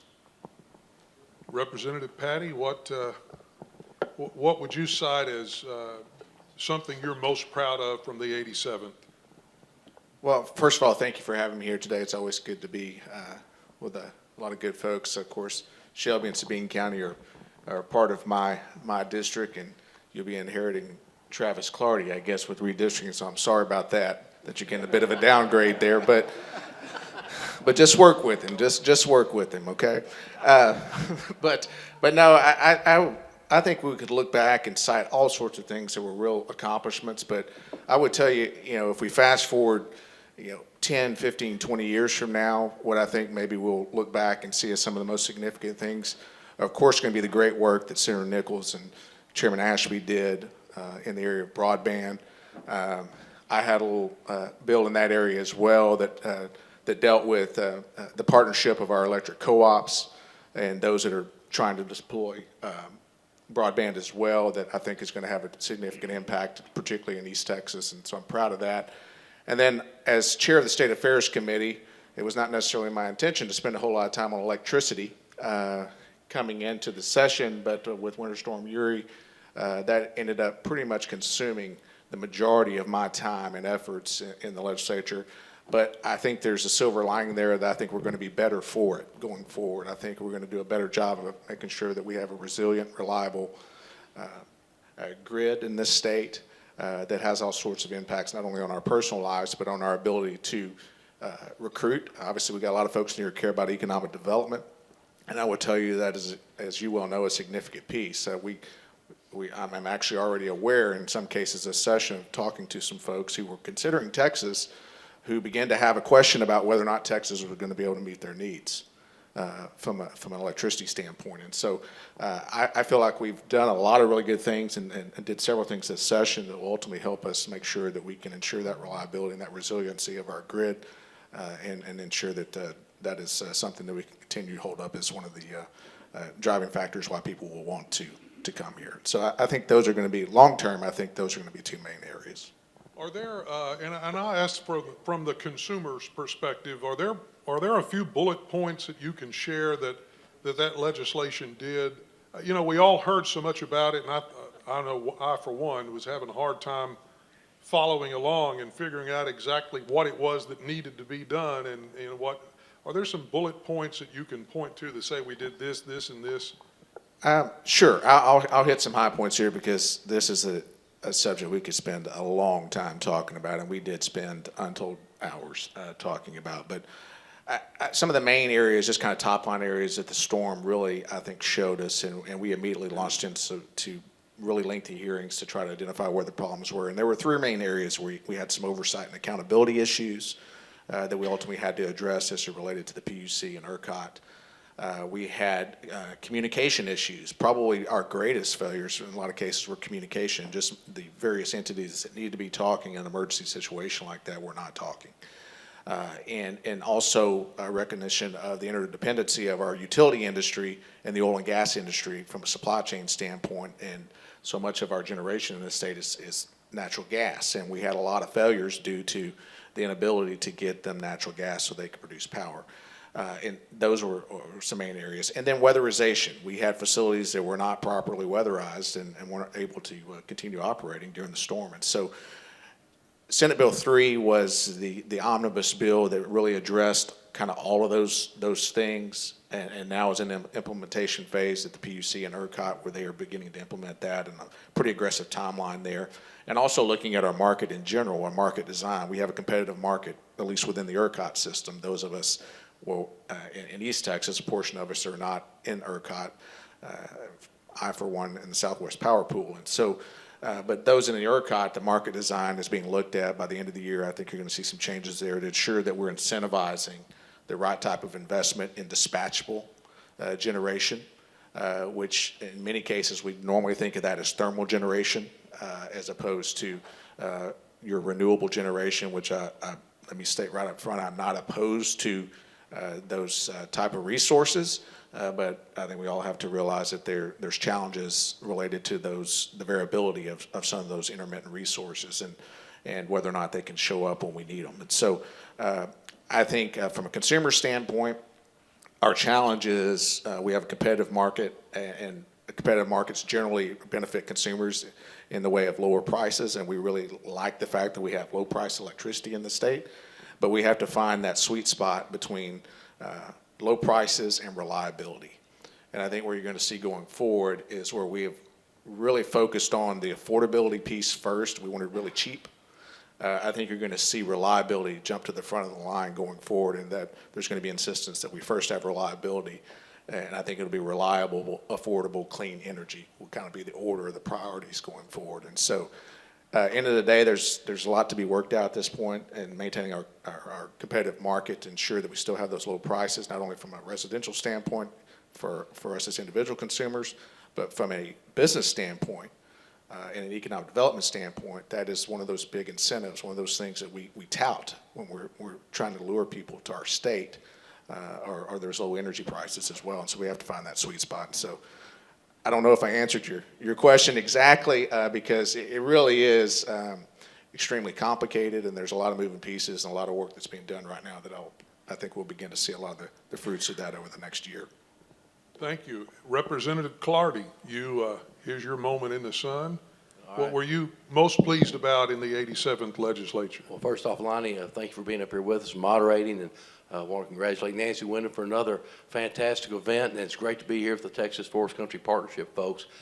And to Chris's point, yes, I'm very, very proud to be inheriting not only Shelby and Sabine, but Panola north of you from Representative Patty, our good friend, and one of the three amigos that came in together, but also Newton County from Brother White. So I'll be getting those, and I'd say that I can't fill their shoes. I can only hope to wear out a smaller pair walking in the same direction. And but then I've got big feet, so I don't know how that's going to work. But as to the session itself, Lonnie, I think the thing I was most proud of, a bunch of people were very surprised and really taken aback when I had asked to serve on the elections committee. They thought I was crazy, and in hindsight, I was crazy. And so I worked very closely as a joint author on the election integrity bill.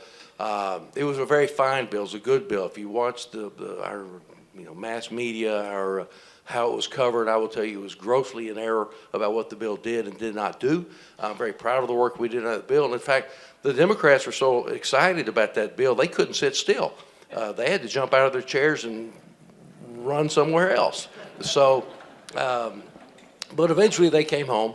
And it was good for them to get back. I think, other than working on that bill, and again, I think you're going to see it's proven to be an important bill for Texas. This was not a strange event. We have a standing elections committee and have for decades. We take up hundreds of election bills every 2 years. And what we did was take a strong election system in Texas and make it even better. hit some of the weak spots where we've run into problems with vote harvesting and take action to really chop that off at the knees and not having people interfere with others' constitutional right to vote.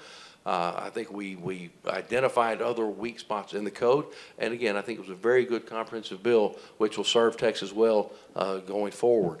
So it was good to do that. I guess my other favorite thing about the session was hearing Sine Die for the 4th time and knowing that that was it. So it's good to be back home among friends in East Texas and looking forward to our panel. I heard there's going to be a 5th special. Is that not right? Bite your tongue. Okay. No. Representative Ashby, tell us, highlight the 87th session for us. Well, thank you, Lonnie, and thank you all for being here today. It's always good to see regionalism in action, and always appreciate the role of our COG and the Forest Country Partnership and the work they do that bring all of our counties together in this region of the state. As you all know, we get more accomplished working together than we do apart, and so it always really warms my heart to see us working, Eddie, regionally like the Forest Country Partnership does, to bring everybody to the table and have these kind of discussions and make these kind of friends and network amongst one another.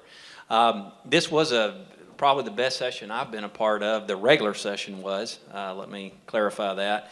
And no surprise, I'm going to talk about what my co-pilot here, Senator Nichols, and I worked on, House Bill 5, Senate Bill 5, the broadband bill that, of course, I'm sure everybody's heard about.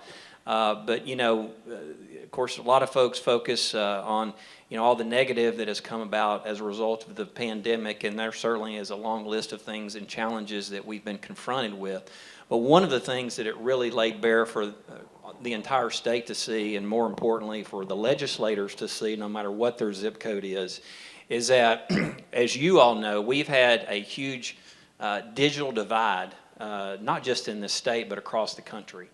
And one of the things that Texans don't take lightly is our responsibility to take the leadership mantle, just like we do here, as Adriana talked about, in economic development. Well, we feel the same way about connectivity and broadband high-speed internet. And so what Senator Nichols, along with all of my colleagues here, who are all co-authors of the bill, and Chairman Patty, it went to his committee, and he just, like a rocket ship, got it out of there. But I thought it was interesting that you had 2 East Texans quarterbacking the effort. The governor designated it at the very beginning of session as one of his only 6 emergency items for the legislature to consider. The lieutenant governor and the speaker, if you know, when they indicate their priority on bills by giving them a low bill number. Usually the lower the bill number, the better. And in the case of Senator Nichols, they tried to give him a lower bill number than Senate Bill 5, and he said, no, my last name is Nickel. I want Senate Bill 5. And so that's how he ended up with Senate Bill 5. And Speaker Phelan, of course, being a Southeast Texas colleague and a good friend, he understands this issue better than most. And so this was a priority for all of our leadership across the state. And I'm really excited about what it's going to mean, what we're able to do really over the next 5 or 10 years here in the state of Texas. I will tell you, just in the next year, there are some things that are going to happen. You're going to see first and foremost that we are going to completely map down to the household and business level. Not census tract that the federal government has always said, but we're in Texas we are going to map down to your household level whether or not you have access to broadband internet. So in 12 months, we're going to have that statewide map. The other thing that's already stood up is, for the first time, Texas has a full-time, 5-person, 365-day, 24-hour-a-day office that oversees broadband deployment across the state of Texas. The other thing you're going to see is we're going to start building out. And I see my friend John McClellan back there with AT&T. We had all of the technology companies that represent internet, from rural electric co-ops to the satellite guys, Elon Musk, to the AT&Ts, to everybody in the room to talk about how we could go about cracking this nut. And that was really the only way we're able to do it, was to be technologically agnostic and take a holistic approach to it. And the last thing, as Senator Nichols indicated, is we were able to, just recently, here in the last 2 weeks, appropriate $500 million of our ARPA funding to the deployment of broadband across the state of Texas. And I would submit to you that is a down payment, hopefully, on what is to come as we look towards the next session and what we really probably should be doing in the state of Texas to really be a leader in this area. So really excited to work with all of my colleagues here from the East Texas delegation on that project. Now, I got to turn around and ask the same question, or the same question in reverse. And Senator, I'll start with you. Is there any unfinished business or a disappointment out of this session that you wished we had gotten done, or maybe something that got done that you weren't very pleased with? First of all, I wish we could have gotten it all done in a regular session. Never had all these special. No, there's always a few little things you wish had passed that didn't pass, but I try to remind my colleagues that I bet you the state of Texas will still be here for 2 more years without it. It can wait. We don't always have to have legislation to get the work done that we need to create jobs and provide for everybody. So you don't always have to have legislation. You do have to appropriate the budget. I will point out something I've noticed since I was sitting up here, and that is most of y'all know there's 150 House members, there's 31 Senate members, so the ratio is about 5 to 1. So a normal matchup, House and Senate, is 5 to 1, and there's only 4 of them here. So I've got them outnumbered. I worked on a bill that I didn't even think about until the session started, and I called it the privacy bill, phase 1. I get the same spam calls y'all get. I get the same letters in the mail, send my warranties expiring, and I just got fed up with it. So I told the Lieutenant Governor I was going to work on a privacy bill, and I was going to focus on the agencies that reported to my Transportation Committee. That's DMV, DPS, and TxDOT. He said, great. He gave me a low priority number, bill number 1515. And so when I got a hold of TxDOT, they didn't really share your information with anybody except your Texas Monthly Magazine list. And I said, we're not going to do that anymore, so we cut that out. I went over to the DMV to find out what type of data they were selling, that's your private data. And they were selling your data. And the agency at first didn't understand what I was trying to do. I was saying, no, we're going to cut that out. We're going to put a bill together, and we're going to eliminate that unless it's necessary. Sometimes it is necessary. If somebody tows your vehicle, tow truck needs to know who you are and how to contact you.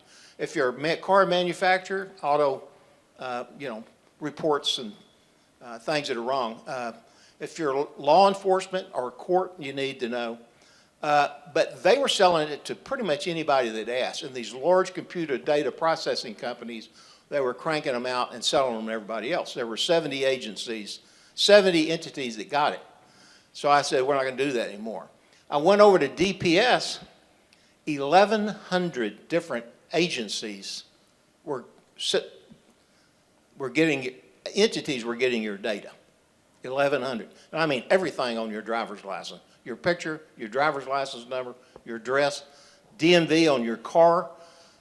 We're not only getting your plate and your car make and model and stuff like that, but like my youngest daughters, I did her license plate, mine and my wife's. And they also find out, say, when you bought it, how much you paid for it, who financed it for you, or if it's rented and all that kind of stuff. We cut all that out. So hopefully you won't get as many of those calls and stuff in the future.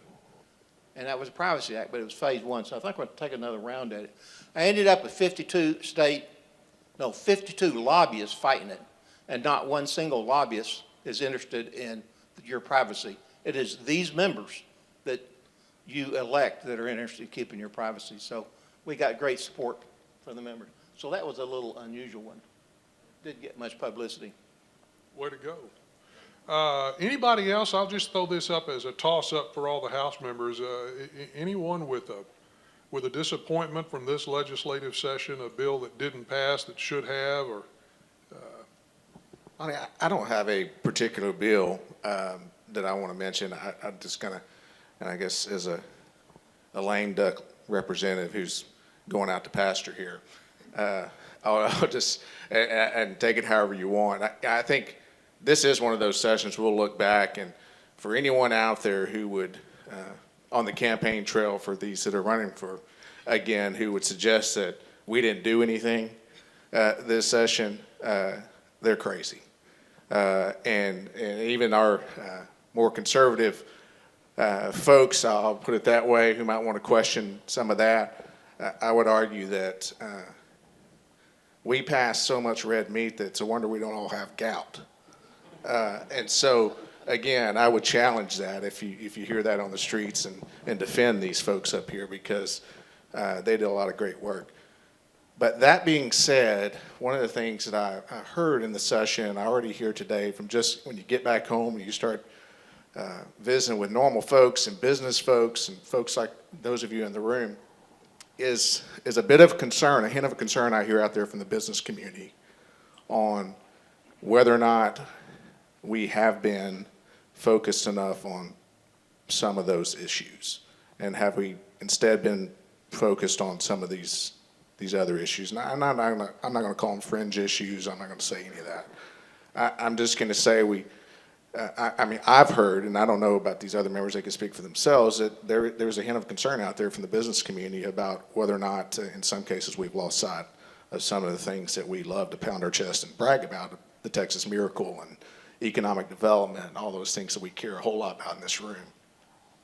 And so I guess I would just say, and I don't know if I'm putting caution out there or if I'm just asking us to kind of ask questions and visit with folks like yourselves to make sure that we are listening and that we are responding to the concerns that you have as it relates to that. And that could be a whole myriad of issues. This session didn't renew, and I'm not saying good or bad, Chapter 313s, for example. And I'm not arguing for or against them. I would argue there probably needs to be more of a discussion, and did it need to be revamped? I would say absolutely, but we just didn't renew them, so they go away. Maybe we need them, maybe we don't. But there were some things that were pretty big on the business community side as related to their ability to control their employment practices. There was a bill in particular that was pretty big in the business community, and NFIB and others, that didn't pass in the regular session and also was killed on the point of order in the special session. And they've been trying to get that bill for a couple years now. And I think we all support it. It's been supported in the past. It's just been killed on different technicalities and things like that. But I guess my point being is that I hope that we will, and I trust that these, I'm preaching to the choir up here. I know these guys. We'll make sure that we're continuing to listen and stay focused on the things that really matter with respect to our business community, and ensuring that we continue to enjoy the wonderful economic development that we have. And there's a reason why thousands of people a day are moving to Texas. And we sure don't want to do anything that's going to jeopardize that. And so take that for what it's worth. Is it, go ahead, Yeah, Rep. really, I'd say kind of a roses and thorns thing. Probably the thing that was the most pleasant surprise came at the tail end of the last special session. As representing Nacogdoches County, Stephen F. Austin State University is a major player for us. It's the straw that stirs the drink here in this community and throughout East Texas. And so we have had to fight long and hard in sessions past to try to move TRBs, tuition revenue bond projects, for capital construction on our campuses. And lo and behold, at the very end of the third session, they came flowing out of the Senate. Thank you, Senator Nichols.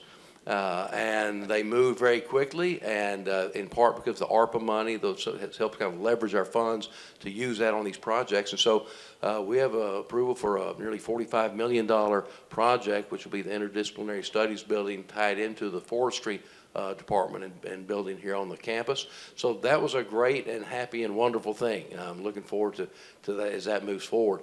But on the disappointing side, kind of follow up on what Chris said, we spent a full day, as I recall, debating the dog tether bill. And I think the state of Texas could have probably survived another year or two without the dog tether bill. But we don't seem to be able to devote anything close to that same amount of time to talk about the absolute need and dire status of health care in Texas, but particularly throughout rural Texas. And we can talk about any number of things that suck the air out of the room for something that is so vitally important to each and every person in this room, each and every person that lives in Texas, regardless of age or race or creed or religion or anything else. We all need quality health care, and we've got to have the discussion sooner or later. And I was disappointed we didn't tackle that in a more meaningful way this session. We did some good work in that arena, but not to solve the central problem. How do we provide better coverage and better care and more reasonable prices to more Texans? That should, I think, be at the forefront of our conversations going forward. Representative Ashby, I saw your light go on there. Right, thank you for noticing. So I would want to mention, Travis mentioned rural health care, and we all had a few disappointments, but one of the things at the very end when we were passing the appropriations bill at the end was I was really pushing hard to fund a program that I'd put in the budget 2 years ago that we have yet to fund, that I think really strikes at a challenge that every one of the counties in this region face, and that is the recruitment of physicians to rural parts of the state.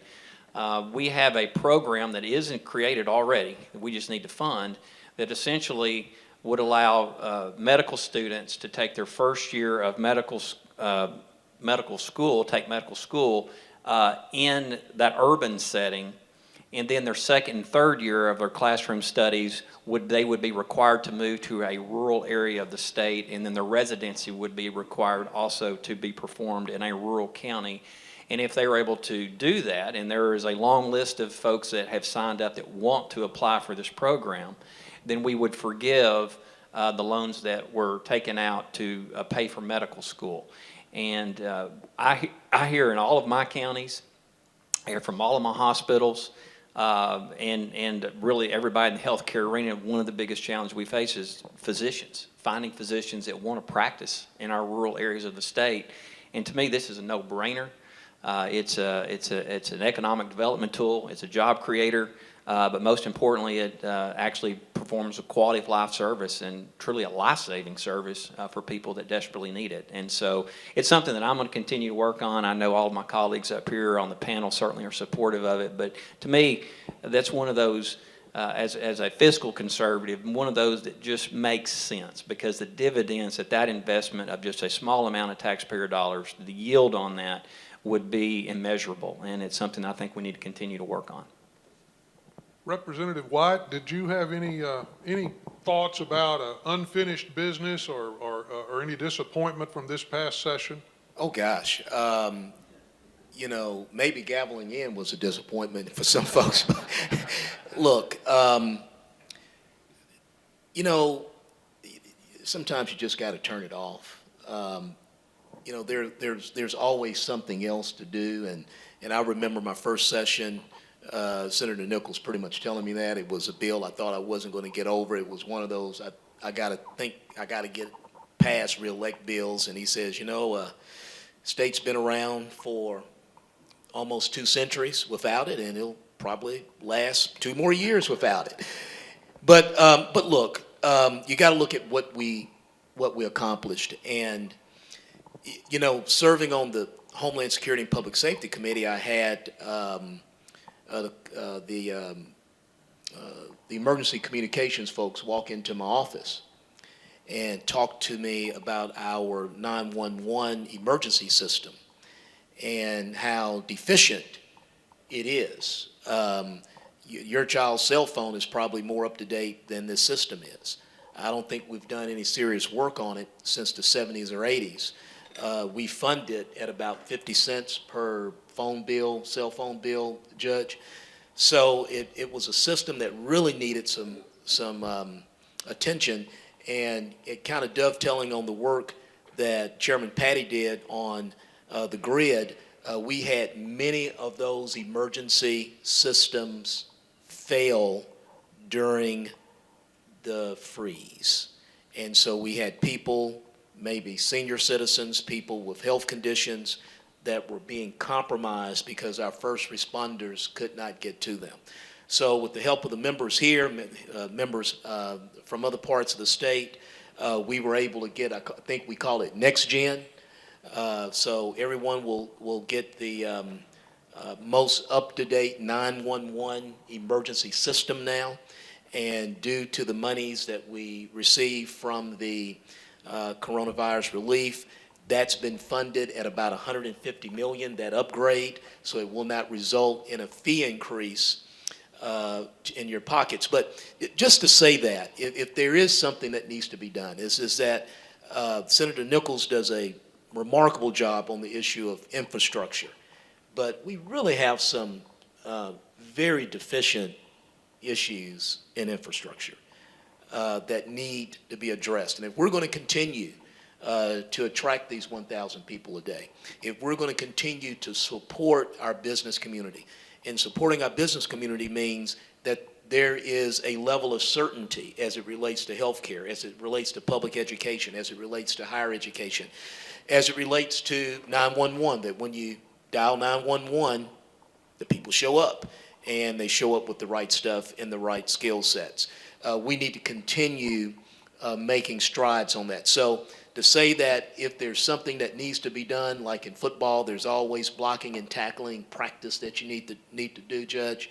If there's something that always needs to be done, is our attention that we devote to our infrastructure in our state. I want to ask you all a question.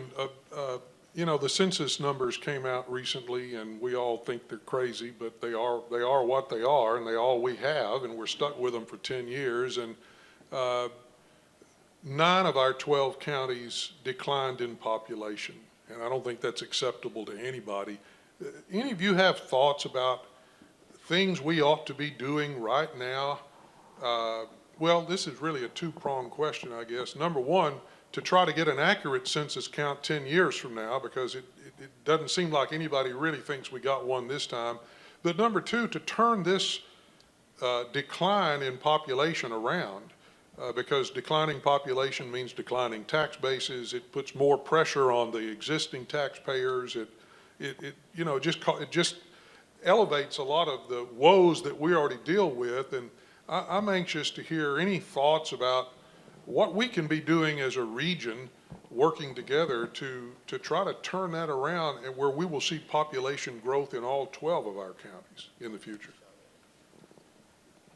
Yes, sir. All right, I'll take a shot at it. First of all, I agree with you. The counts were down, and because everybody wasn't counted. There was COVID. I've talked to some of the census people in the field.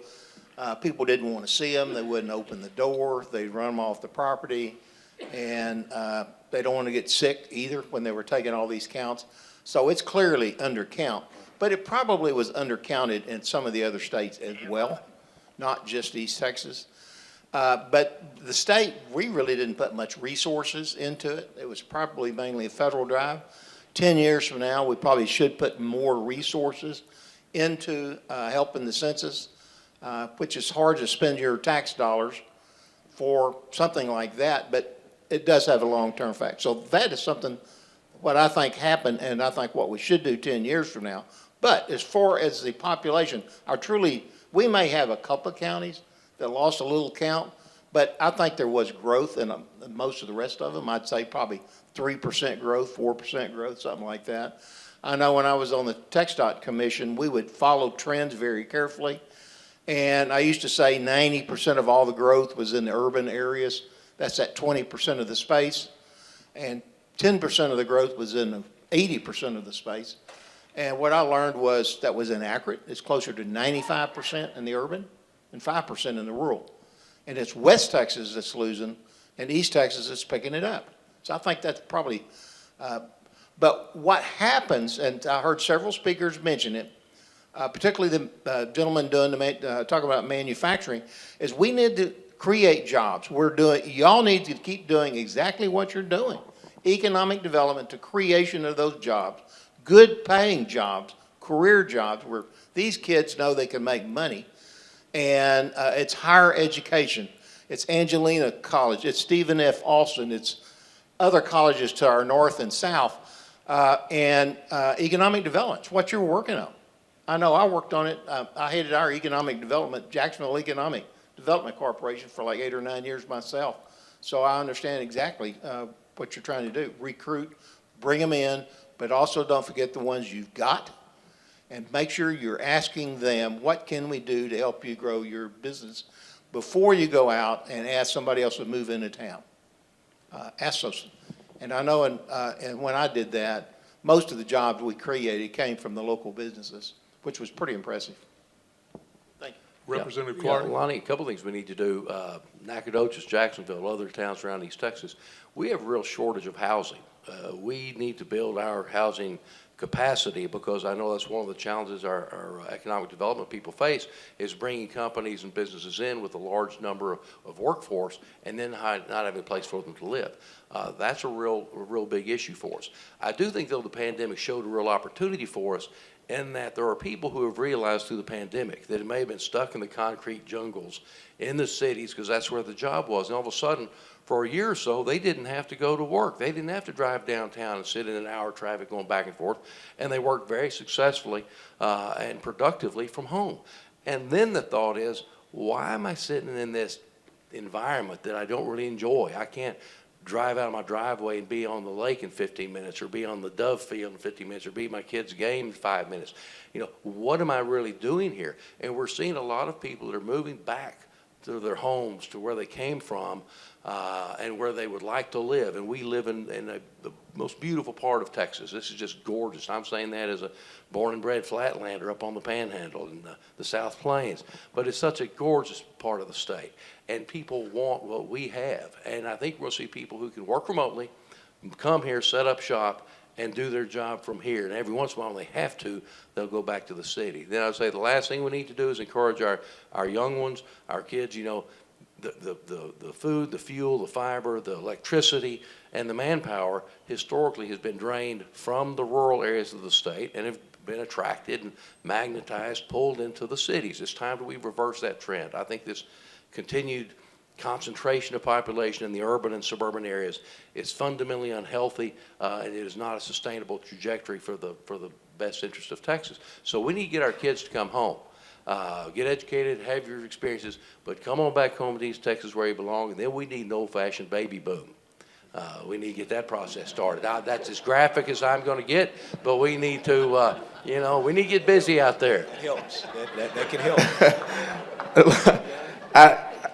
Although I hesitate to follow Travis Please do. at any time, and I assure you I will not go down any of those roads. But just two quick things, and I think I agree with everything that's been said here, and I think it brings us back to one of your initial questions, Lonnie, was the most significant things we did this session. The issue of broadband and the great work that these two did and the legislature did as a whole to put an emphasis on rural broadband. Because I agree with Travis in the fact that we have a lot of folks who live in urban suburban areas who are finding that it ain't too bad living in places like East Texas, but they can't do those jobs unless they have the same broadband access and speed and reliability that they have in Plano, Texas, or wherever it is that they're working today. And so when we accomplish what these folks have laid the groundwork for us to do, then we will then have that to offer.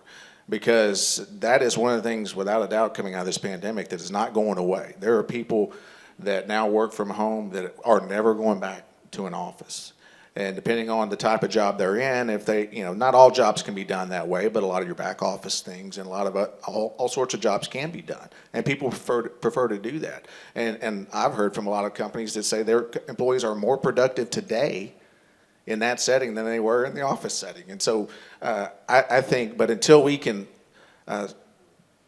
provide that same level of broadband and reliability for someone who wants to live on the lake on Toledo Bend as someone who's in an office building in downtown Dallas, once we get on an even playing field there, then I think we have something to offer there. And then I think it's going to force us also to focus on quality of life issues, continue to focus on those, because young people want certain things that we may or may not be able to provide to them in certain parts of rural Texas, and so we need to focus on that. And then an amen as well on making sure our young people come back. But I would suggest to you, in some cases, they don't ever have to leave because we have wonderful whether it's Angelina or, where I'm at, Panola College or other TSTC. I've got TSTC in Marshall where I live. There are great opportunities, and it speaks to the panel before who was talking about that, and making sure that we're delivering that message, and that we're not just as parents and people in society, not just saying success is that student that goes off to a four-year university like, Texas A&M, Trent, right? And I love my alma mater, but success is not just if you go off to a four-year university and become a doctor, lawyer, engineer. Success for some students is going to be going to Panola or going to Angelina and getting some sort of degree. I know students in Marshall, Texas that went to TSTC for 24 months that came out making $75,000 a year and make well over $100,000 a year today, and they have a career. For as long as they want that, they will retire probably from Eastman Chemical or wherever else they went to go to work. And they're still getting to go out and hunt and fish and do all those wonderful things they grew up doing. They never left East Texas. And so it's not just about those that go off to the university and how do we get them back, but putting an emphasis on those and making sure they're aware of those opportunities that they don't ever have to leave. And so I'm agreeing with my colleagues, which is normal. We normally agree on things. But I am super excited. I think the broadband issue to me is a game changer, ultimately. I think it's going to create a whole new set of opportunities that we have not had traditionally to recruit folks to come and enjoy who don't want to be a part of the rat race in Dallas or Houston, San Antonio, Austin, whatever. They'd love to live on their lake house in Toledo Bend or Caddo Lake or wherever it is and be able to do that same job that they can do in Dallas. And so I'm excited about the prospects, and I think that's the next boom for rural Texas is when we have that full deployment of broadband. I want to echo what Chris just said because he's exactly right. And, I remember when I was first elected to the school board there in Lufkin, I don't know, 17 years ago, whenever that was, the superintendent at the time said, Trent, the children that we have in kindergarten today, we're educating them for jobs that don't exist. And I think about that when I think about our K through 12 system, but in particular what Chris was saying about our higher education system. Our community colleges, our four-year institutions, our TSTCs, they do a tremendous job in our region of adapting and meeting the needs of the workforce. And I've had so many employers say that I can't say enough good things about usually where I live in it with Angelina College because they're creating this program. We've told them we need some training in this area and whatnot. And that's what it's going to take. And I remember right before session started, I did a walkthrough, and this would be representative whether it was a Georgia Pacific, Royal Martin, or Angelina Forest Products, or fill in the blank. You walk through a sawmill today, if you haven't, I'm going to encourage you to go take a sawmill tour. You have to have a computer engineering degree to really work on some of those lines. The amount of technology that's in the forest and wood products industry today, whether it's in a sawmill or just out cruising timber, it's amazing. And I think we can't lose sight of the fact that we've got to continue to recognize that as we think about our institutions of education, that Joey talked about this earlier, and he hit the nail on the head. A lot of our kids, they are so interested in what's in their hand, that iPhone or that gaming system. I've got a son in college that's majoring in computer engineering, and he doesn't want to go work for Google or Facebook. He wants to go work for an ag company when he graduates. And those are the type of I think interest that we need to be encouraging with our local, workforce is that, yes, we have a changing environment in terms of jobs that exist today, and that's going to continue. There's nothing that we can do or should do to stop that. But as our institutions of education, we've got to continue to recognize we can never sit still. We've always, as a state, as a local tax base, we've always got to continue to foster and support those systems, recognizing that that's what drives the Texas miracle. That's what it's about, the people.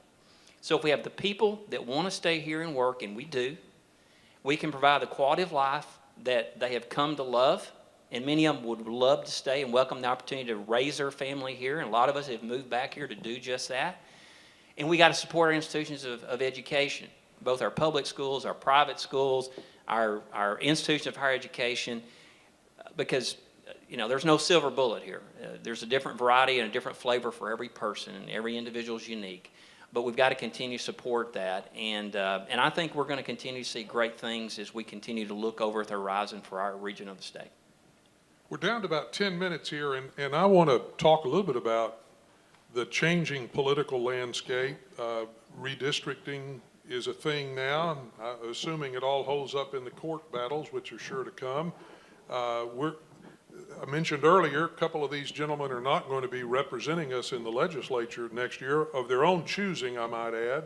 So I'm going to start with Representative White. I think everyone knows he has decided not to seek re-election, but is running for another statewide office. And certainly we wish you the best on that. I'm curious, some of your thought process. What made you decide to give up the House of Representatives and go for the Agriculture Commissioner's seat?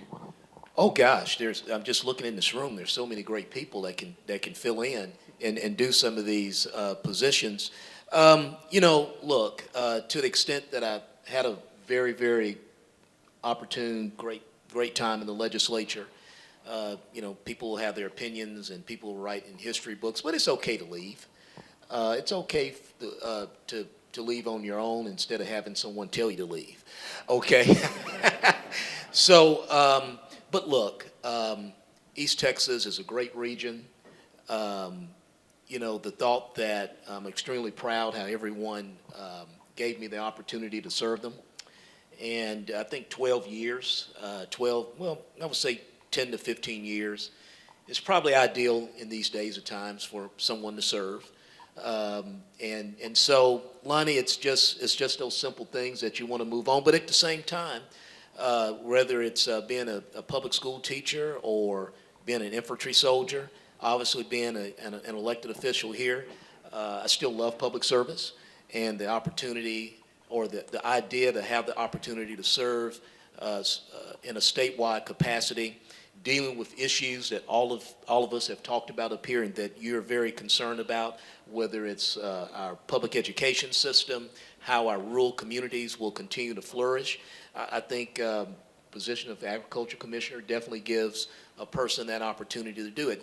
Here's an interesting thing. You read all these sunset reports and all these appropriation bills, and you have all these names of these organizations, and Texas Department of Agriculture, the biggest revenue source, 93% of its budget is your federal tax dollars that come back to the state of Texas to feed our kiddos in free and reduced lunch program.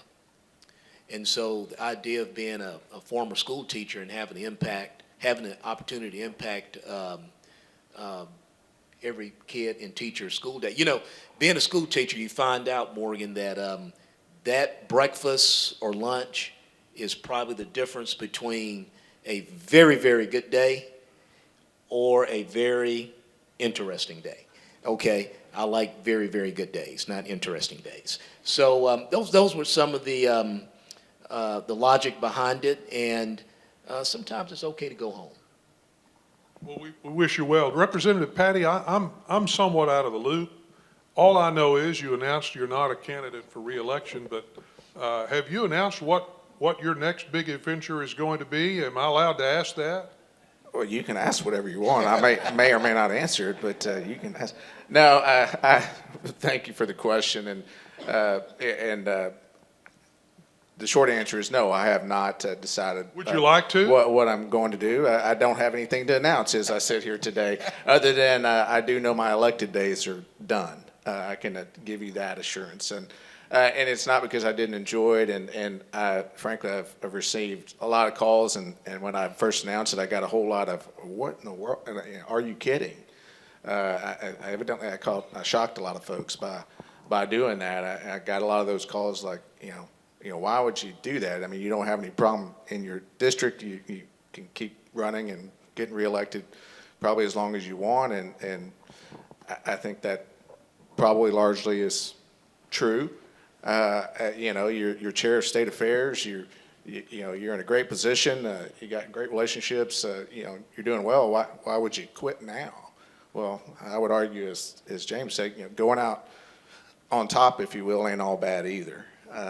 And, when I got into this, I came from a locally elected official. I was mayor of Marshall when I ran for the seat, so I served locally before I got in the legislature. And when I ran, I had always told myself that I was never going to serve more than 10 or 12 years.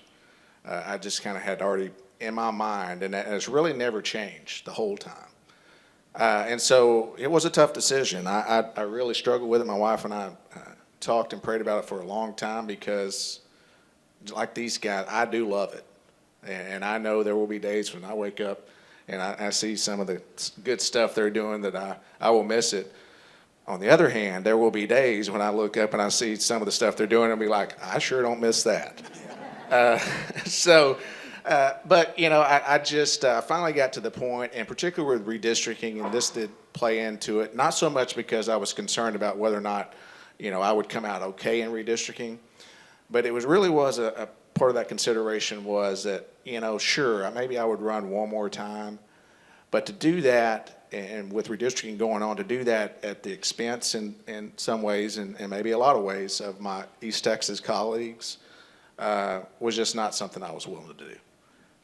Instead, I could make that decision now, and what would happen is what has happened. My 6 counties are now going to be distributed between 3 other East Texas representatives to make them whole, and it made things a lot easier. It avoided a situation where any of our East Texas reps, Northeast Texas reps, had to be paired and run against each other. That was going to happen had I stayed. And it just made it easier. It solved a lot of problems in doing that. And so, to me, although I could have certainly seen, going a little while longer, we were making a 10-year decision on districts that I just didn't feel like was the right thing to do to these guys, because I want them to be successful. East Texas, born and raised, this is my home. I care deeply about East Texas, and I want to make sure that we continue to have a strong delegation that can go down there and be as effective as I've been privileged to be a part of over the last 10 years. And so that was part of it. Also, I would say family-wise, we had 2 boys. My youngest is a junior in high school, and these folks know this. We get thanks all the time for our sacrifice. Thank you for serving. We appreciate your sacrifice, and we do appreciate that, and we do sacrifice personally. But no one more so than our families. Our families sacrifice significantly more than we do. And, my wife and 2 boys have, sacrificed a ton. I missed a lot of things over the last 10 years. And so I want to make sure I don't miss any of those things and over these next couple years or so before we're empty nesters and we just have to sit around and stare at each other and say, what do we do now? There's no ball game to go to. There's no any of that anymore. And so it was just the right time. And I struggled with it, but when I made that decision, I would tell you, I remember walking on the floor the next time after I'd announced that, and I had people come up to me, and they were like, I could see it on your face. Man, you are entirely too happy.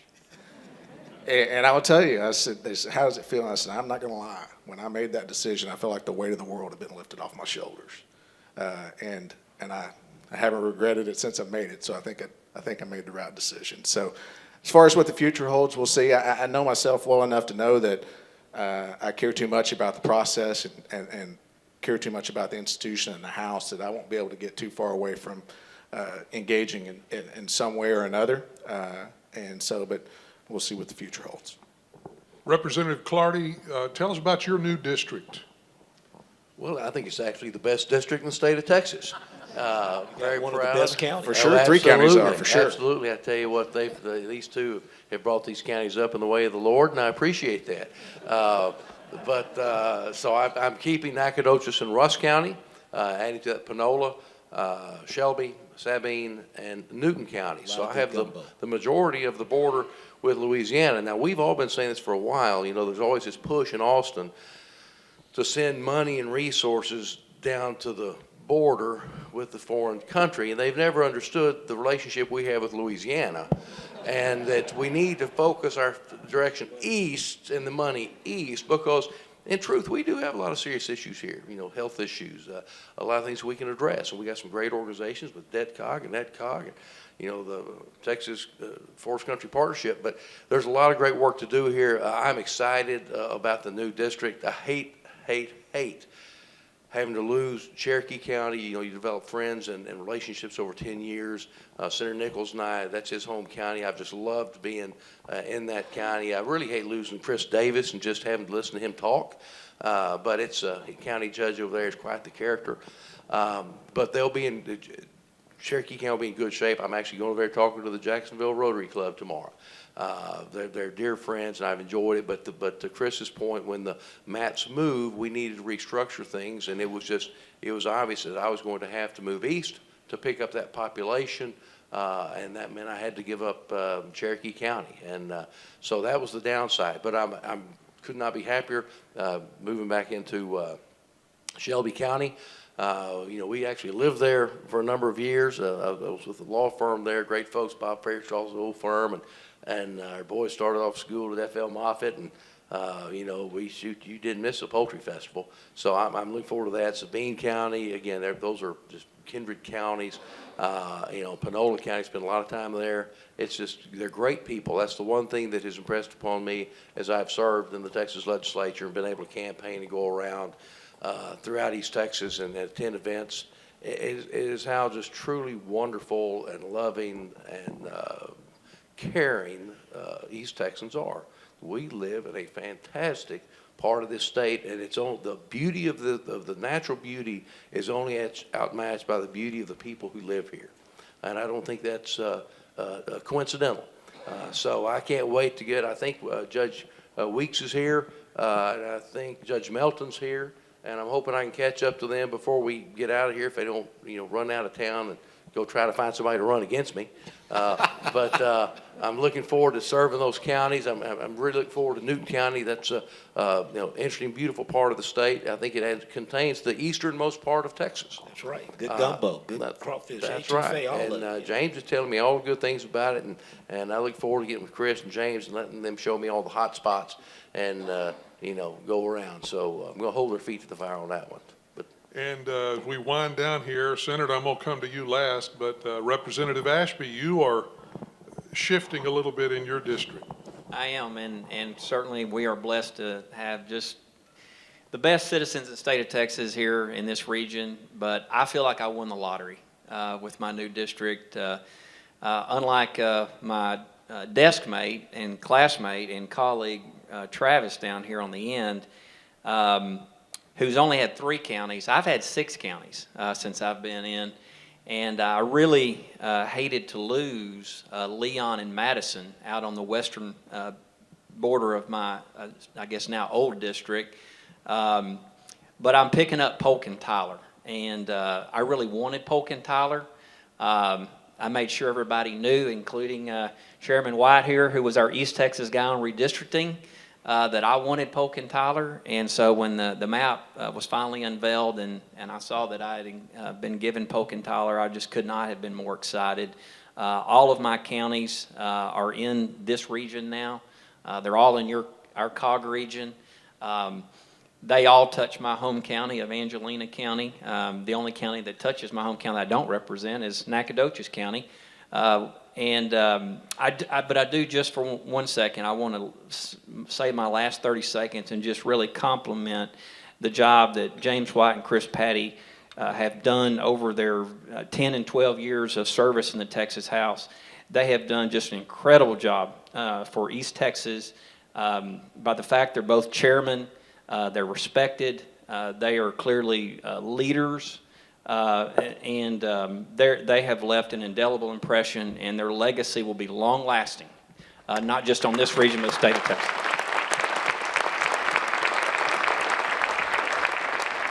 And it's been a privilege to serve with them, and I want both those guys to know that. Senator Nichols, you get the last word. You at the moment are the senator for the entire Texas Forest Country region. I think, sadly, you're going to lose one of our counties in the redistricting, but you will still have most of us.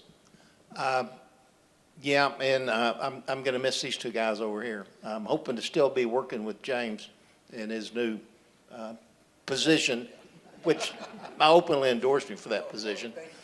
But also Chris Patty, and I did, and Chris Patty. It was pretty impressive. Other than James, 10 years ago, none of these other members were in the House. They were all less than 10 years in the House. And in that 10 years, in Senate District 3, all of a sudden, we started having chairmen. James, chairman of Criminal Justice, and now chairman of Homeland Security. Chris Patty, chairman of State Affairs. That's a big deal. Trent, I didn't never did quite understand that committee. You're the chair of Constitutional Rights and remedies, all the constitutional rights and remedies, all the junk that nobody else wanted, the speaker sent it my way. And I ended up with the Speaker of the House in Senate District 3. So East Texas, Senate District 3, we got a lot of, carry a pretty big stick down there. And we're going to lose two chairmen, which I really hate that. But we've got some strong members. And it's because these men took their job seriously. They took the work at the legislature seriously. They didn't go down there and party and play. And people look to East Texas. And so it's going to be even more important in the future because we've lost either one or two representatives from East Texas. And that's because there are fewer people, the growth is in the urbans, and so the population in the legislature follows the population growth. So we've lost now some more House members to the urban areas, and not only in the House, but we'll probably lose one in the Senate to the urban areas, but not in East Texas. And so it means it's going to be extremely important for us to continue working together, and I assure you we will continue doing that. I love what I do. What can I say? I sold all my businesses in 1996 and supposedly retired, but all I've been doing is what I call volunteer work. And first volunteer work is for my community, then it's for the region, and now it's for the whole state of Texas and East Texas. I absolutely love it. My kids, I don't think I could have done what some of these guys did with their kids at home. My kids are all out of college. I still see them, actually see them probably more now than I did a couple of years ago. And so I just love what I'm doing. So I told everybody this summer that I announced I was going to run again, do it all over again. And I learned in redistricting 10 years ago a couple of things. One is you don't shoot just to get to the ideal number. The ideal number is the population of the state through the census divided by 31 in the Senate and 150 in the House. Since we're not growing as fast, 10 years ago I shot to the very top. Whatever the maximum the state law and the courts would allow, that's what I got. And so most people did not realize that 10 years ago, the most populated Senate district in the state of Texas was Senate District 3. They say, you're nuts. Isn't it in Houston and Dallas? I said, no, it's East Texas. Well, we're not quite the #1 largest anymore, but we're in the top 3. And I heard Don Glover a while ago say 800,000 people. Don, we now represent 962,000 people, just a shade under 1 million. And I'm sure in a few more years it'll be 1 million. And in the congressional maps, you already heard about the House maps, and the congressional maps on the House members, I had been representing 10 state reps because of some of the mapping that was done. Instead of 10, I'm only going to have 7. That tells you part of the shrinkage. But currently I've been representing in Senate District 3 4 congressmen, but now I'm going to have 7. You're going to have a lot more congressmen. They saw all that red on the map in East Texas, and they kind of cut through East Texas like slices and layers of a cake. They went from west to east, west to east. So I've got 7 congressmen in this district, and before it's all over, I'm going to make sure I have every one of them's cell phone numbers. And if they don't call me back when I call, their districts are going to know about it. And so we'll collectively have a larger voice, I think, in the U.S. Congress. I'm talking about East Texas, but it's regional representation. But anyway, I think it's great. I'm glad the maps are over. Y'all, what they were talking about up here, pairing up, is the most brutal thing I've ever seen. They redraw the maps. If there's not enough population, they put 2 incumbents in one district. That's the most brutal thing you can do. And that's what happened several times last session, 10 years ago. It happened to James White. He was a survivor of that. And I'm proud of him for surviving what he had to go through. Anyway, that's pretty much all I've got to say. And Lonnie, can I, just real quick, Sure. because it kind of goes to this, you know, and yes, that is brutal, and that would have been brutal, and we would have had that situation in East Texas and SD3 and up into SD1 if James and I weren't leaving. So, you know, there's your loss right there when you start saying how many reps are there in East Texas now. Well, there's 2 fewer because our district just basically got consumed by other members, absorbed by other members, and so what has happened as it does each cycle is that the rural voice gets a little bit softer. Particularly in this case in the Texas House. Same will be true out in West Texas and Panhandle area. And so what I wanted to just emphasize in closing here was that there just really shows the significance and the importance of what you guys do when we talk about regionalism and making sure that we're all pulling in the same direction. That has never been more critical than it is today, and it will be going forward, because every time we go through this cycle, unless we find a way, as we discussed earlier, to reverse that trend, this is a continuing problem that we have, where that rural voice gets a little bit softer because it's just math, and you're going to have 2 fewer East Texas members in the Texas House next session, and so. I just want to stress and congratulate you on your focus on regionalism and making sure that you're working together, because that is so important to make sure that we continue to, our voices are heard, and that the things that we care about in East Texas and in rural Texas continue to have the focus that they should get. I just want to say thanks to each of you. I've been to Austin enough and seen you guys work and your colleagues there. It's not just a glamorous job for at least 6 months every 2 years, and you know, some years it just goes on and on and on. These gentlemen and their colleagues, I don't know what time they start in the morning, but I mean it's like 18-hour days at least. It is extremely demanding. If you've never been there and seen the way the sausage is made, it's a commitment, and it's certainly a commitment their families make to allow them to go do this.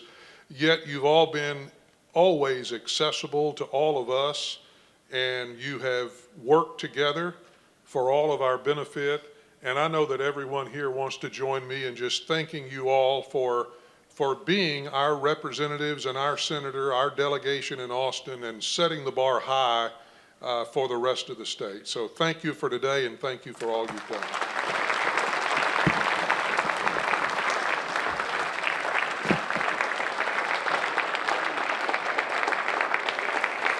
If you would, we have a presentation for you guys. If you'll just hang tight on the stage and follow Nancy's orders, she's got something she'd like to give you.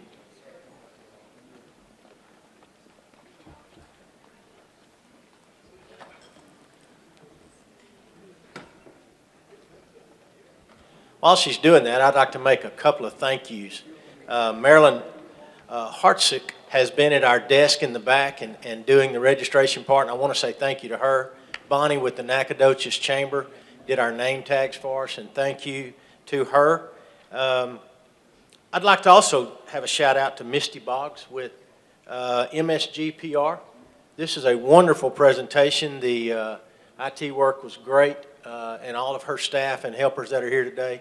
I want to shout out to you guys and say thank you.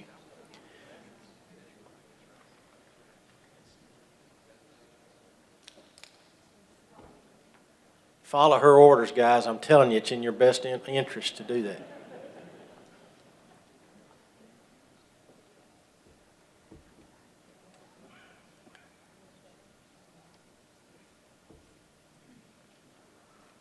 Representative White, to make you smile, I was very disappointed. Matter of fact, got emotional when I found out you weren't running.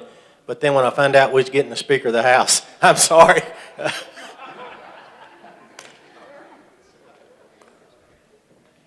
We have a great delegation in East Texas, and I really do appreciate these guys. Their doors were open.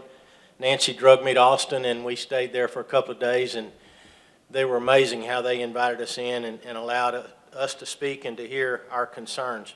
We have something new this year that I'm not real sure we've ever done before with a summit, but we're having a she called it a party, but in East Texas, you got to be careful how you use that term. But we're going to have an event after the summit where we can just mingle, have a conversation with the legislators and all those that stay. So we're about to end our meeting. So thank everyone for being here today. We want to really thank our investors, those board members in the counties that they represent.